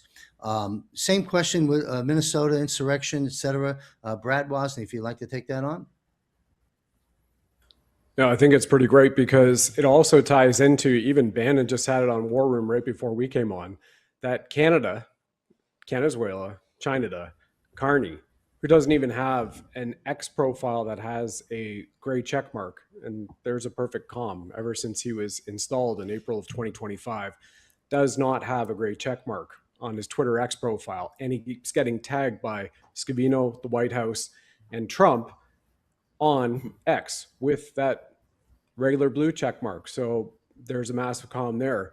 And they're also disclosing that Venezuela is funding the ICE protesters as well, alongside Soros and all of those initiatives. That's pretty big. And then we also saw in Canada just today, Surrey, BC, which has a 69% crime rate, which everybody's like, where is Surrey, BC? That's just part of the Port of Vancouver, where there was the big drug bust that was announced less than a year ago, where they found the largest amount of Chinese and Mexican Sinaloan cartel fentanyl which had ever been produced in the world, even today. And even RFK is out there right now. And this all ties back to what is going on in Minnesota and all across the parts of the world, and the new accord that was just signed between India and the EU today as well, is that they are turned all these people, which could have been, God-fearing, great patriots in all the nations, right? One America, continent of America, making America great again, bringing us back, like Juan called me, and I had reported here on the show, and Juan and I have done shows as well, on December 24th of 2024, 26th, Boxing Day evening, and said, we're going to buy Greenland. We are going to welcome Canada back into America, since it was Colony Canada, Article 11, 1777, America's first constitution, and the 2nd Canadian Regiment fought with George Washington, and bring that back. Well, the mayor of Surrey, BC right now, the most crime-ridden city all across Canada, which used to be, full on, mostly white populated and Native American Indian populated. You just go back a few generations and see that, said, we are calling upon Ottawa to send in the military to help us clean this up because of the Indian gangs from India, the one right beside Pakistan, Indian gang warfare, which is going on, and we can't handle it. The RCMP can't handle it. The local police can't handle it. And a lot of them are on the take as well, as it's been exposed. So that Insurrection Act and the fact that it's just played out on Bannon's War Room, and I believe Alex Jones just picked up that story too, that Canada is funding the Minnesota ICE protests. 2 months ago, we just had Doug Ford, the Premier of Ontario, caught with a $111 million ad doing election interference in America. And Trump even called it out at the White House and said that he would be under investigation for election interference. So all of this, I think, is to try to pull everybody together, John, and for your audience, to say that, okay, it's not just Minnesota, but it's other places, and preparing everybody to watch the gauntlet start to be dropped, because we have, what did Tom Homan just call it a few hours ago? Operation Metro Surge. And, he posted on X a few hours ago, said, I met with Governor Tim Walz, and I met with the other Minnesota representatives, and they're going to work with us. That's what Tom Homan just posted. It's up on the White House page right now. They re-truthed it, re-X'd it as well. So it's really potent and it's powerful. And if everybody wants to Derek, who just so eloquently pulls everything together with everything he knows from his photographic memory and the EOs, his background, remember that it was only a few years ago on Michael Jaco's birthday, Derek and I are in Cheyenne, Wyoming, and Juan O'Savin treated us and a whole bunch of other people to an absolute spectacle. And I had just shown up, and I was there for about 2 hours, and Louis Herms is standing on my right, and there's a speaker up at this little thing called the Truth Tour. And I had just met Louis. I mean, we've been meeting online through Zooms, but in person the first time. And Louis is on the phone, and I'm like, what? This is kind of interruptive. We're at the back here, and there's his speaker and the Truth Tour talking up there. What's going on? And he goes, Juan O'Savin wants to know where we are at the Kiwanis Community Center, I-25, Cheyenne, Wyoming. Okay. And he goes, I think he's going to arrive here by helicopter. Maybe about 20 minutes go by. Derek's outside. Louis joins him. Derek's doing a live stream. I'm up on the mic 7 or 8 minutes in to giving my presentation on what's going on. Boom, F-16 tailpipe right out the window shake, like a scene right out of Top Gun, 100%. Like, that's crazy. That's rare. That's never happened. We take a few minutes, about 2 minutes. We're like, that was awesome. Okay, cool. We sit down in the chair. I start talking again. Interrupted by another afterburner tailpipe F-16. So we all go outside. We had 8 F-16s, 100 to 150 feet off the deck. And you've got Michael here, you've got Derek here, likely Sheila as well. And as you all well know from this story being shared multiple times over the years, that we had it verified by multiple people that there's only one of 2 people in the American government that can declassify residential airspace like the Kiwanis Community Center in Cheyenne, Wyoming, and allow military jets to overfly it at 100 to 150 feet off the deck. And that happens to be the commander in chief or the one who's running all of the Joint Chiefs at the time. And that was it. And then Juan called and said, did you guys like the air show? And by the way, we also had C-130s. We had helicopter Blackhawks for 5 more hours waving at us. Now, the truth tour, as we're still going on and having our presentations and mingling with these patriots during mass lockdowns. So it's truly amazing for everybody to take away from that as we're talking about Insurrection Act and what's to come and what's to play out for the normies and bring them on as well. I don't know if it's still in it for sure. I can't tell you, but what we've seen all the evidence, and even the McCulloch Foundation put it out there as well and said the mRNA gene editing biotech weapon, which is what is classified by the Alliance of Indigenous Nations, whom I've had on my show, and they are an international tribunal, and they are recognized by Canada, and they are recognized twice by the Supreme Court of the United States, has classified them as a weapon of mass destruction. They are a gene editing biotechnological and radiological weapon.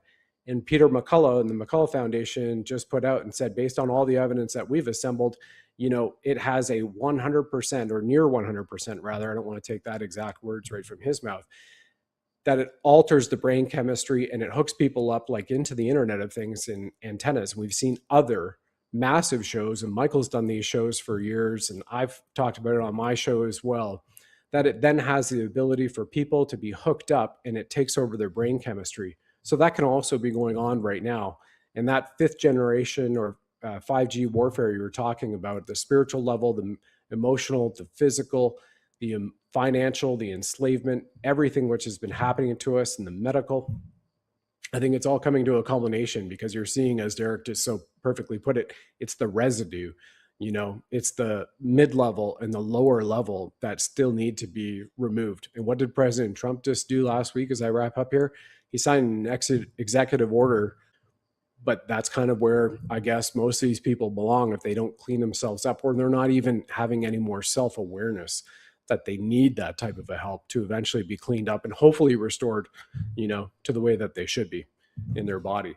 And I feel that this is truly remarkable. And I know the world is watching, John, not only just on your show here, but from all of the political and the business establishments across all of the nations of the world, because they're looking at what America is going to do. Because if they're going to do that in their own country and they're going to clean up their own cities and they're partnered with America, that they need to make sure that their act is the same. And on February 11th, we have coming up, General Raising Cane has just called upon all 34 nations to bring in and have a General Assembly meeting of all the military leaders of 34 nations. You know, you can't just like ring up and say, hey, in the next 2.5 weeks, I'm having a conference and I expect you to be there. And that's going to happen unless you know that there is absolute control of the Western Hemisphere with the Don Roe Doctrine in effect and playing out. And they know that as well. And I think that is going to be something to watch. What happens on February 11th, too, from that conference. Fascinating, incredible times we're living in. And to our audience, we're going to, what we can expect is a lot of chaos, and we see it around us. And you alluded to some of the chaos in Canada moments ago and other places around the world, because we're putting order in. The geopolitical landscape is changing. We're actually beginning one nation at a time, starting here at home in America, freeing nations from the demonic, satanic, tyrannical forces that have made life a living hell on this planet. So the chaos is what we're witnessing as we begin, and not just with Trump leading the way, but with our alliances around the world, putting order into things. To our audience, just pray, plan, and prepare. That's what you can do, and keep putting the truth out there. But expect chaos, expect disruption. This is going to happen, and it has to happen in order for us to get to the other side. Sheila Holm, thank you for joining us. It's good to see you here on this panel. You've been listening to our other panel guests. How would you like to weigh in on the Minnesota, the Insurrection Act, and the things we've been discussing? Minnesota is the template. And I'm hearing chatter now that it's not just going to be 12 cities, it's 15. And at the same time, they brought up the Penguin unit, just like people were shocked about the Ghost unit. And so to have a Penguin unit that can be trained in the deep freezing weather that we've been experiencing, even here in Georgia, it's not going to get above freezing. It's going to be in the barely double digits all week at night, and a lot of rain during the day. It's just crazy and never gets above 40. It's just, we're in this, and we're in it for the long haul. But there was a wonderful thing that happened tonight while the president was flying out to Iowa. He's in Iowa tonight, and speaking. It's like a rally in Iowa a year after the primary last year, thanking them. And he sent out a message that was quite profound. And it was that he sent J.D. Vance, and the mayor and the governor didn't want any help, and they wouldn't help. And so then he sent out Homan, and he said to all of us, he's going to get a great report from Homan, and then they're going to figure out what they're going to do. So tonight he decided he's not getting any answers, and they're not wanting to provide any help. And so now he's sent in the 101st Airborne and under the general, and they're on their way there by helicopter tonight, landing by helicopter tonight. That should kind of put Minneapolis on its ear. So that's what's happening in the right now. And there were such amazing statements, because I didn't know, from not being a military background, family, but not myself. And so where we're at with Minnesota, my dad's family is Norwegian, and none of the cousins, because I contacted them, none of the cousins were aware that their state Senate candidate in Minnesota is working with Walls, and she's the organizer of the riots that are going on in Minneapolis right now. So we found the training group, we found all the lies, and the man, I did hear, Jaco, I did hear that the man that had the gun and the multiple magazines, so he wasn't just there, because a lot of our guys are conceal and carry around the country, but this guy didn't just have the gun, but he had the gun and multiple magazines that he never would have needed unless he had an assignment for the event. And so when they grabbed him, he didn't have the safety on, and his gun went off, and that's what happened. And so they've done a major investigation on that the latter part of today, and that's what they're announcing right at the end of today. There is a problem with the Insurrection Act. If the Insurrection Act, as it happened with Abraham Lincoln, when that happens and you go into a civil war, you cannot recover the republic. And that's why they didn't hold on to the republic, just for Grant was the last president right after the Civil War. And so where we're at right now is there's two things that have gone on. And Derek had mentioned the unconventional warfare. So that manual has been shared, and I've shared that with many people. The other one is military government. And military government is a lot about what we have going on right now because of the transition, I believe, between the corporation, because you have to unpeel the whole thing, or everybody's involved in sedition, because you can't have two governments at one time. And so I think Derek was very gently covering all of that as to how we hold all this together during this time on this transition. And so where we're at right now is that this military government was just an outline signed in 1949. That's, I believe, what Eisenhower gave unto President Kennedy. And that military government, they confirmed, was just an outline. So they said on these bullet points, and it's only like 53 pages at that time, much bigger now, big notebook now. So what they said was, this is going to give you the outline that you're going to follow, and you're going to get ready, because the Q team has tried this 6-7 times since the Civil War. And it just hasn't worked. Lost a lot of lives, but didn't get through. We had to have a Trump to come in and stand in. He and President Kennedy were the two that never got attached to the corporation. Neither one of them took a salary from the corporation. They kept themselves completely independent of the corporation. And so what we have going on right now, by Minnesota being a template, is that Minnesota, what is happening is identical across the country. And it's the same with the cartels. These guys are all coordinated with and funded by our government through our taxes. And so what we have is a battle on our land. And that's why the summary is very similar to what Derek and Jacob were going over earlier, is that these guys knew exactly what to do. Our guys have captured all of the signal communications, and they said everything is exactly like it was in Afghanistan, exactly like it was in Iraq. These guys are operating in the same way as those who were operating this way when we were on the other side of the world. So now here we are in our own land, and we've got people internally, legal Americans, helping this happen in America with our money. And so it's much deeper than people realize. It's not going to be quick. It's not going to be handled quick.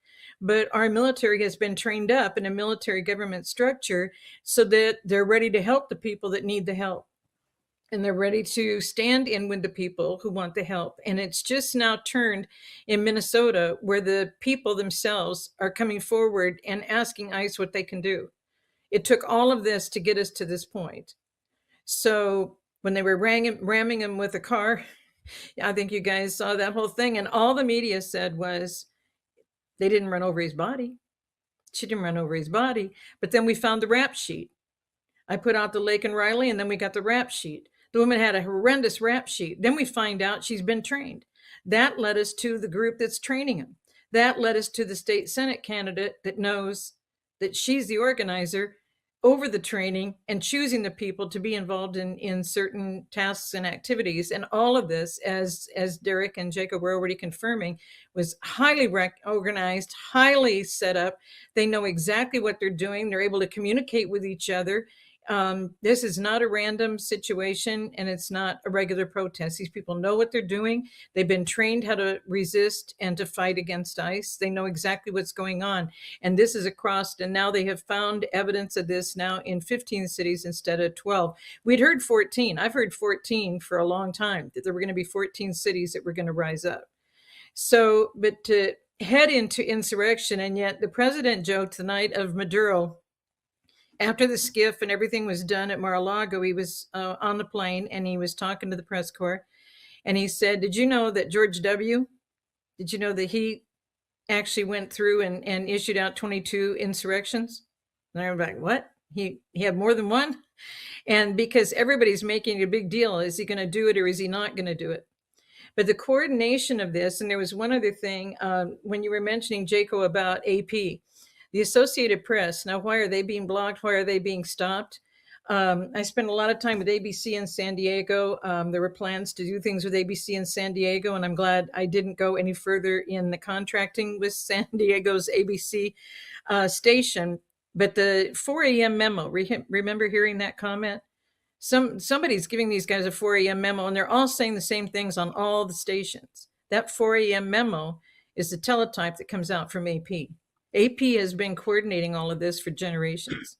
And so they've known, and it's way beyond Mockingbird Media now, because it's actually a format and structure that all of the nations tune into, all of the nations involved. We never wrote anything originally. It all came off of the AP wire every morning at 4 a.m.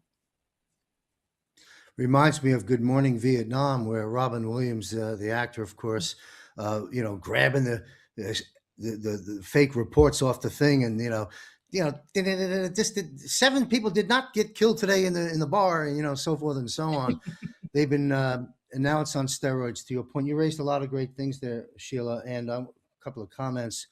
Soundbite, of course, but you're right. This began with JFK, who didn't sign up with the Corp, and President DJT is going to finish it off, who also is not acquiescing to the Corp, and in fact ended it. And this has been a plan long in the making, as everyone on this panel well knows. And last comment I have, based on some of the content you provided, Sheila, is these insurrectionists, these funded people, these agitators, whatever word you like to use for them, they don't. Yes, disruptive, and it's going to get worse before it gets better, but they have no idea what they're up against. The military and the intelligence, they have no clue. And we've already won this in many ways, but it's got to play out. And And so it does. So thank you all very much for taking that on. I want to bring us to Caroline Levitt, who said, quote, Barack Obama attempted to overthrow the U.S. government in 2016, the sitting president in 2017, and then effectively overthrew the election of 2020. He and his friends in the different agencies. The DNI has also released, of course, the evidence of election theft of 2020. It is now a fact. We've known this, and many Americans who are awake knew this, but this is now a fact validated within the administration.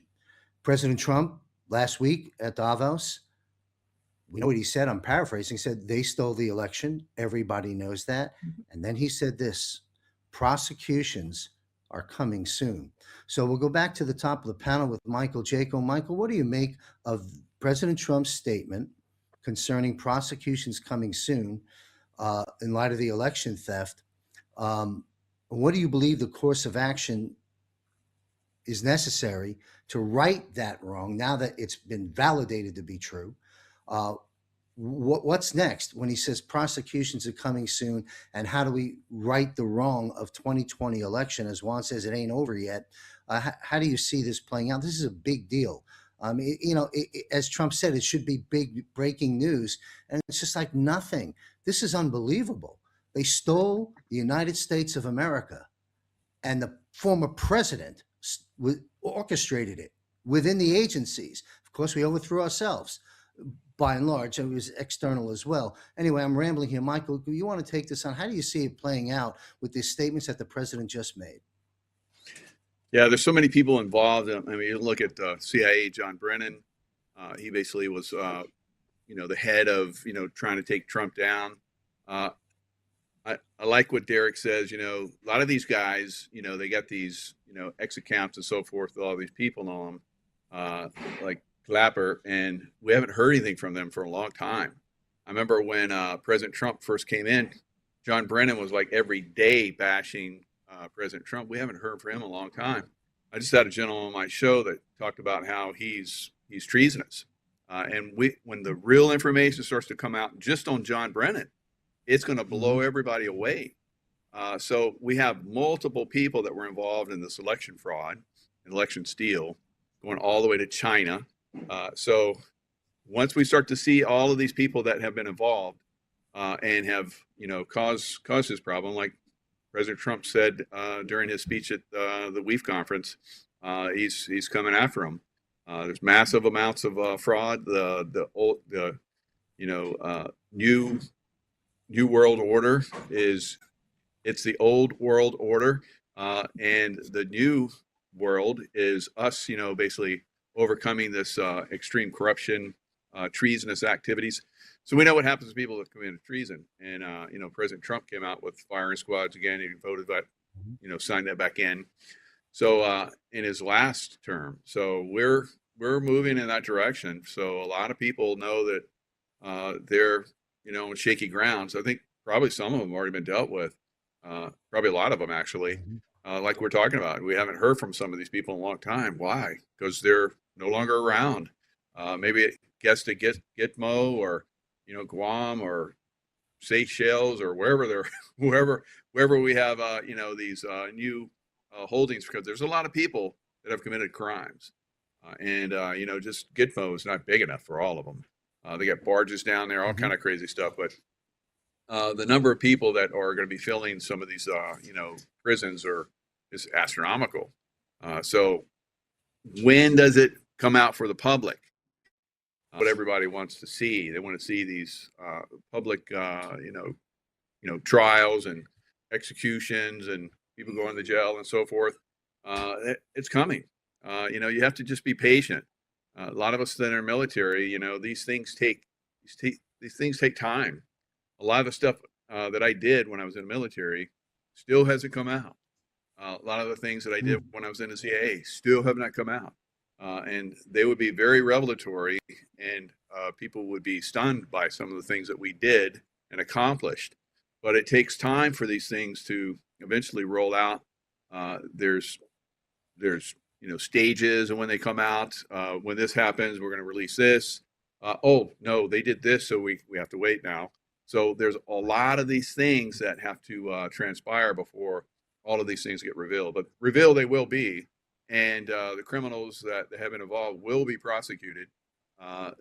We're only talking like 1 or 2% of the population. Yeah, that's a lot. That's tens, hundreds of thousands of people. Yeah, but the rest of America, the other 98%, we're going to live amazing lives, and it's already started. Yeah, it's frustrating not to see this happen sooner, but I'm a very patient man.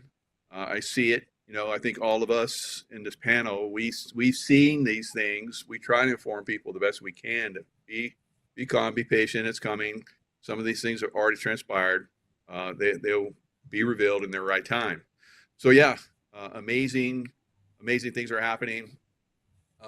These guys are being taken down. The reveals are going to be tremendous. Just be patient. This is a military operation. On a hunch, they know a little bit more than the average person on the street about warfare, whether it's kinetic or otherwise. The plan is unfolding, and it's been a long game. Some say before JFK, but we can use JFK till now as for sure the operation. And so Michael talks about patience. Well, there's some patience, and you revealed, Michael, that there's data that you know about from the previous roles you acted in the CIA, for example, that still haven't been revealed or played out. So folks, just trust the plan and know that God's in control. So trust in your faith.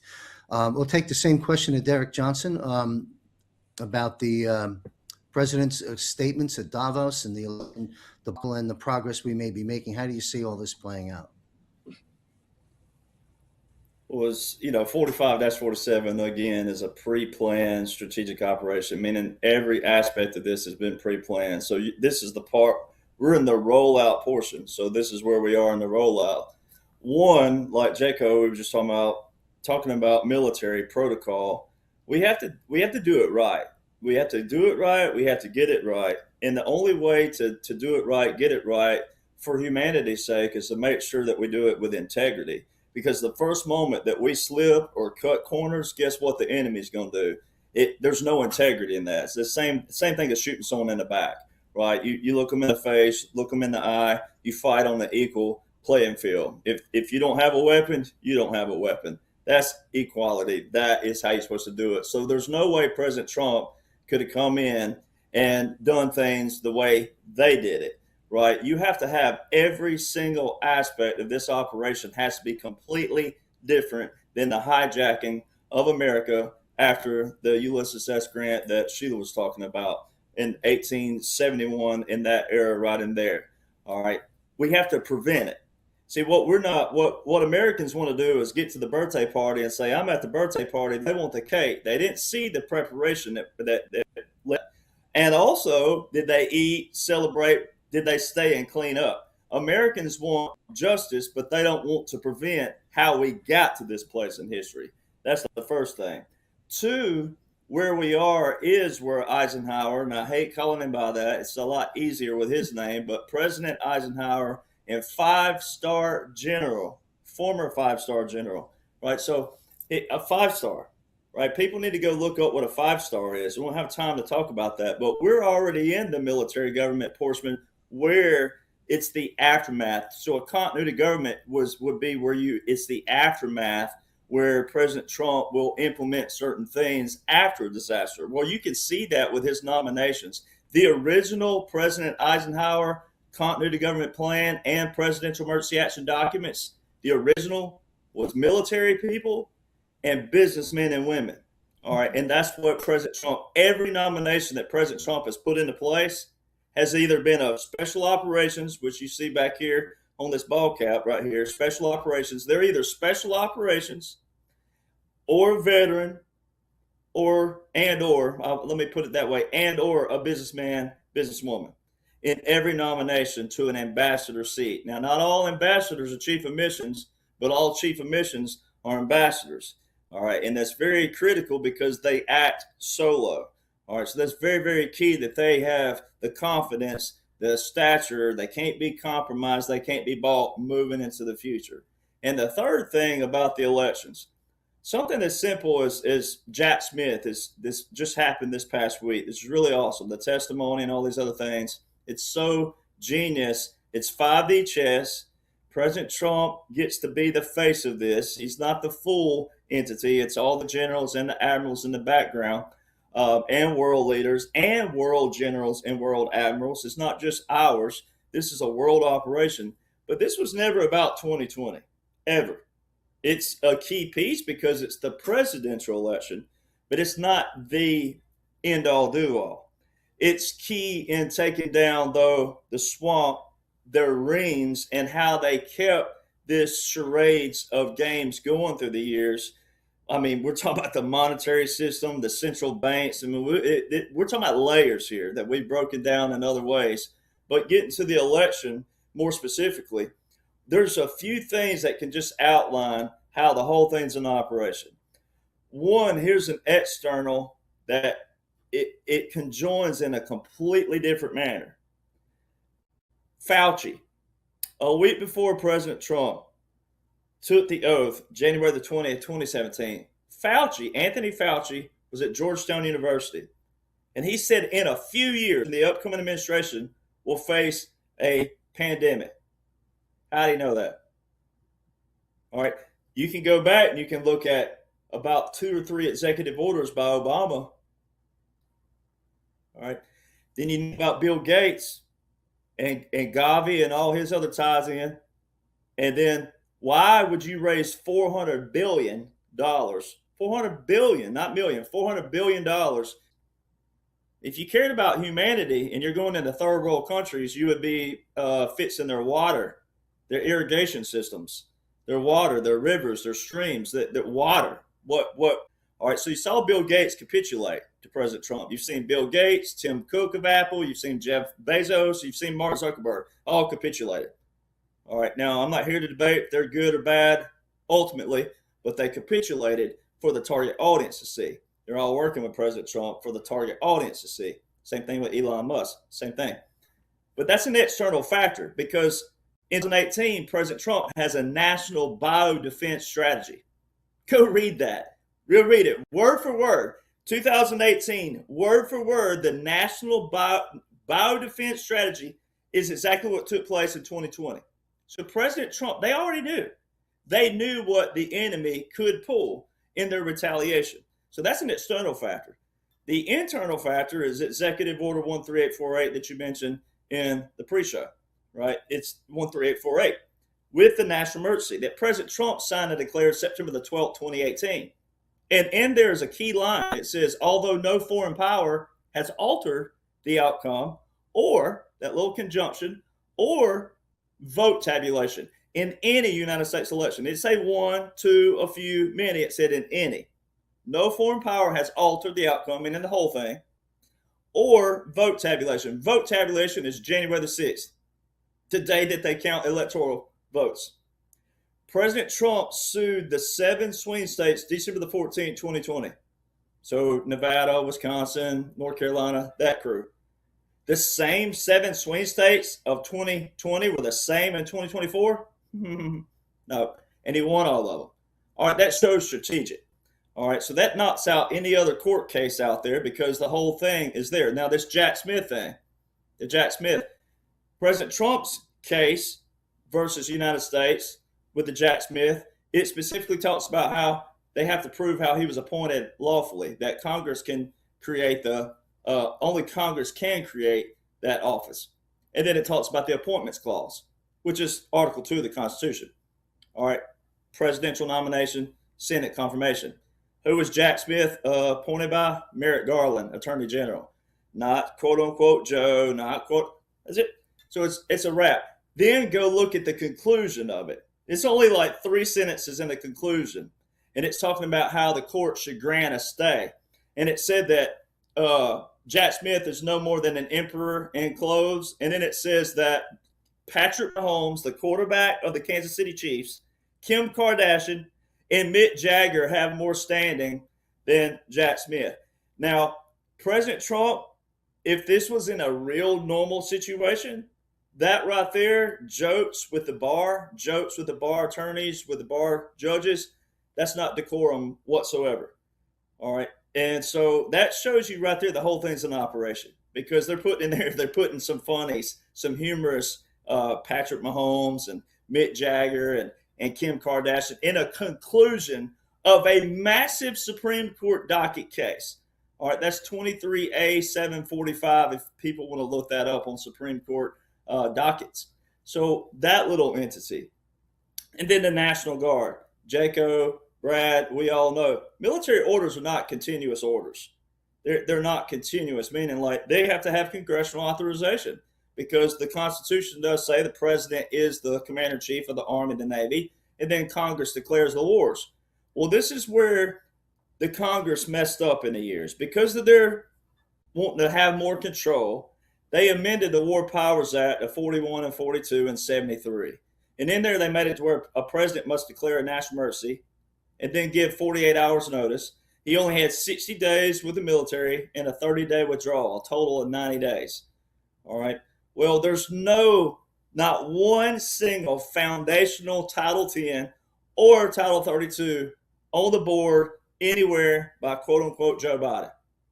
So how are the troops at the border?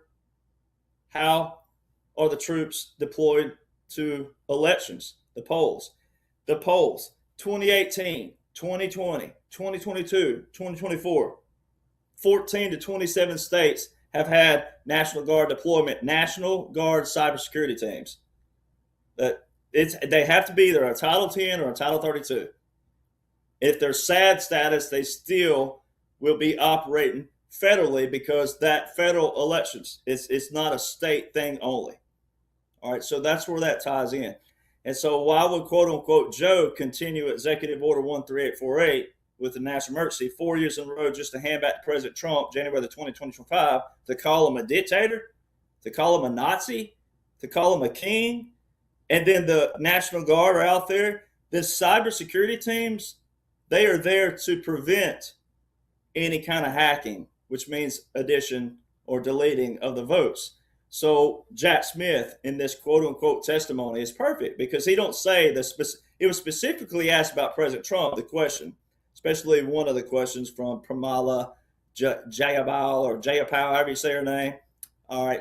She specifically asked about democracy and all this other stuff, and a sitting president trying to steal the election. So they're trying to accuse President Trump of stealing the election, and President Trump is saying the 2020 was stolen. So see, there's a principle there. Right? You can't have, so you would say, okay, if you thought this was real time and someone says, oh, your guy stole it, and I'm saying, well, your guy stole it, then there's got to be a what? A common denominator. Well, the National Guard is that common denominator, and they will have all the real numbers, because we, the military, we work with analog, not digital, which means we can't be hacked. All right. And Colonel Lennox that's on here, friends of ours, but a friend of mine especially, he specifically worked in this field, and he specifically tells people, hey, our systems were set up not to be audited.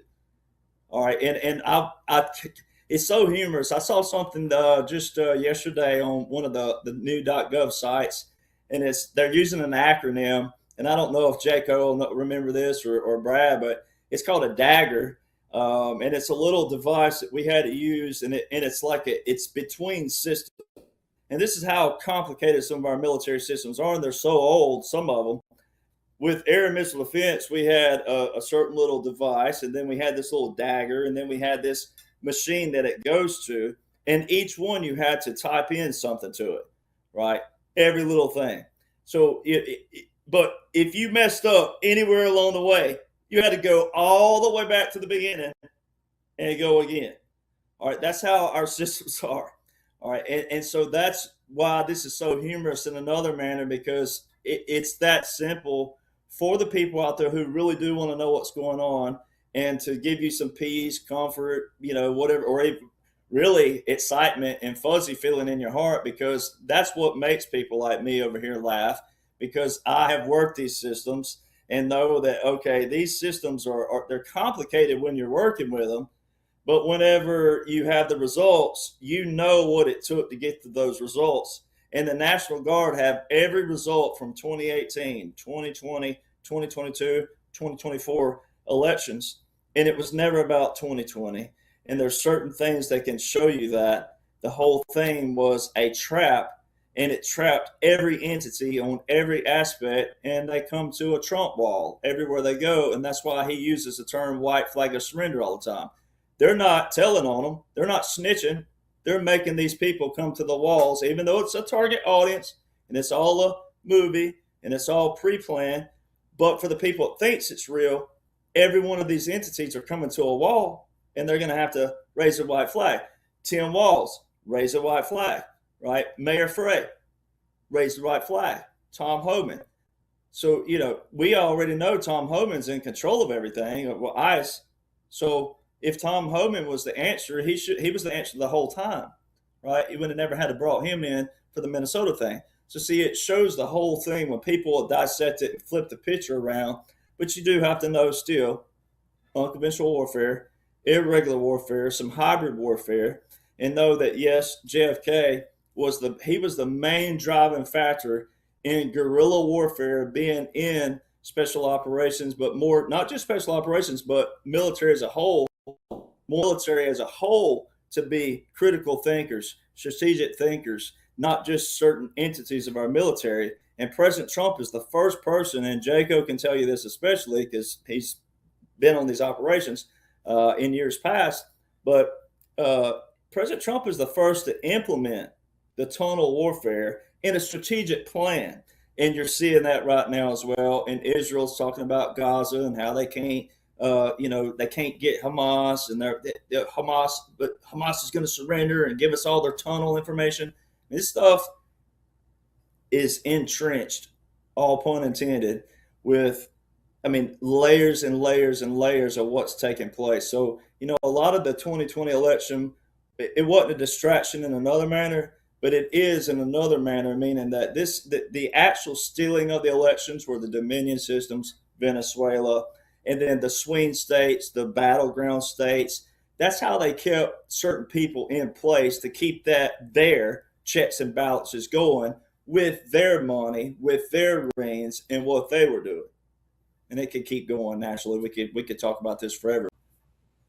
I'll be quiet. Well, thanks, Derek. You raised a lot of great points. I'll just focus our audience on one takeaway, and that is that, as you stated, the so-called Joe Biden administration for 4 years didn't revoke some of these critical executive orders, and I think that's a door opener for people to start going down the rabbit holes and arrive at a place that this panel is already at. Same question to Brad Wozny, discussing the election debacle, and again, Barack Obama. President Trump, we remember the press conference a while back where he talked about treason and the punishment for treason for those that have committed it. He reminds us of that, and recently in Davos, reminding us that we caught them, they did it, and they'll be prosecuted soon. So what's your views of all that? Well, John, you've had him on the show. I think he's a national treasure. West Point grad, 1961. The man who co-drafted America First for President Trump, Major General Paul E. Vallely. And I was just talking with him 2 days ago. And you can go to August and you can go to June of 2010. And General Vallely is out there saying that we need to invoke in the Declaration of Independence, which Abraham Lincoln had in his own inauguration speech, the fact that Barry Soetoro, these are the direct quotes from General Vallely on Newsmax and other media outlets, is by de facto a non-U.S. citizen. And as a result of that is deceitful, it is treasonous, and he and other members of Congress and his administration are traitors to the United States of America, its Constitution, and all of its articles, and what it holds so dear. And then, funny enough, just fast forward a few years to about 2014, Obama's on a major network news saying there's this guy named General Vallely who wants to march 250,000 soldiers into Washington and take back the government and throw a coup. Coincidentally, all of a sudden, ISIS put, and it still has not been removed, a hit on General Vallely's forehead. That's why, since he went to Syria in 2012, is the oldest general from West Point at 72 years old to lead troops in combat and take fire and return fire as well as his own. He has never been able to go back to that African continent because ISIS still has today that hit on his forehead. So you fast forward to what you just saw, and has been repeated here in that incredible conference over at WEF in Davos, where I say, President Trump, that was like the State of the Union address to the world of the hatchet is coming across, right? People call it the white flag of, surrender. And yeah, sure, from that standpoint. But when you look at the definition of the terms of the Law of War Manual, because we're moving into the Law of Peace Manual, I believe it's already done. It's ready. It's already backstopped, and they've got it printed and ready to roll out when the time is ready. And I believe that's going to be in these next few months, because the Board of the Peace is the precedent which is set for everybody to get the nations on board. And right after that, perfect, you had President Putin issue a press release. We're going to give $1 billion of seized assets to fund the Board of Peace as soon as the war is over in the Ukraine, which is what we want. Then we will join the Board of Peace. We'll have eternal peace. Eternal peace goes right back to Scripture as well. And that's exactly what we want to stand for, right? Like Roosevelt said, walk softly, carry the big stick. And the biggest stick is the FAFO of the Department of War and the U.S. military right now. Manitoba. We also know that Dominion voting systems, the headquarters for that is in Canada, Venezuela, China. And then we have all of these different, but the headquarters is in Canada, which Trudeau just loved and ponied up to, right? And it's responsible for the stealing of elections consistently over generations, I believe, and it wasn't named Dominion then.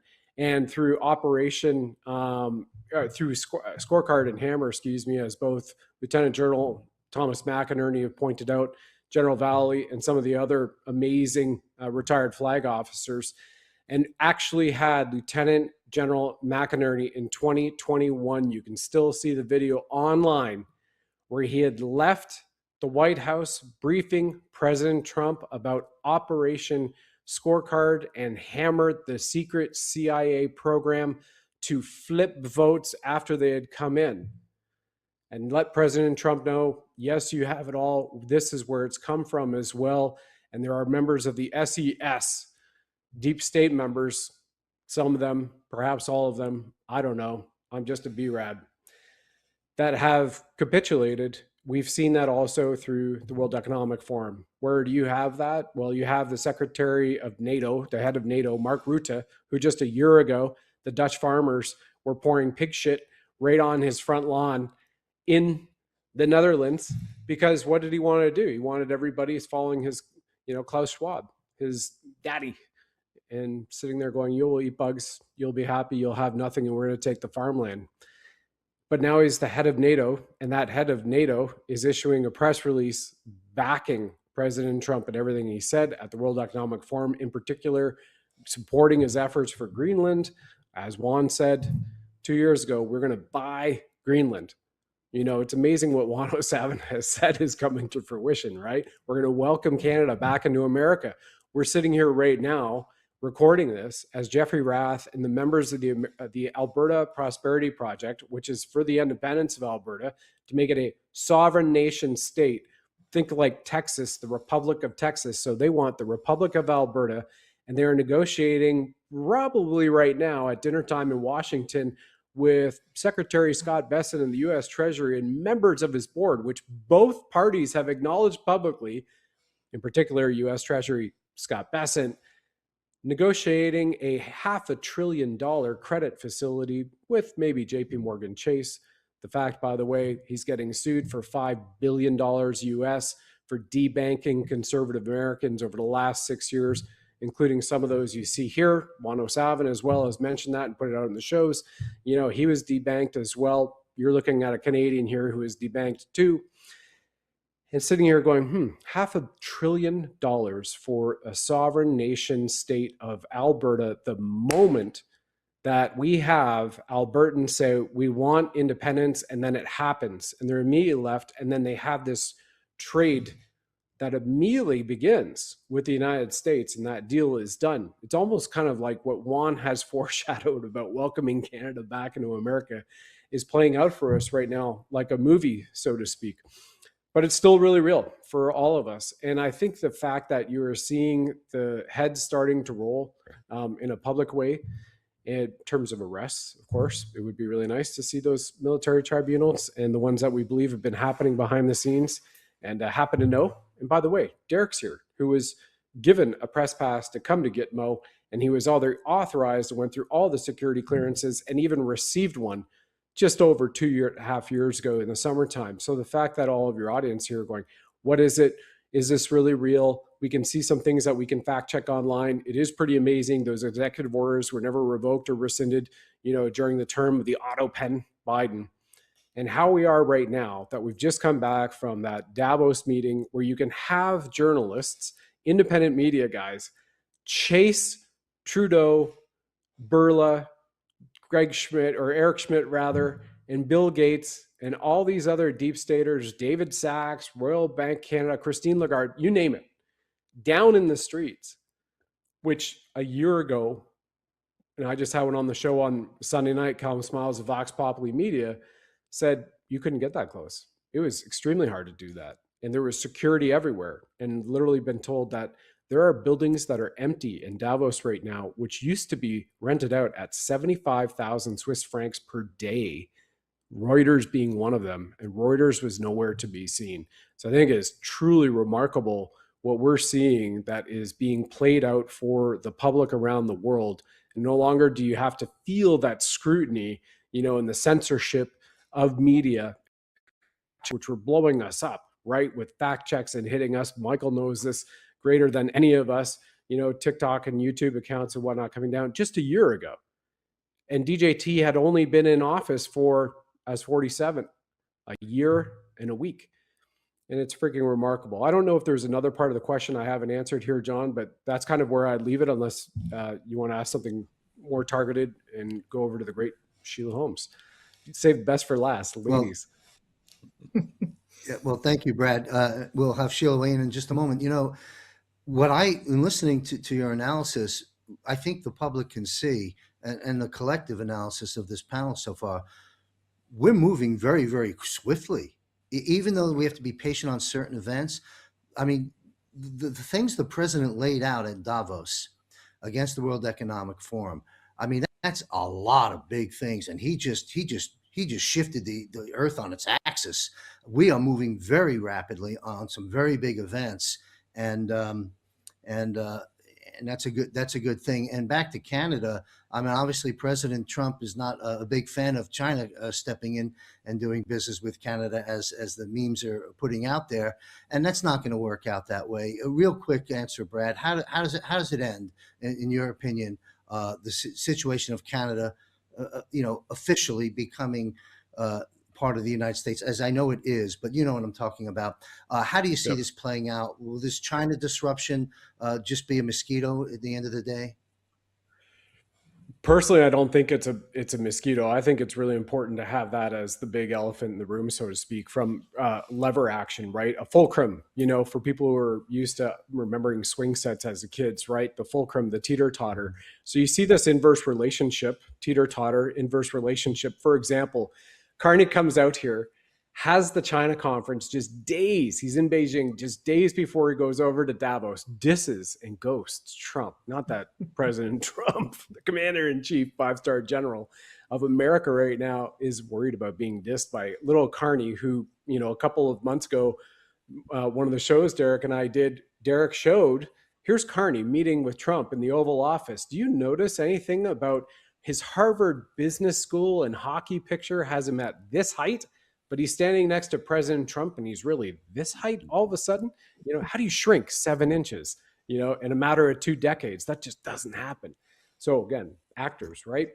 And where I'm going with this is it's got to be the massive fulcrum of China. So for those who hadn't been paying attention or didn't see, because there's so much going on, Carney goes to Beijing, says we're doing the deal with China and we are embracing the one China policy in Canada.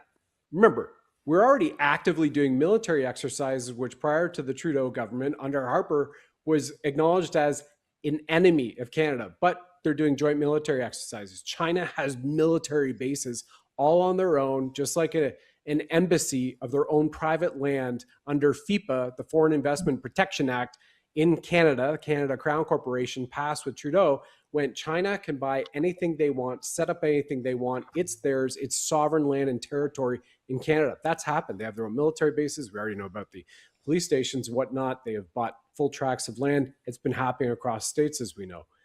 All of a sudden, Trump issues a Truth Social post,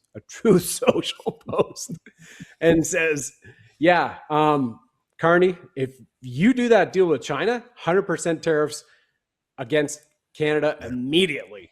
The next morning, Carney comes out just days ago and says, we've decided we're not going to pursue the deal with China because we want to embody and embrace the Canadian first policy all of a sudden, right? So that teeter-totter effect is working extremely well.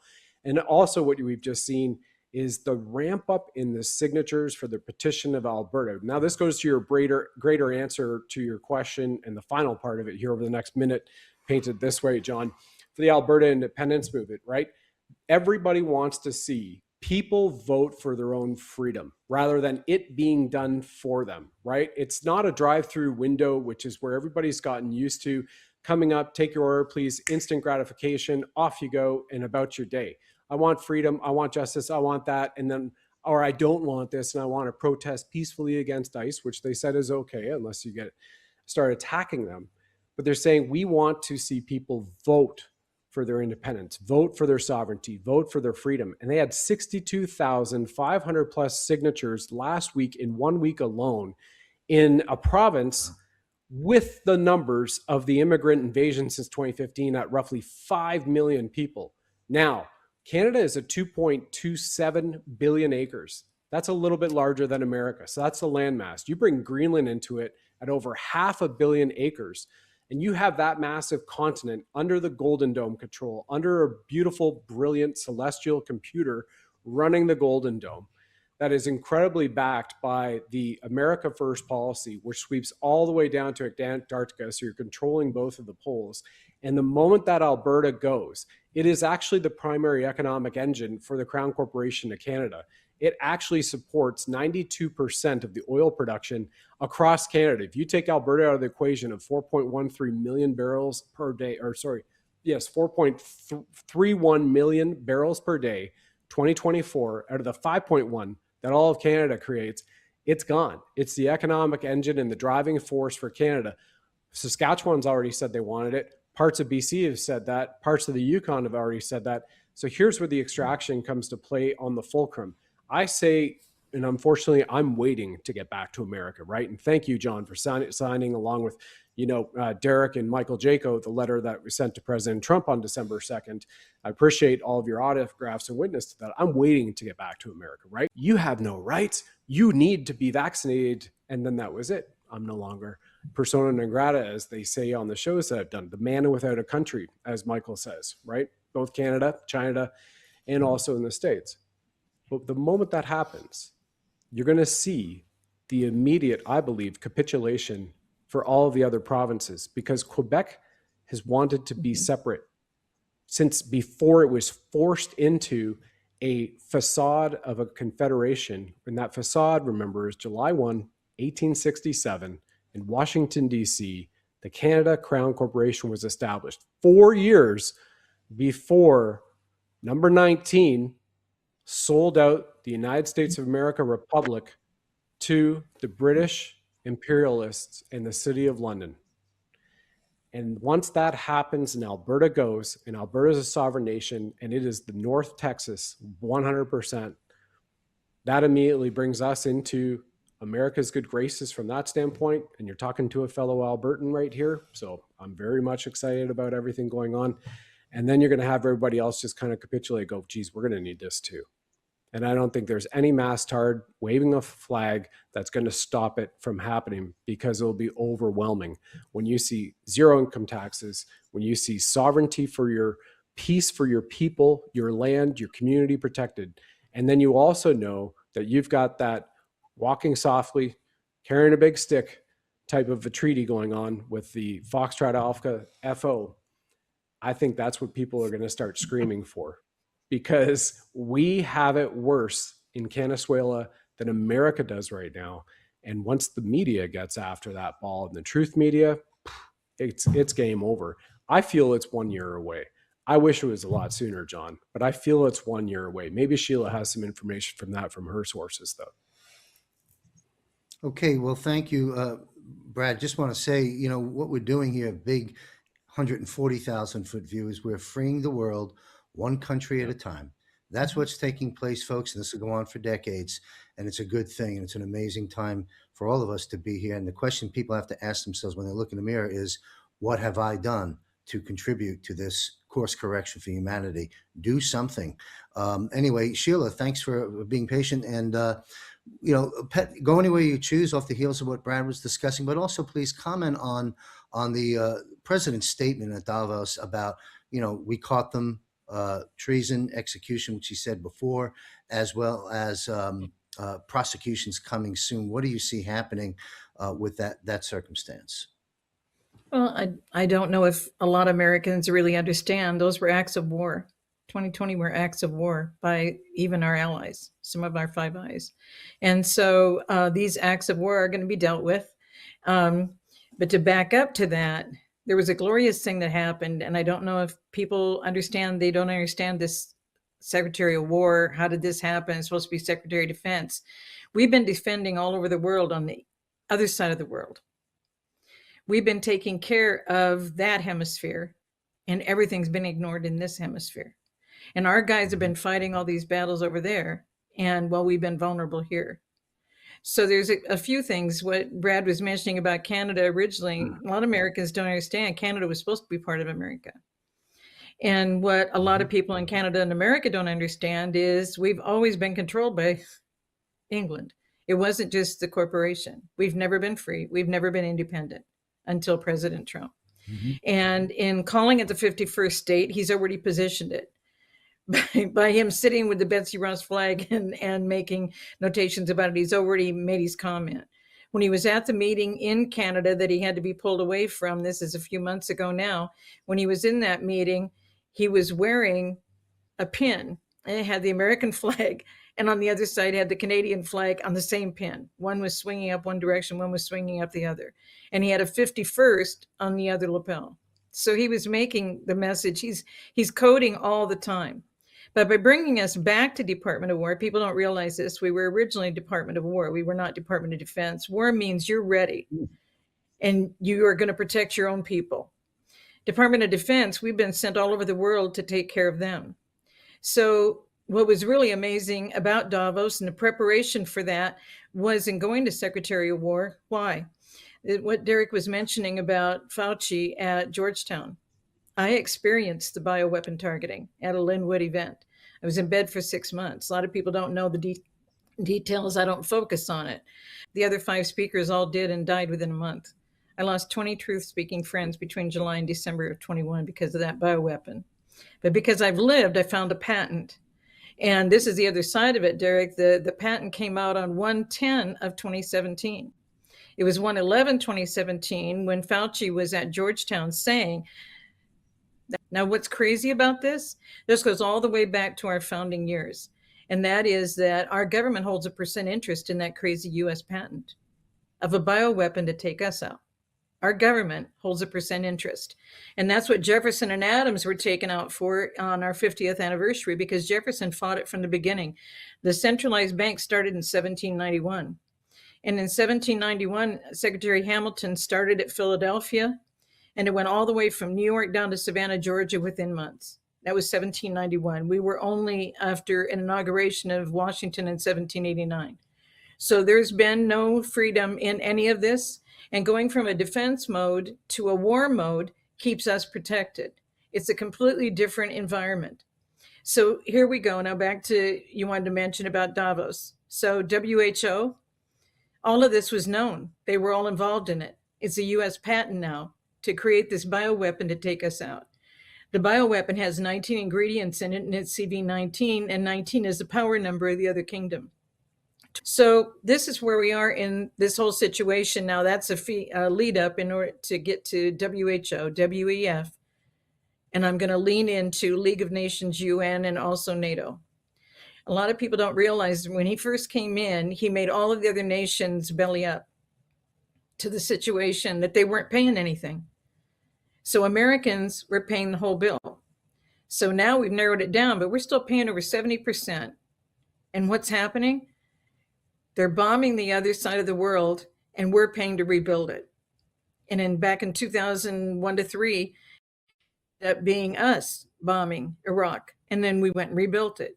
In Afghanistan, and we rebuild it. We rebuild their communities, but not ours. So here's what's changed. This hemisphere is going to be the focus. And that's why he is adjusting everything.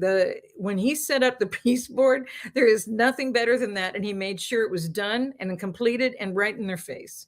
He made sure that they understood about the WEF. You don't have the currency and censorship control over all the currencies and finances around the world. And WHO, you don't have anything to do with what we're going to do in our medical area because we're going to clean all of this up.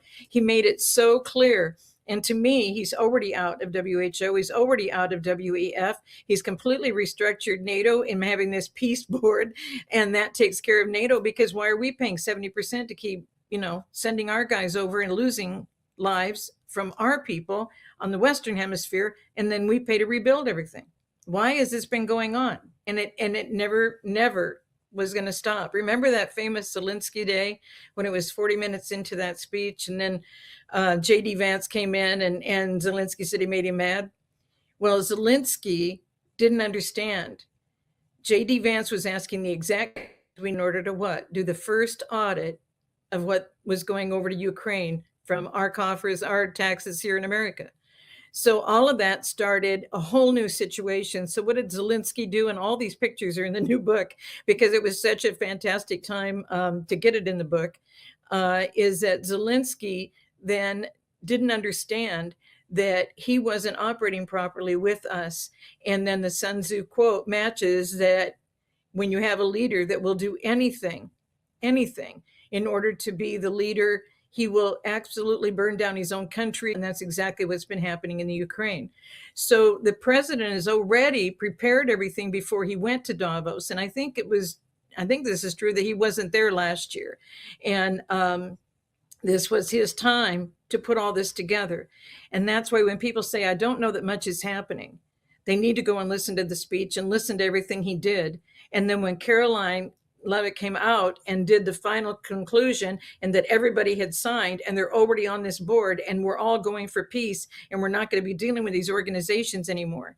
Now let's go back in time. If you go back to right around 2007 when they were doing the horrific rebuilding of the UN building in New York, President Trump was on with C-SPAN, and it was in the middle of the night. I was writing something, another business book, and I tuned in, and there he was in a private room meeting with a couple of the people.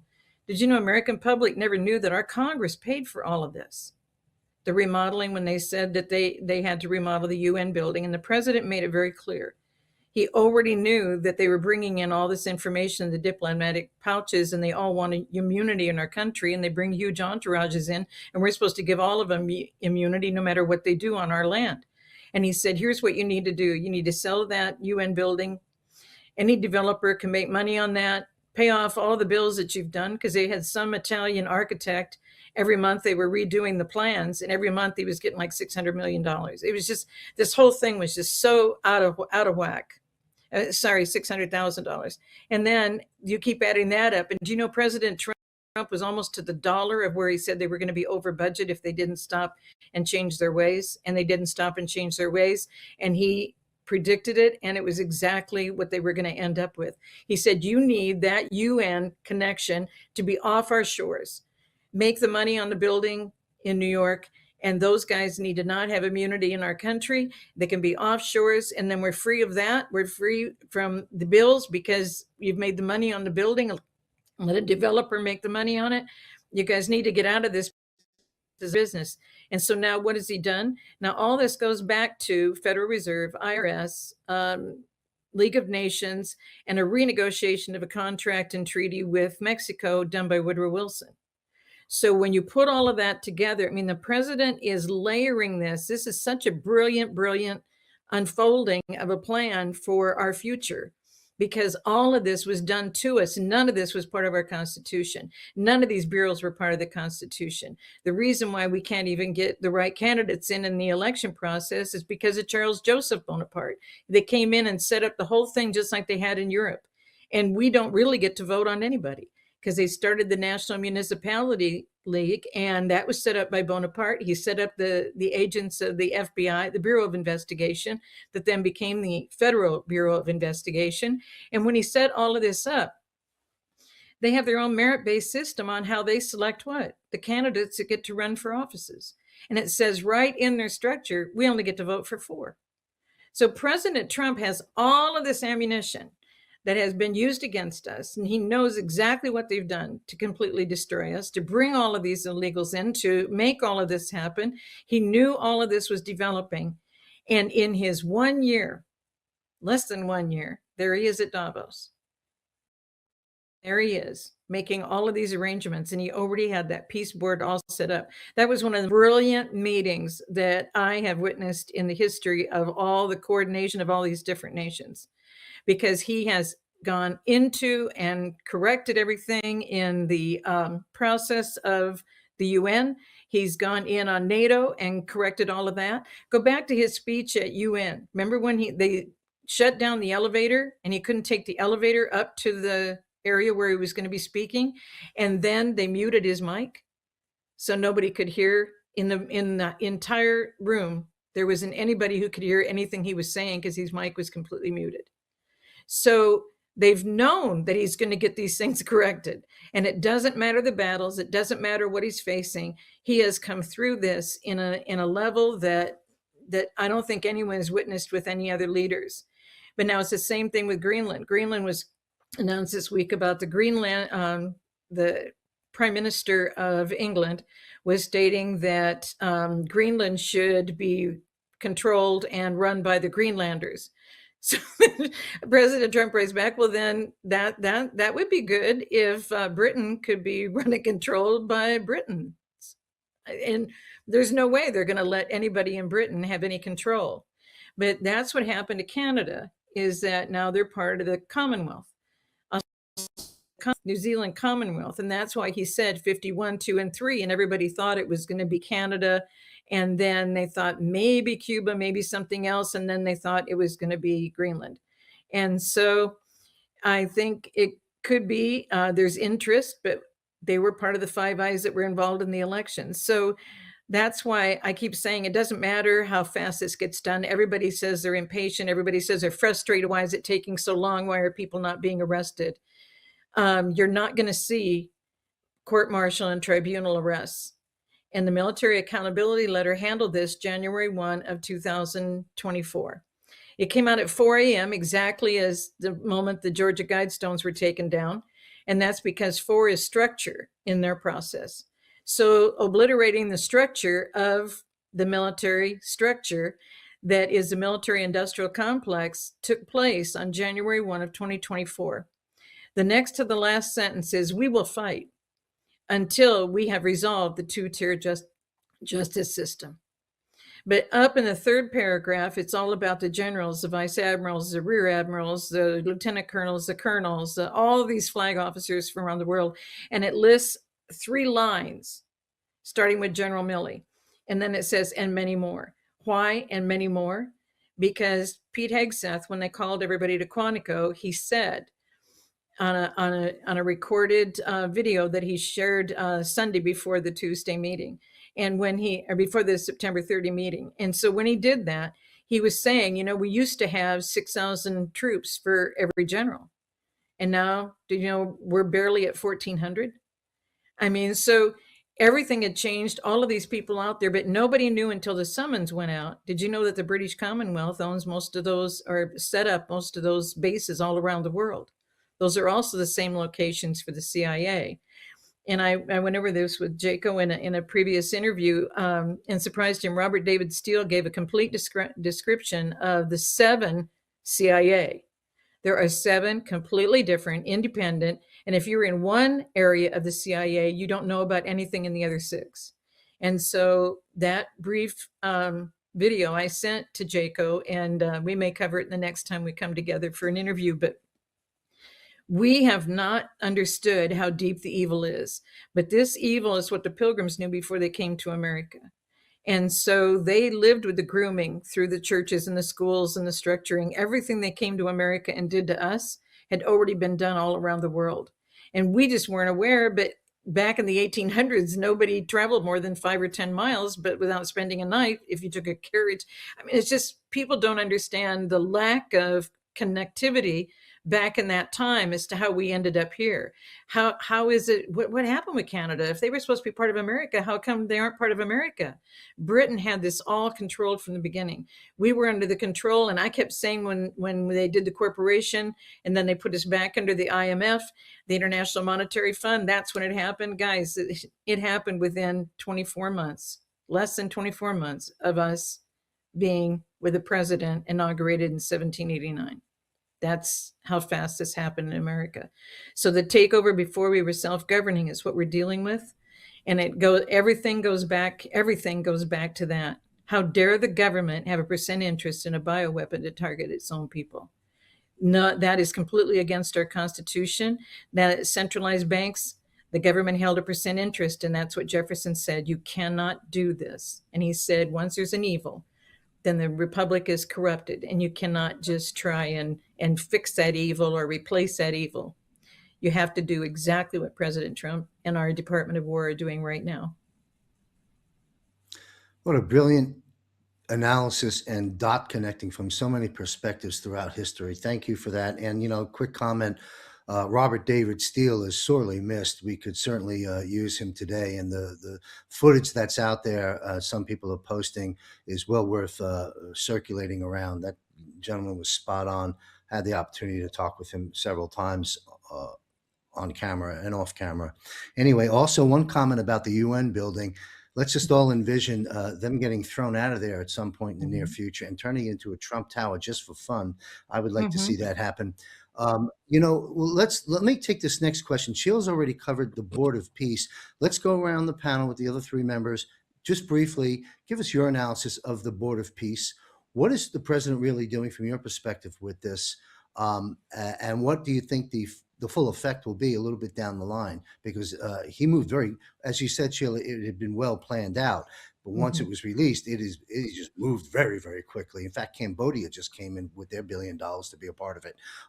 Mike, if you want to comment on the Board of Peace, we'll be brief on this because I got two more questions I want to get to before we wrap up the show. So take it away, Michael. Yeah, the Board of Peace, basically, Russia said, yeah, we'll come in. You just need to unfreeze, some of the money you guys froze, and you can take $1 billion and we'll be part of it. So it is, of course, Russia is involved with Ukraine very heavily, and I think they're doing a good job of taking out a lot of those Nazis. So I'm good with that. One of the questions we're going to deal with in a little bit, the Nazi seem to have a little help with their technology. So I think that this is going to move in the right direction. If you're having everybody talk about peace and work on peace and have technologies that help each other and have free trade and so forth, like between each other, like we've seen in the distant past where we didn't have any conflict. Tartaria, I've looked at that very deeply. I think we have the same situation that's coming up again. Those technologies were, blocked, eliminated, extinguished, and so forth. They'll come back. America has all these technologies. We're ready to, unleash them. We just need peace in the world to do that. Because if we give it to the bad guys, they'll use it for evil purposes. So the peace initiative is definitely something that's going to make a major impact. It's going to go forward. It will evolve into something much greater, and it will take over the world and shut down the war machine. I mean, we've seen war completely stop in the near term because we had how about that? So we can do this. It's very easy. We just have to shut down like they did. All of our industries, all of our lock us away in our homes and so forth. They need to be locked away, and once that happens, then there won't be any more wars. So the peace initiative is definitely going to be amazing. Yes, And it's one big surprise to me once I started to hear that term, and I'm amazed how quickly countries are coming aboard into this. I believe it's unstoppable, and what a wonderful thing to actually have an initiative collectively throughout countries in the world for peace versus what the United Nations and other entities have done over these decades. Derek, Board of Peace, anything you'd like to contribute? Well, I mean, I'm always going to go back. I always keep it pretty steady and handy right here. But, you know, this whole thing is an operation. Like every aspect that we keep talking about, it sounds like a broken record, but it's a beautiful broken record. So it didn't come together fast and happen fast. That was strategically planned back here. And then what people are watching is that what the target audience is seeing, it's real time to them. But if you're a patriot or you read and studied everything that's been put together for you, it's not real time. That's why it looks so fast and rapid. I mean, 2017 and 2018, 2019, the capitulations then, those are those leaders now, right? That's when the real action took place. Talking about Obama, going back to Obama, when the real election was, you know, the coup and all that was 2016. And I know it's hard for people to comprehend, but there was no other way that President Trump could have pulled this off as a president, as just a regular Donald J. Trump. There's no way whatsoever. So all of it. Now, Hyundai, a buddy of mine that really should be on these shows too sometimes, even though he's not military, but he's defense contract back before President Trump kept that promise. But he's a good guy. With the Doomsday plane. And, you know, he sent me a text the other day, and it's a Hyundai commercial. And they're driving, and it's just like action, looks like a movie, and then they swirl around, and then the guy takes his mask off, and he goes, "I am the villain." And then the guy goes, "I knew it was you," you know, like that. So, and the voice narration is the guy who played in Ozark, right, which was a money cartel trafficking, right? So they're showing people, and Melania, right? The movie coming out this Friday, right? All these things. Then what was the Emmys or whatever that was the other day when opening line, she said, haven't made a movie in 5 to 6 years, right? So all these things are tying in. 4 years ago, Memorial Day 2025, and July the 4th, 2026. He was like, that will be the golden age, and moving it. Golden age to me will not be still tyranny. You know, people, even me, I give libtards grief on X because they're fun to mess with. But in the depth, I don't want to argue with anybody. We, you know, veterans especially, we're the ones who you really should want in your back pocket because we don't care what you live like, who you marry, we don't care about that, right? Because we know how to live and let live. We know how to integrate. We know how to tell jokes. And Jaco and Brad, you know, we know this more than anybody. The more they told us to not do things joke-wise and saying certain things, the more we did it because that's what created that camaraderie. That's what, you know, created, you know, From this video clip, they're stopping people now from buying gold, physical gold and silver. This is a sign that the Western-led financial system is collapsing. Now they are blocking the exits into gold and silver, aka capital controls, or banking restrictions on how you can spend your money. Let me explain.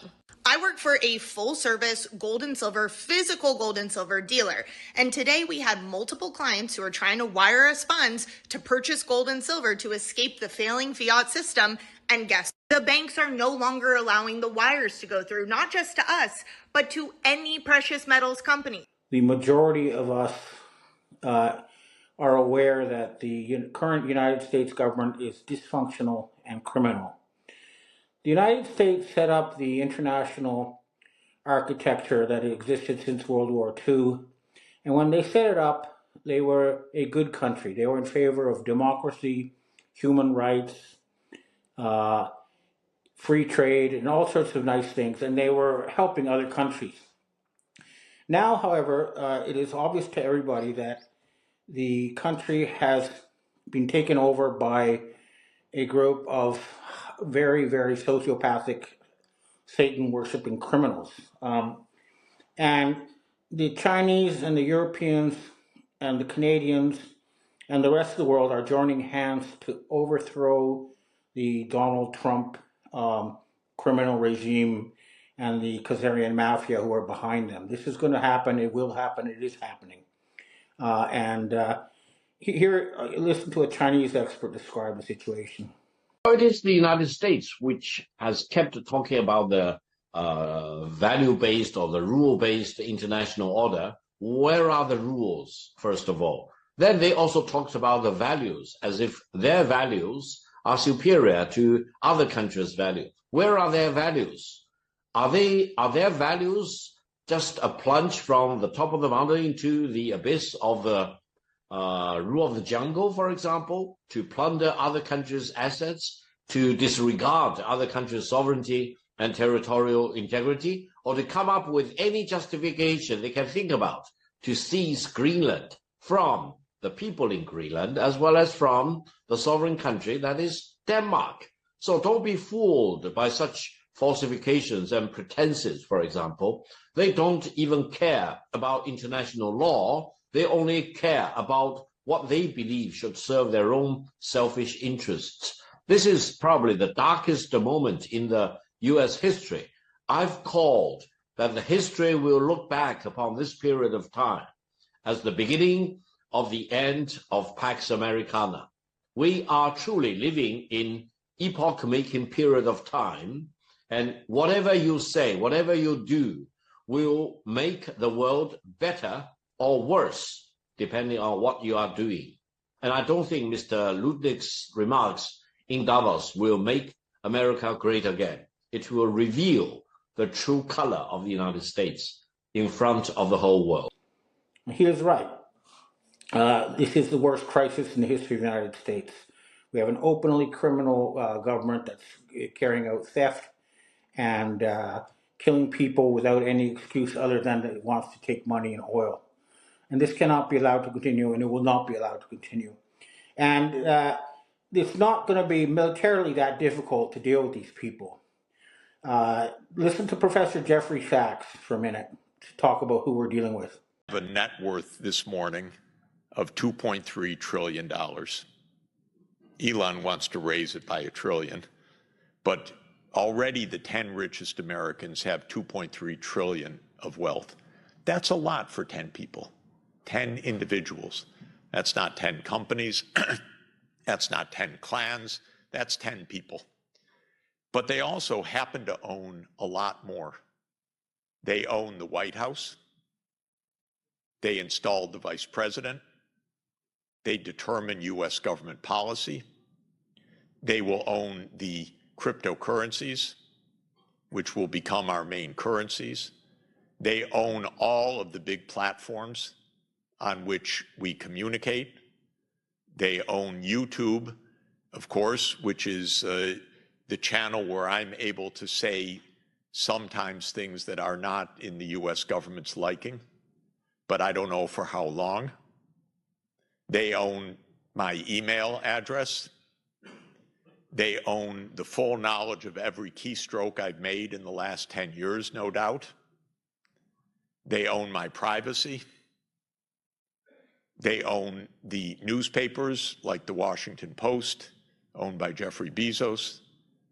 They will own TikTok shortly, TikTok USA, because Larry Ellison is buying it on behalf of Benjamin Netanyahu, and Ellison will give it to his son as a nice gift. He's already given to his son Paramount Studios, Paramount Media, and CBS News. It's quite a world. And that's just 10 or so Americans. So we're in a very strange concentration of power, I think the likes of which we've never seen before. It has already destroyed democracy. We are democratic in form only, but we don't have a sensible non-democratic system. We have a privatized system, which is quite different. In China, which is not a democracy, it is a technocracy, and the business sector is subordinate to the government, clearly, as Jack Ma found out. In the United States, it's the other way around, which is the government is subordinate to the particular corporate class now of the big tech sector. So we're in a governance adventure as well. The difference of the utopian and the dystopian vision of AI is politics. Will there be general well-being depends on how we use our surplus. If all the surplus goes to the top, then we will have mass impoverishment. Basically, it's about 10 individuals who have to be arrested in order to shift the balance. And I would add Jared Kushner and Benjamin Netanyahu to this list of people who need to be removed. But by now, the evidence is overwhelming. The governments of the West, especially now the United States and Israel, were seized by members of the Chabad Lubavitch cult who, in their own writings, make it very clear they want to kill 90% of humanity and enslave the rest. And they've also been trying very hard to start World War III, and they're going to keep trying to start World War III because they don't want to be arrested, which is why they have ignored the law and refused to release the Epstein files. As far as I can tell, they are now in exile in Switzerland. I don't know if the fake Trump will be allowed to return to the United States or not. I sure hope not. But there's a lot I cannot talk about, but I can tell you there's been some very high-level coordination between very powerful forces, including the Europeans and, well, basically everywhere in the world except for Israel and the United States and a few of their slave states, maybe 10 countries in all. But overall, it's going to end. And what's going to happen is the system of Babylonian debt slavery will be ended. The control of the financial system will be once again connected to the real world and to real people, and it will be working for the people. And there's going to be a jubilee. All the debt's going to be written off, and all the money that was stolen through central bank fraud will be returned. This is going to happen. It is happening. We're doing it. And it's not just going to be words on a screen. It'll be action. So the thing to watch out for is how much longer this obviously mentally unstable fake Trump is going to be allowed to bloviate before he is arrested. That's what we need to watch. He may try to flee, but I don't think there's anywhere on this planet he'll be safe anymore.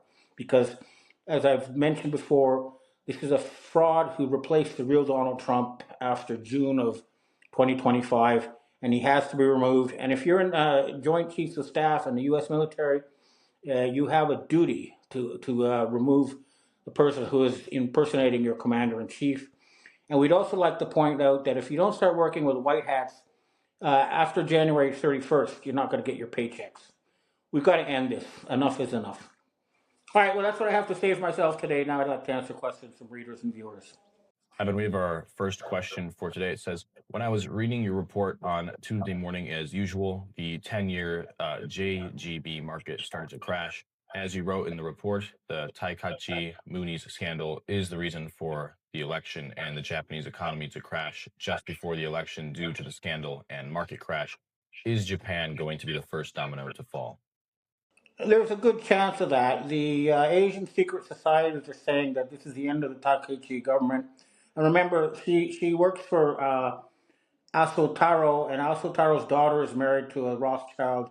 And so she's a slave of a slave. She's not the prime minister of Japan. What we're seeing in Japan is some rats bailing the ship, leaving the ship, selling their assets, trying to get out while they can. And that's probably going to continue. I'll be meeting with the head of the Three-Legged Crow Secret Japanese Society soon, and I'll have a lot more to report about it after that. But I believe that Japan is going to become an independent country for the first time since the 1860s. So it'll be very different, but good and friendly. Next question. Hi, Ben. I have to take issue with this continuous white dragon offer of $100 trillion to save the world. Where is this money? Who earned it? And how did it stay hidden? If this money is in China presently in the form that it is in, Why do you think China will agree to let it go? Then again, why should we need this debt when a ledger note that needs nothing more than a delete button is what the debt really is?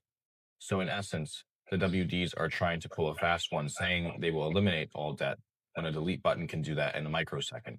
They're basically trying to take control through fear and confusion and chaos, just like any other enemy would do. And why are you so adamant to push this? Okay, first of all, it's not going to be debt. Okay, you're not going to have to pay it back. This will be given to you, and that's it. There's no debt. It's not debt slavery. It's a grant. Second of all, what you need to understand about the world's gold is that most of the world's gold is now in Asia. And what happened was this gold was blacklisted by the Khazarian mafia controllers of the Western financial system because if they could recognize that gold as money, then all power would have gone to the Asians. So most of the gold that they have is blacklisted. It doesn't have the right stamps on it. But now the West has run out of their gold. They don't have any more. And the Asians have offered to write off all your debt. And the thing you need to understand about the debt to Asia is that it wasn't like the Federal Reserve Board where they just create money out of nothing and then put you in debt for nothing. This is money that was owed for things like cars, computers, oil, real things, okay? And if you suddenly say that's it, no more debt, then you will stop being able to buy stuff from the rest of the world. So it's not like the fake money created out of nothing. This is actually based on real commercial transactions. But like I say, the Asians are trying to help the American people get rid of their satanic government, and then but they're not going to try to rule the United States or the West. They simply want to remove the infection that has taken place, and it'll be the West who decides our own economic future, not the Asians. But again, I repeat, this money is not debt. It's a grant. You don't have to pay it back, and it is backed by gold. Next question. Hi, Ben. In previous reports, you have stated that the U.S. military won't act on behalf of the fake Trump. So how was he able to send in special forces to remove Maduro? And now he is mobilizing aircraft carriers to the Middle East for a possible strike on Iran. Has the situation changed where the U.S. military is now taking orders from the fake Trump? And if so, why? The U.S. military is very scared. What's happened is in the case of Venezuela, when they were ordered to attack, the military explained that we can't attack. We don't have the resources. So they came up with a scheme instead to kidnap the president, who was, he's Jewish and actually was in on the whole thing, we now know. But that's all they could do. They couldn't actually go and seize the Venezuelan oil fields. So now they're just pretending they seized them, but they didn't actually get control. And in the case of Greenland, the same thing. Trump ordered a military attack on Greenland, and the military said, what are we going to attack? There's no target. We already have a military base there. This is nonsense. It doesn't make sense. What are we supposed to attack? And so they didn't. And in the case of Iran, Iran has let the West know through Switzerland that they have nuclear weapons. And again, they don't mind, sending their aircraft carrier nearby and chest thumping as a negotiating tactic.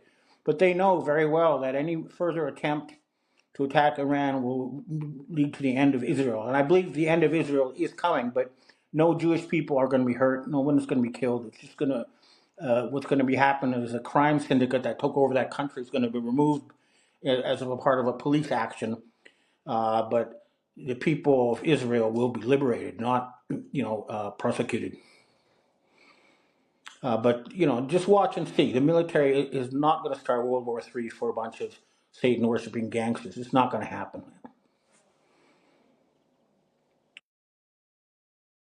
Next question. Hi, Ben. We have our last question for today.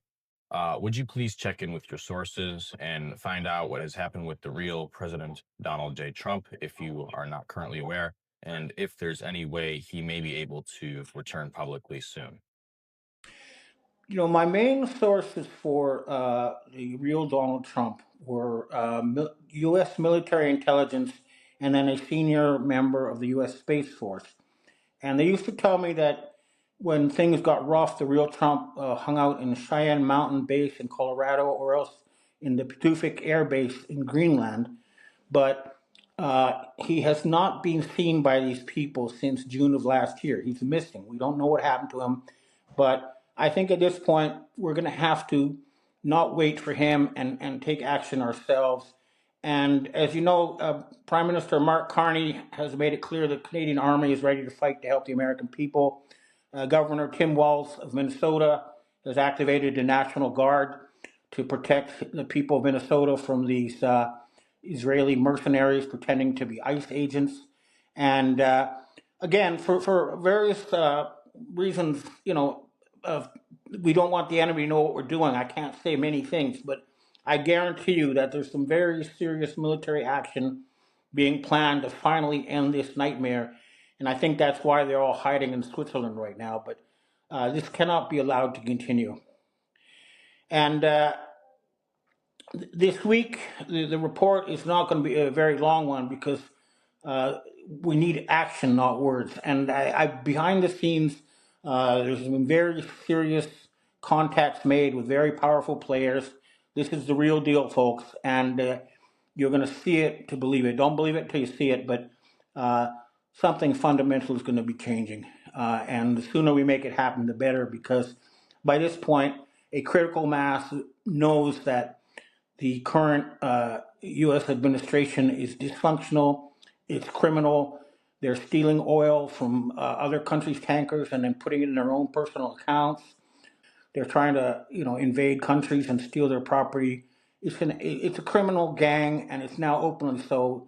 And plus, they're trying to cover up. This is all factual, and it's going to come out, and we're going to make sure these people never, ever get in power again. Enough is enough. All right, well, that's what I have to say for myself this week, and I hope to see you again next week, where I'll try to offer a more detailed summary of what's happening in the world. But right now, everything's in flux, and it's all going to change very quickly, very soon. But it'll be for the good. I guarantee you the White Hats are going to win this one, but everybody must do what they personally can to make it happen. So let's do it. I'll say California.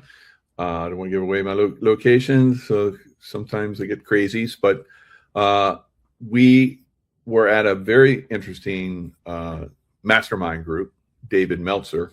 Looks like we're going to be collaborating on LifeWave and so forth, so we'll talk more about that soon, but I've never been to a mastermind group that everyone in the room was like in the love vibration. All right. Everybody was talking about it. It's unbelievable. So really good day, really good group of people, fascinating stories told and heard by all.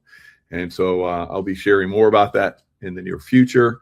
So it could be seen, LifeWave going to another level again, being shared with a larger and larger audience. So very interesting times, very exciting times, as we're going to see in the future. So the next cold front that's coming is going to be brutal, right? So we've already seen some brutal activity from the, all these waves of Arctic air coming all the way down to the southern areas of United States, and might get some flurries in Tampa, Florida.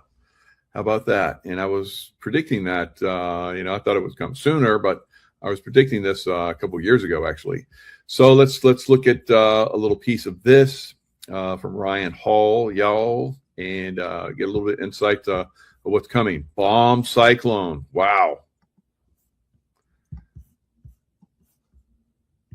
Signal is growing for a major East Coast storm. Are you guys ready? Let's get right into talking about it. Here we go. Here's that big day 4 winter storms outlook, which covers an area from Myrtle Beach, South Carolina, up to Charlotte, up to Beckley, West Virginia, all the way through the I-95 corridor between Washington, Baltimore, Philadelphia, New York, up to Providence. Boston, you're not covered here, but you'll be in the day 5 outlook. This is also covering an area from Raleigh to Virginia Beach to Richmond, which is actually actually the highest confidence area right now. I would actually maybe upgrade this spot to a 30% in the next outlook. Yeah, we've got a potentially pretty big snowmaker on the way. Here's what we're looking at for Sunday into Monday on the day 5 outlook. We're still highlighting an area along the coast, but this time we're including Boston, most of the state of New Hampshire, and all of Maine. And then you can see that there is a 30% area hiding out here in Nova Scotia. That might expand down to the west as we go forward. All right, let's talk about this setup. First of all, we are going to continue to have cold air locked in place here from the northern plains down into the Ohio Valley, through the Great Lakes and into the Northeast. This is why the storm is going to be able to exist. We have a lot of cold air in place. Additionally, over the next few days, we're going to have somewhat of an atmospheric river up here in the Pacific Northwest. So All right, so the beginnings of those atmospheric rivers coming back to the West Coast, right? So you guys might remember I predicted there were going to be many of them. We've not had many. We've had several, but I think we still have several to go. All right, so I think we're going to probably see some cold weather reinvest into the Pacific Northwest. And then it will start to filter down, and we'll get some more of these atmospheric rivers come in, and lots more snow dump, because we need the snow up here or up there. I'm down in the south now, where that snow basically accumulates and then melts nice and slow and feeds all the tributaries, keeps everything full and very wet, and we need the wetness, right? So I saw it.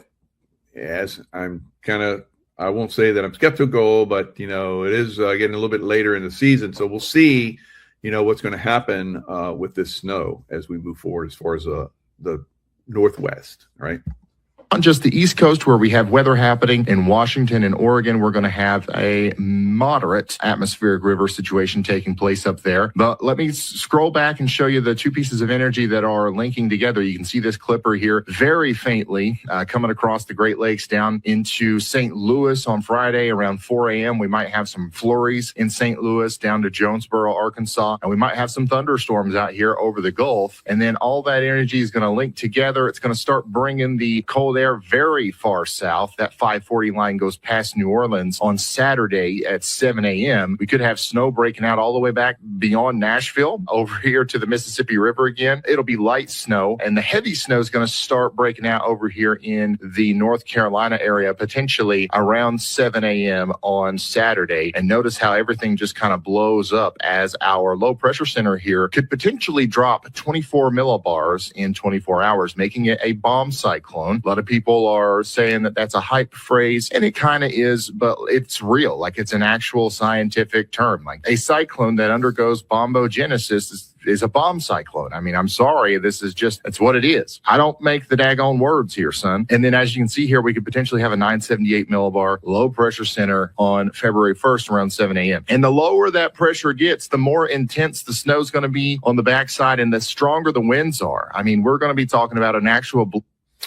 All right, so we're going to see a lot more weather coming in for the East Coast, and it's going to potentially turn into a bomb cyclone, which will really kick those numbers up into the feet or more.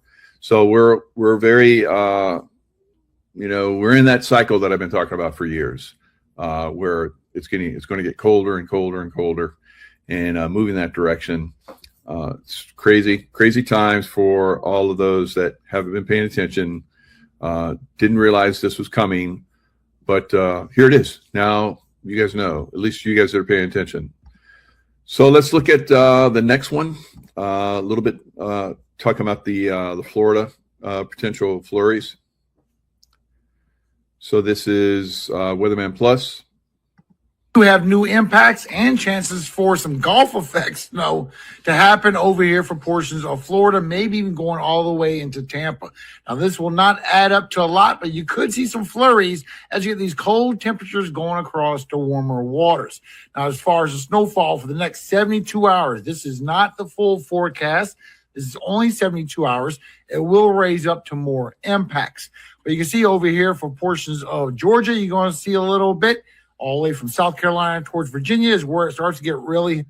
All right, so really starting to kick up again. You guys have been hit on the East Coast with all this cold weather, unusually cold, record-setting snows. You're going to get a little bit more, right? And this is the way it's going to be into the future, because that's the way things are rolling, right? All the lies that we've been told by these evildoers, Al Gore, inconvenient lies, right, that he told. He said that there wouldn't be any more snow at this point. He's actually long ago. We shouldn't have been having any more snow.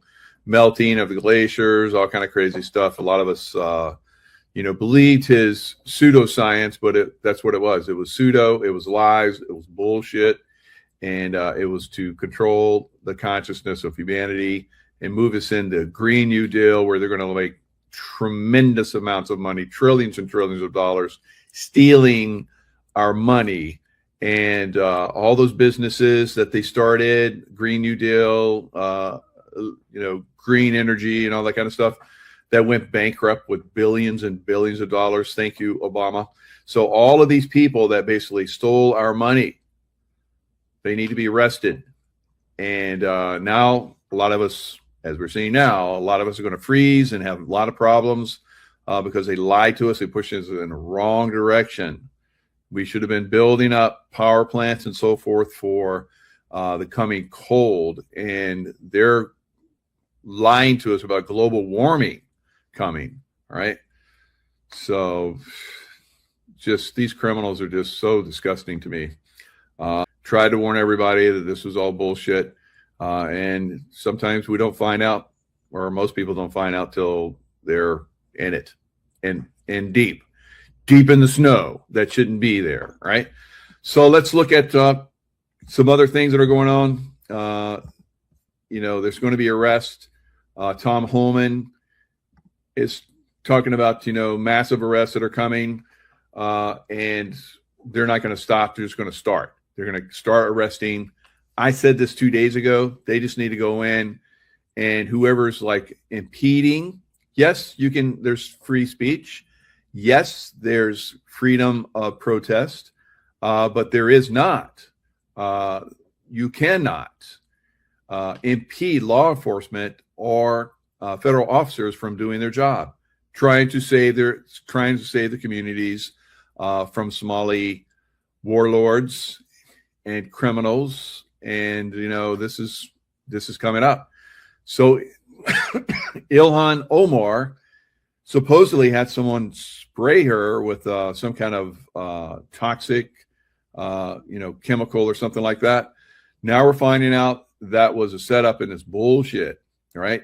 So more and more this stuff, and President Trump is calling again for her to be deported. I don't think she should be deported. I think she should be tried for all the money she stole. All right. So they're coming up with even higher numbers. It was 30 million. I think it's up to $50 million now. Where did that money come from? That money needs to be returned to the American people. It was stolen from American people. So don't send her back to Somalia. She go back there and live like a queen, with all that money. I don't agree with that. All right. So whatever happens. But here's Stephen Gardner just exposed, Waltz on another level. And so this is an interesting one here. Let's listen to this just for a sec and get some more insights of what's going on there in Minneapolis. Question for you. Lots going on in the state of Minnesota. I know that you are with Wisconsin. But according to the New York Post, St. Paul Police Federation President Mark Ross argued that if Governor Walz had allowed local police to work with ICE versus against ICE, we could have avoided all of the protests, the damage, the deaths. Why do you think the governor... So the governor, as we know, and the mayor were stopping the police force. They wanted to do away with the police force. Remember, after the George Floyd riot, they wanted to just do away with all the police force. And they definitely came in and downsize the police force, because that would allow them to do more criminal activity if they don't have the same size police force. And that's what they did. So during that time, over the last 5 years or so, we have had congressmen and women that have come forward and said, hey, we got a lot of fraud going on here. So they took away and they just ignored it. And those people that spoke up, they, went after them. Lots of crazy stuff that's going on there, and it's being exposed. So imagine all of these people having been exposed all the way back then. How many billions of dollars would have been saved, and the people of Wisconsin wouldn't have all their money stolen, or Minnesota wouldn't have all their money stolen, and all that money could have gone into programs that would have benefited them. It's not probably ever going to be returned. It's probably all gone.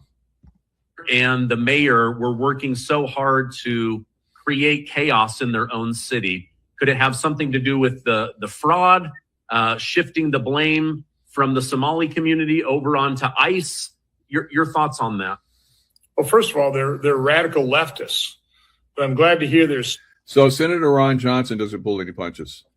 Of course, he gets shut down. Now he's not going to be shut down. So he's really exposing, and he's coming hard at the criminality that's going on. And I was in a show last night. You'll see it on my channel probably Friday with Sheila Holm.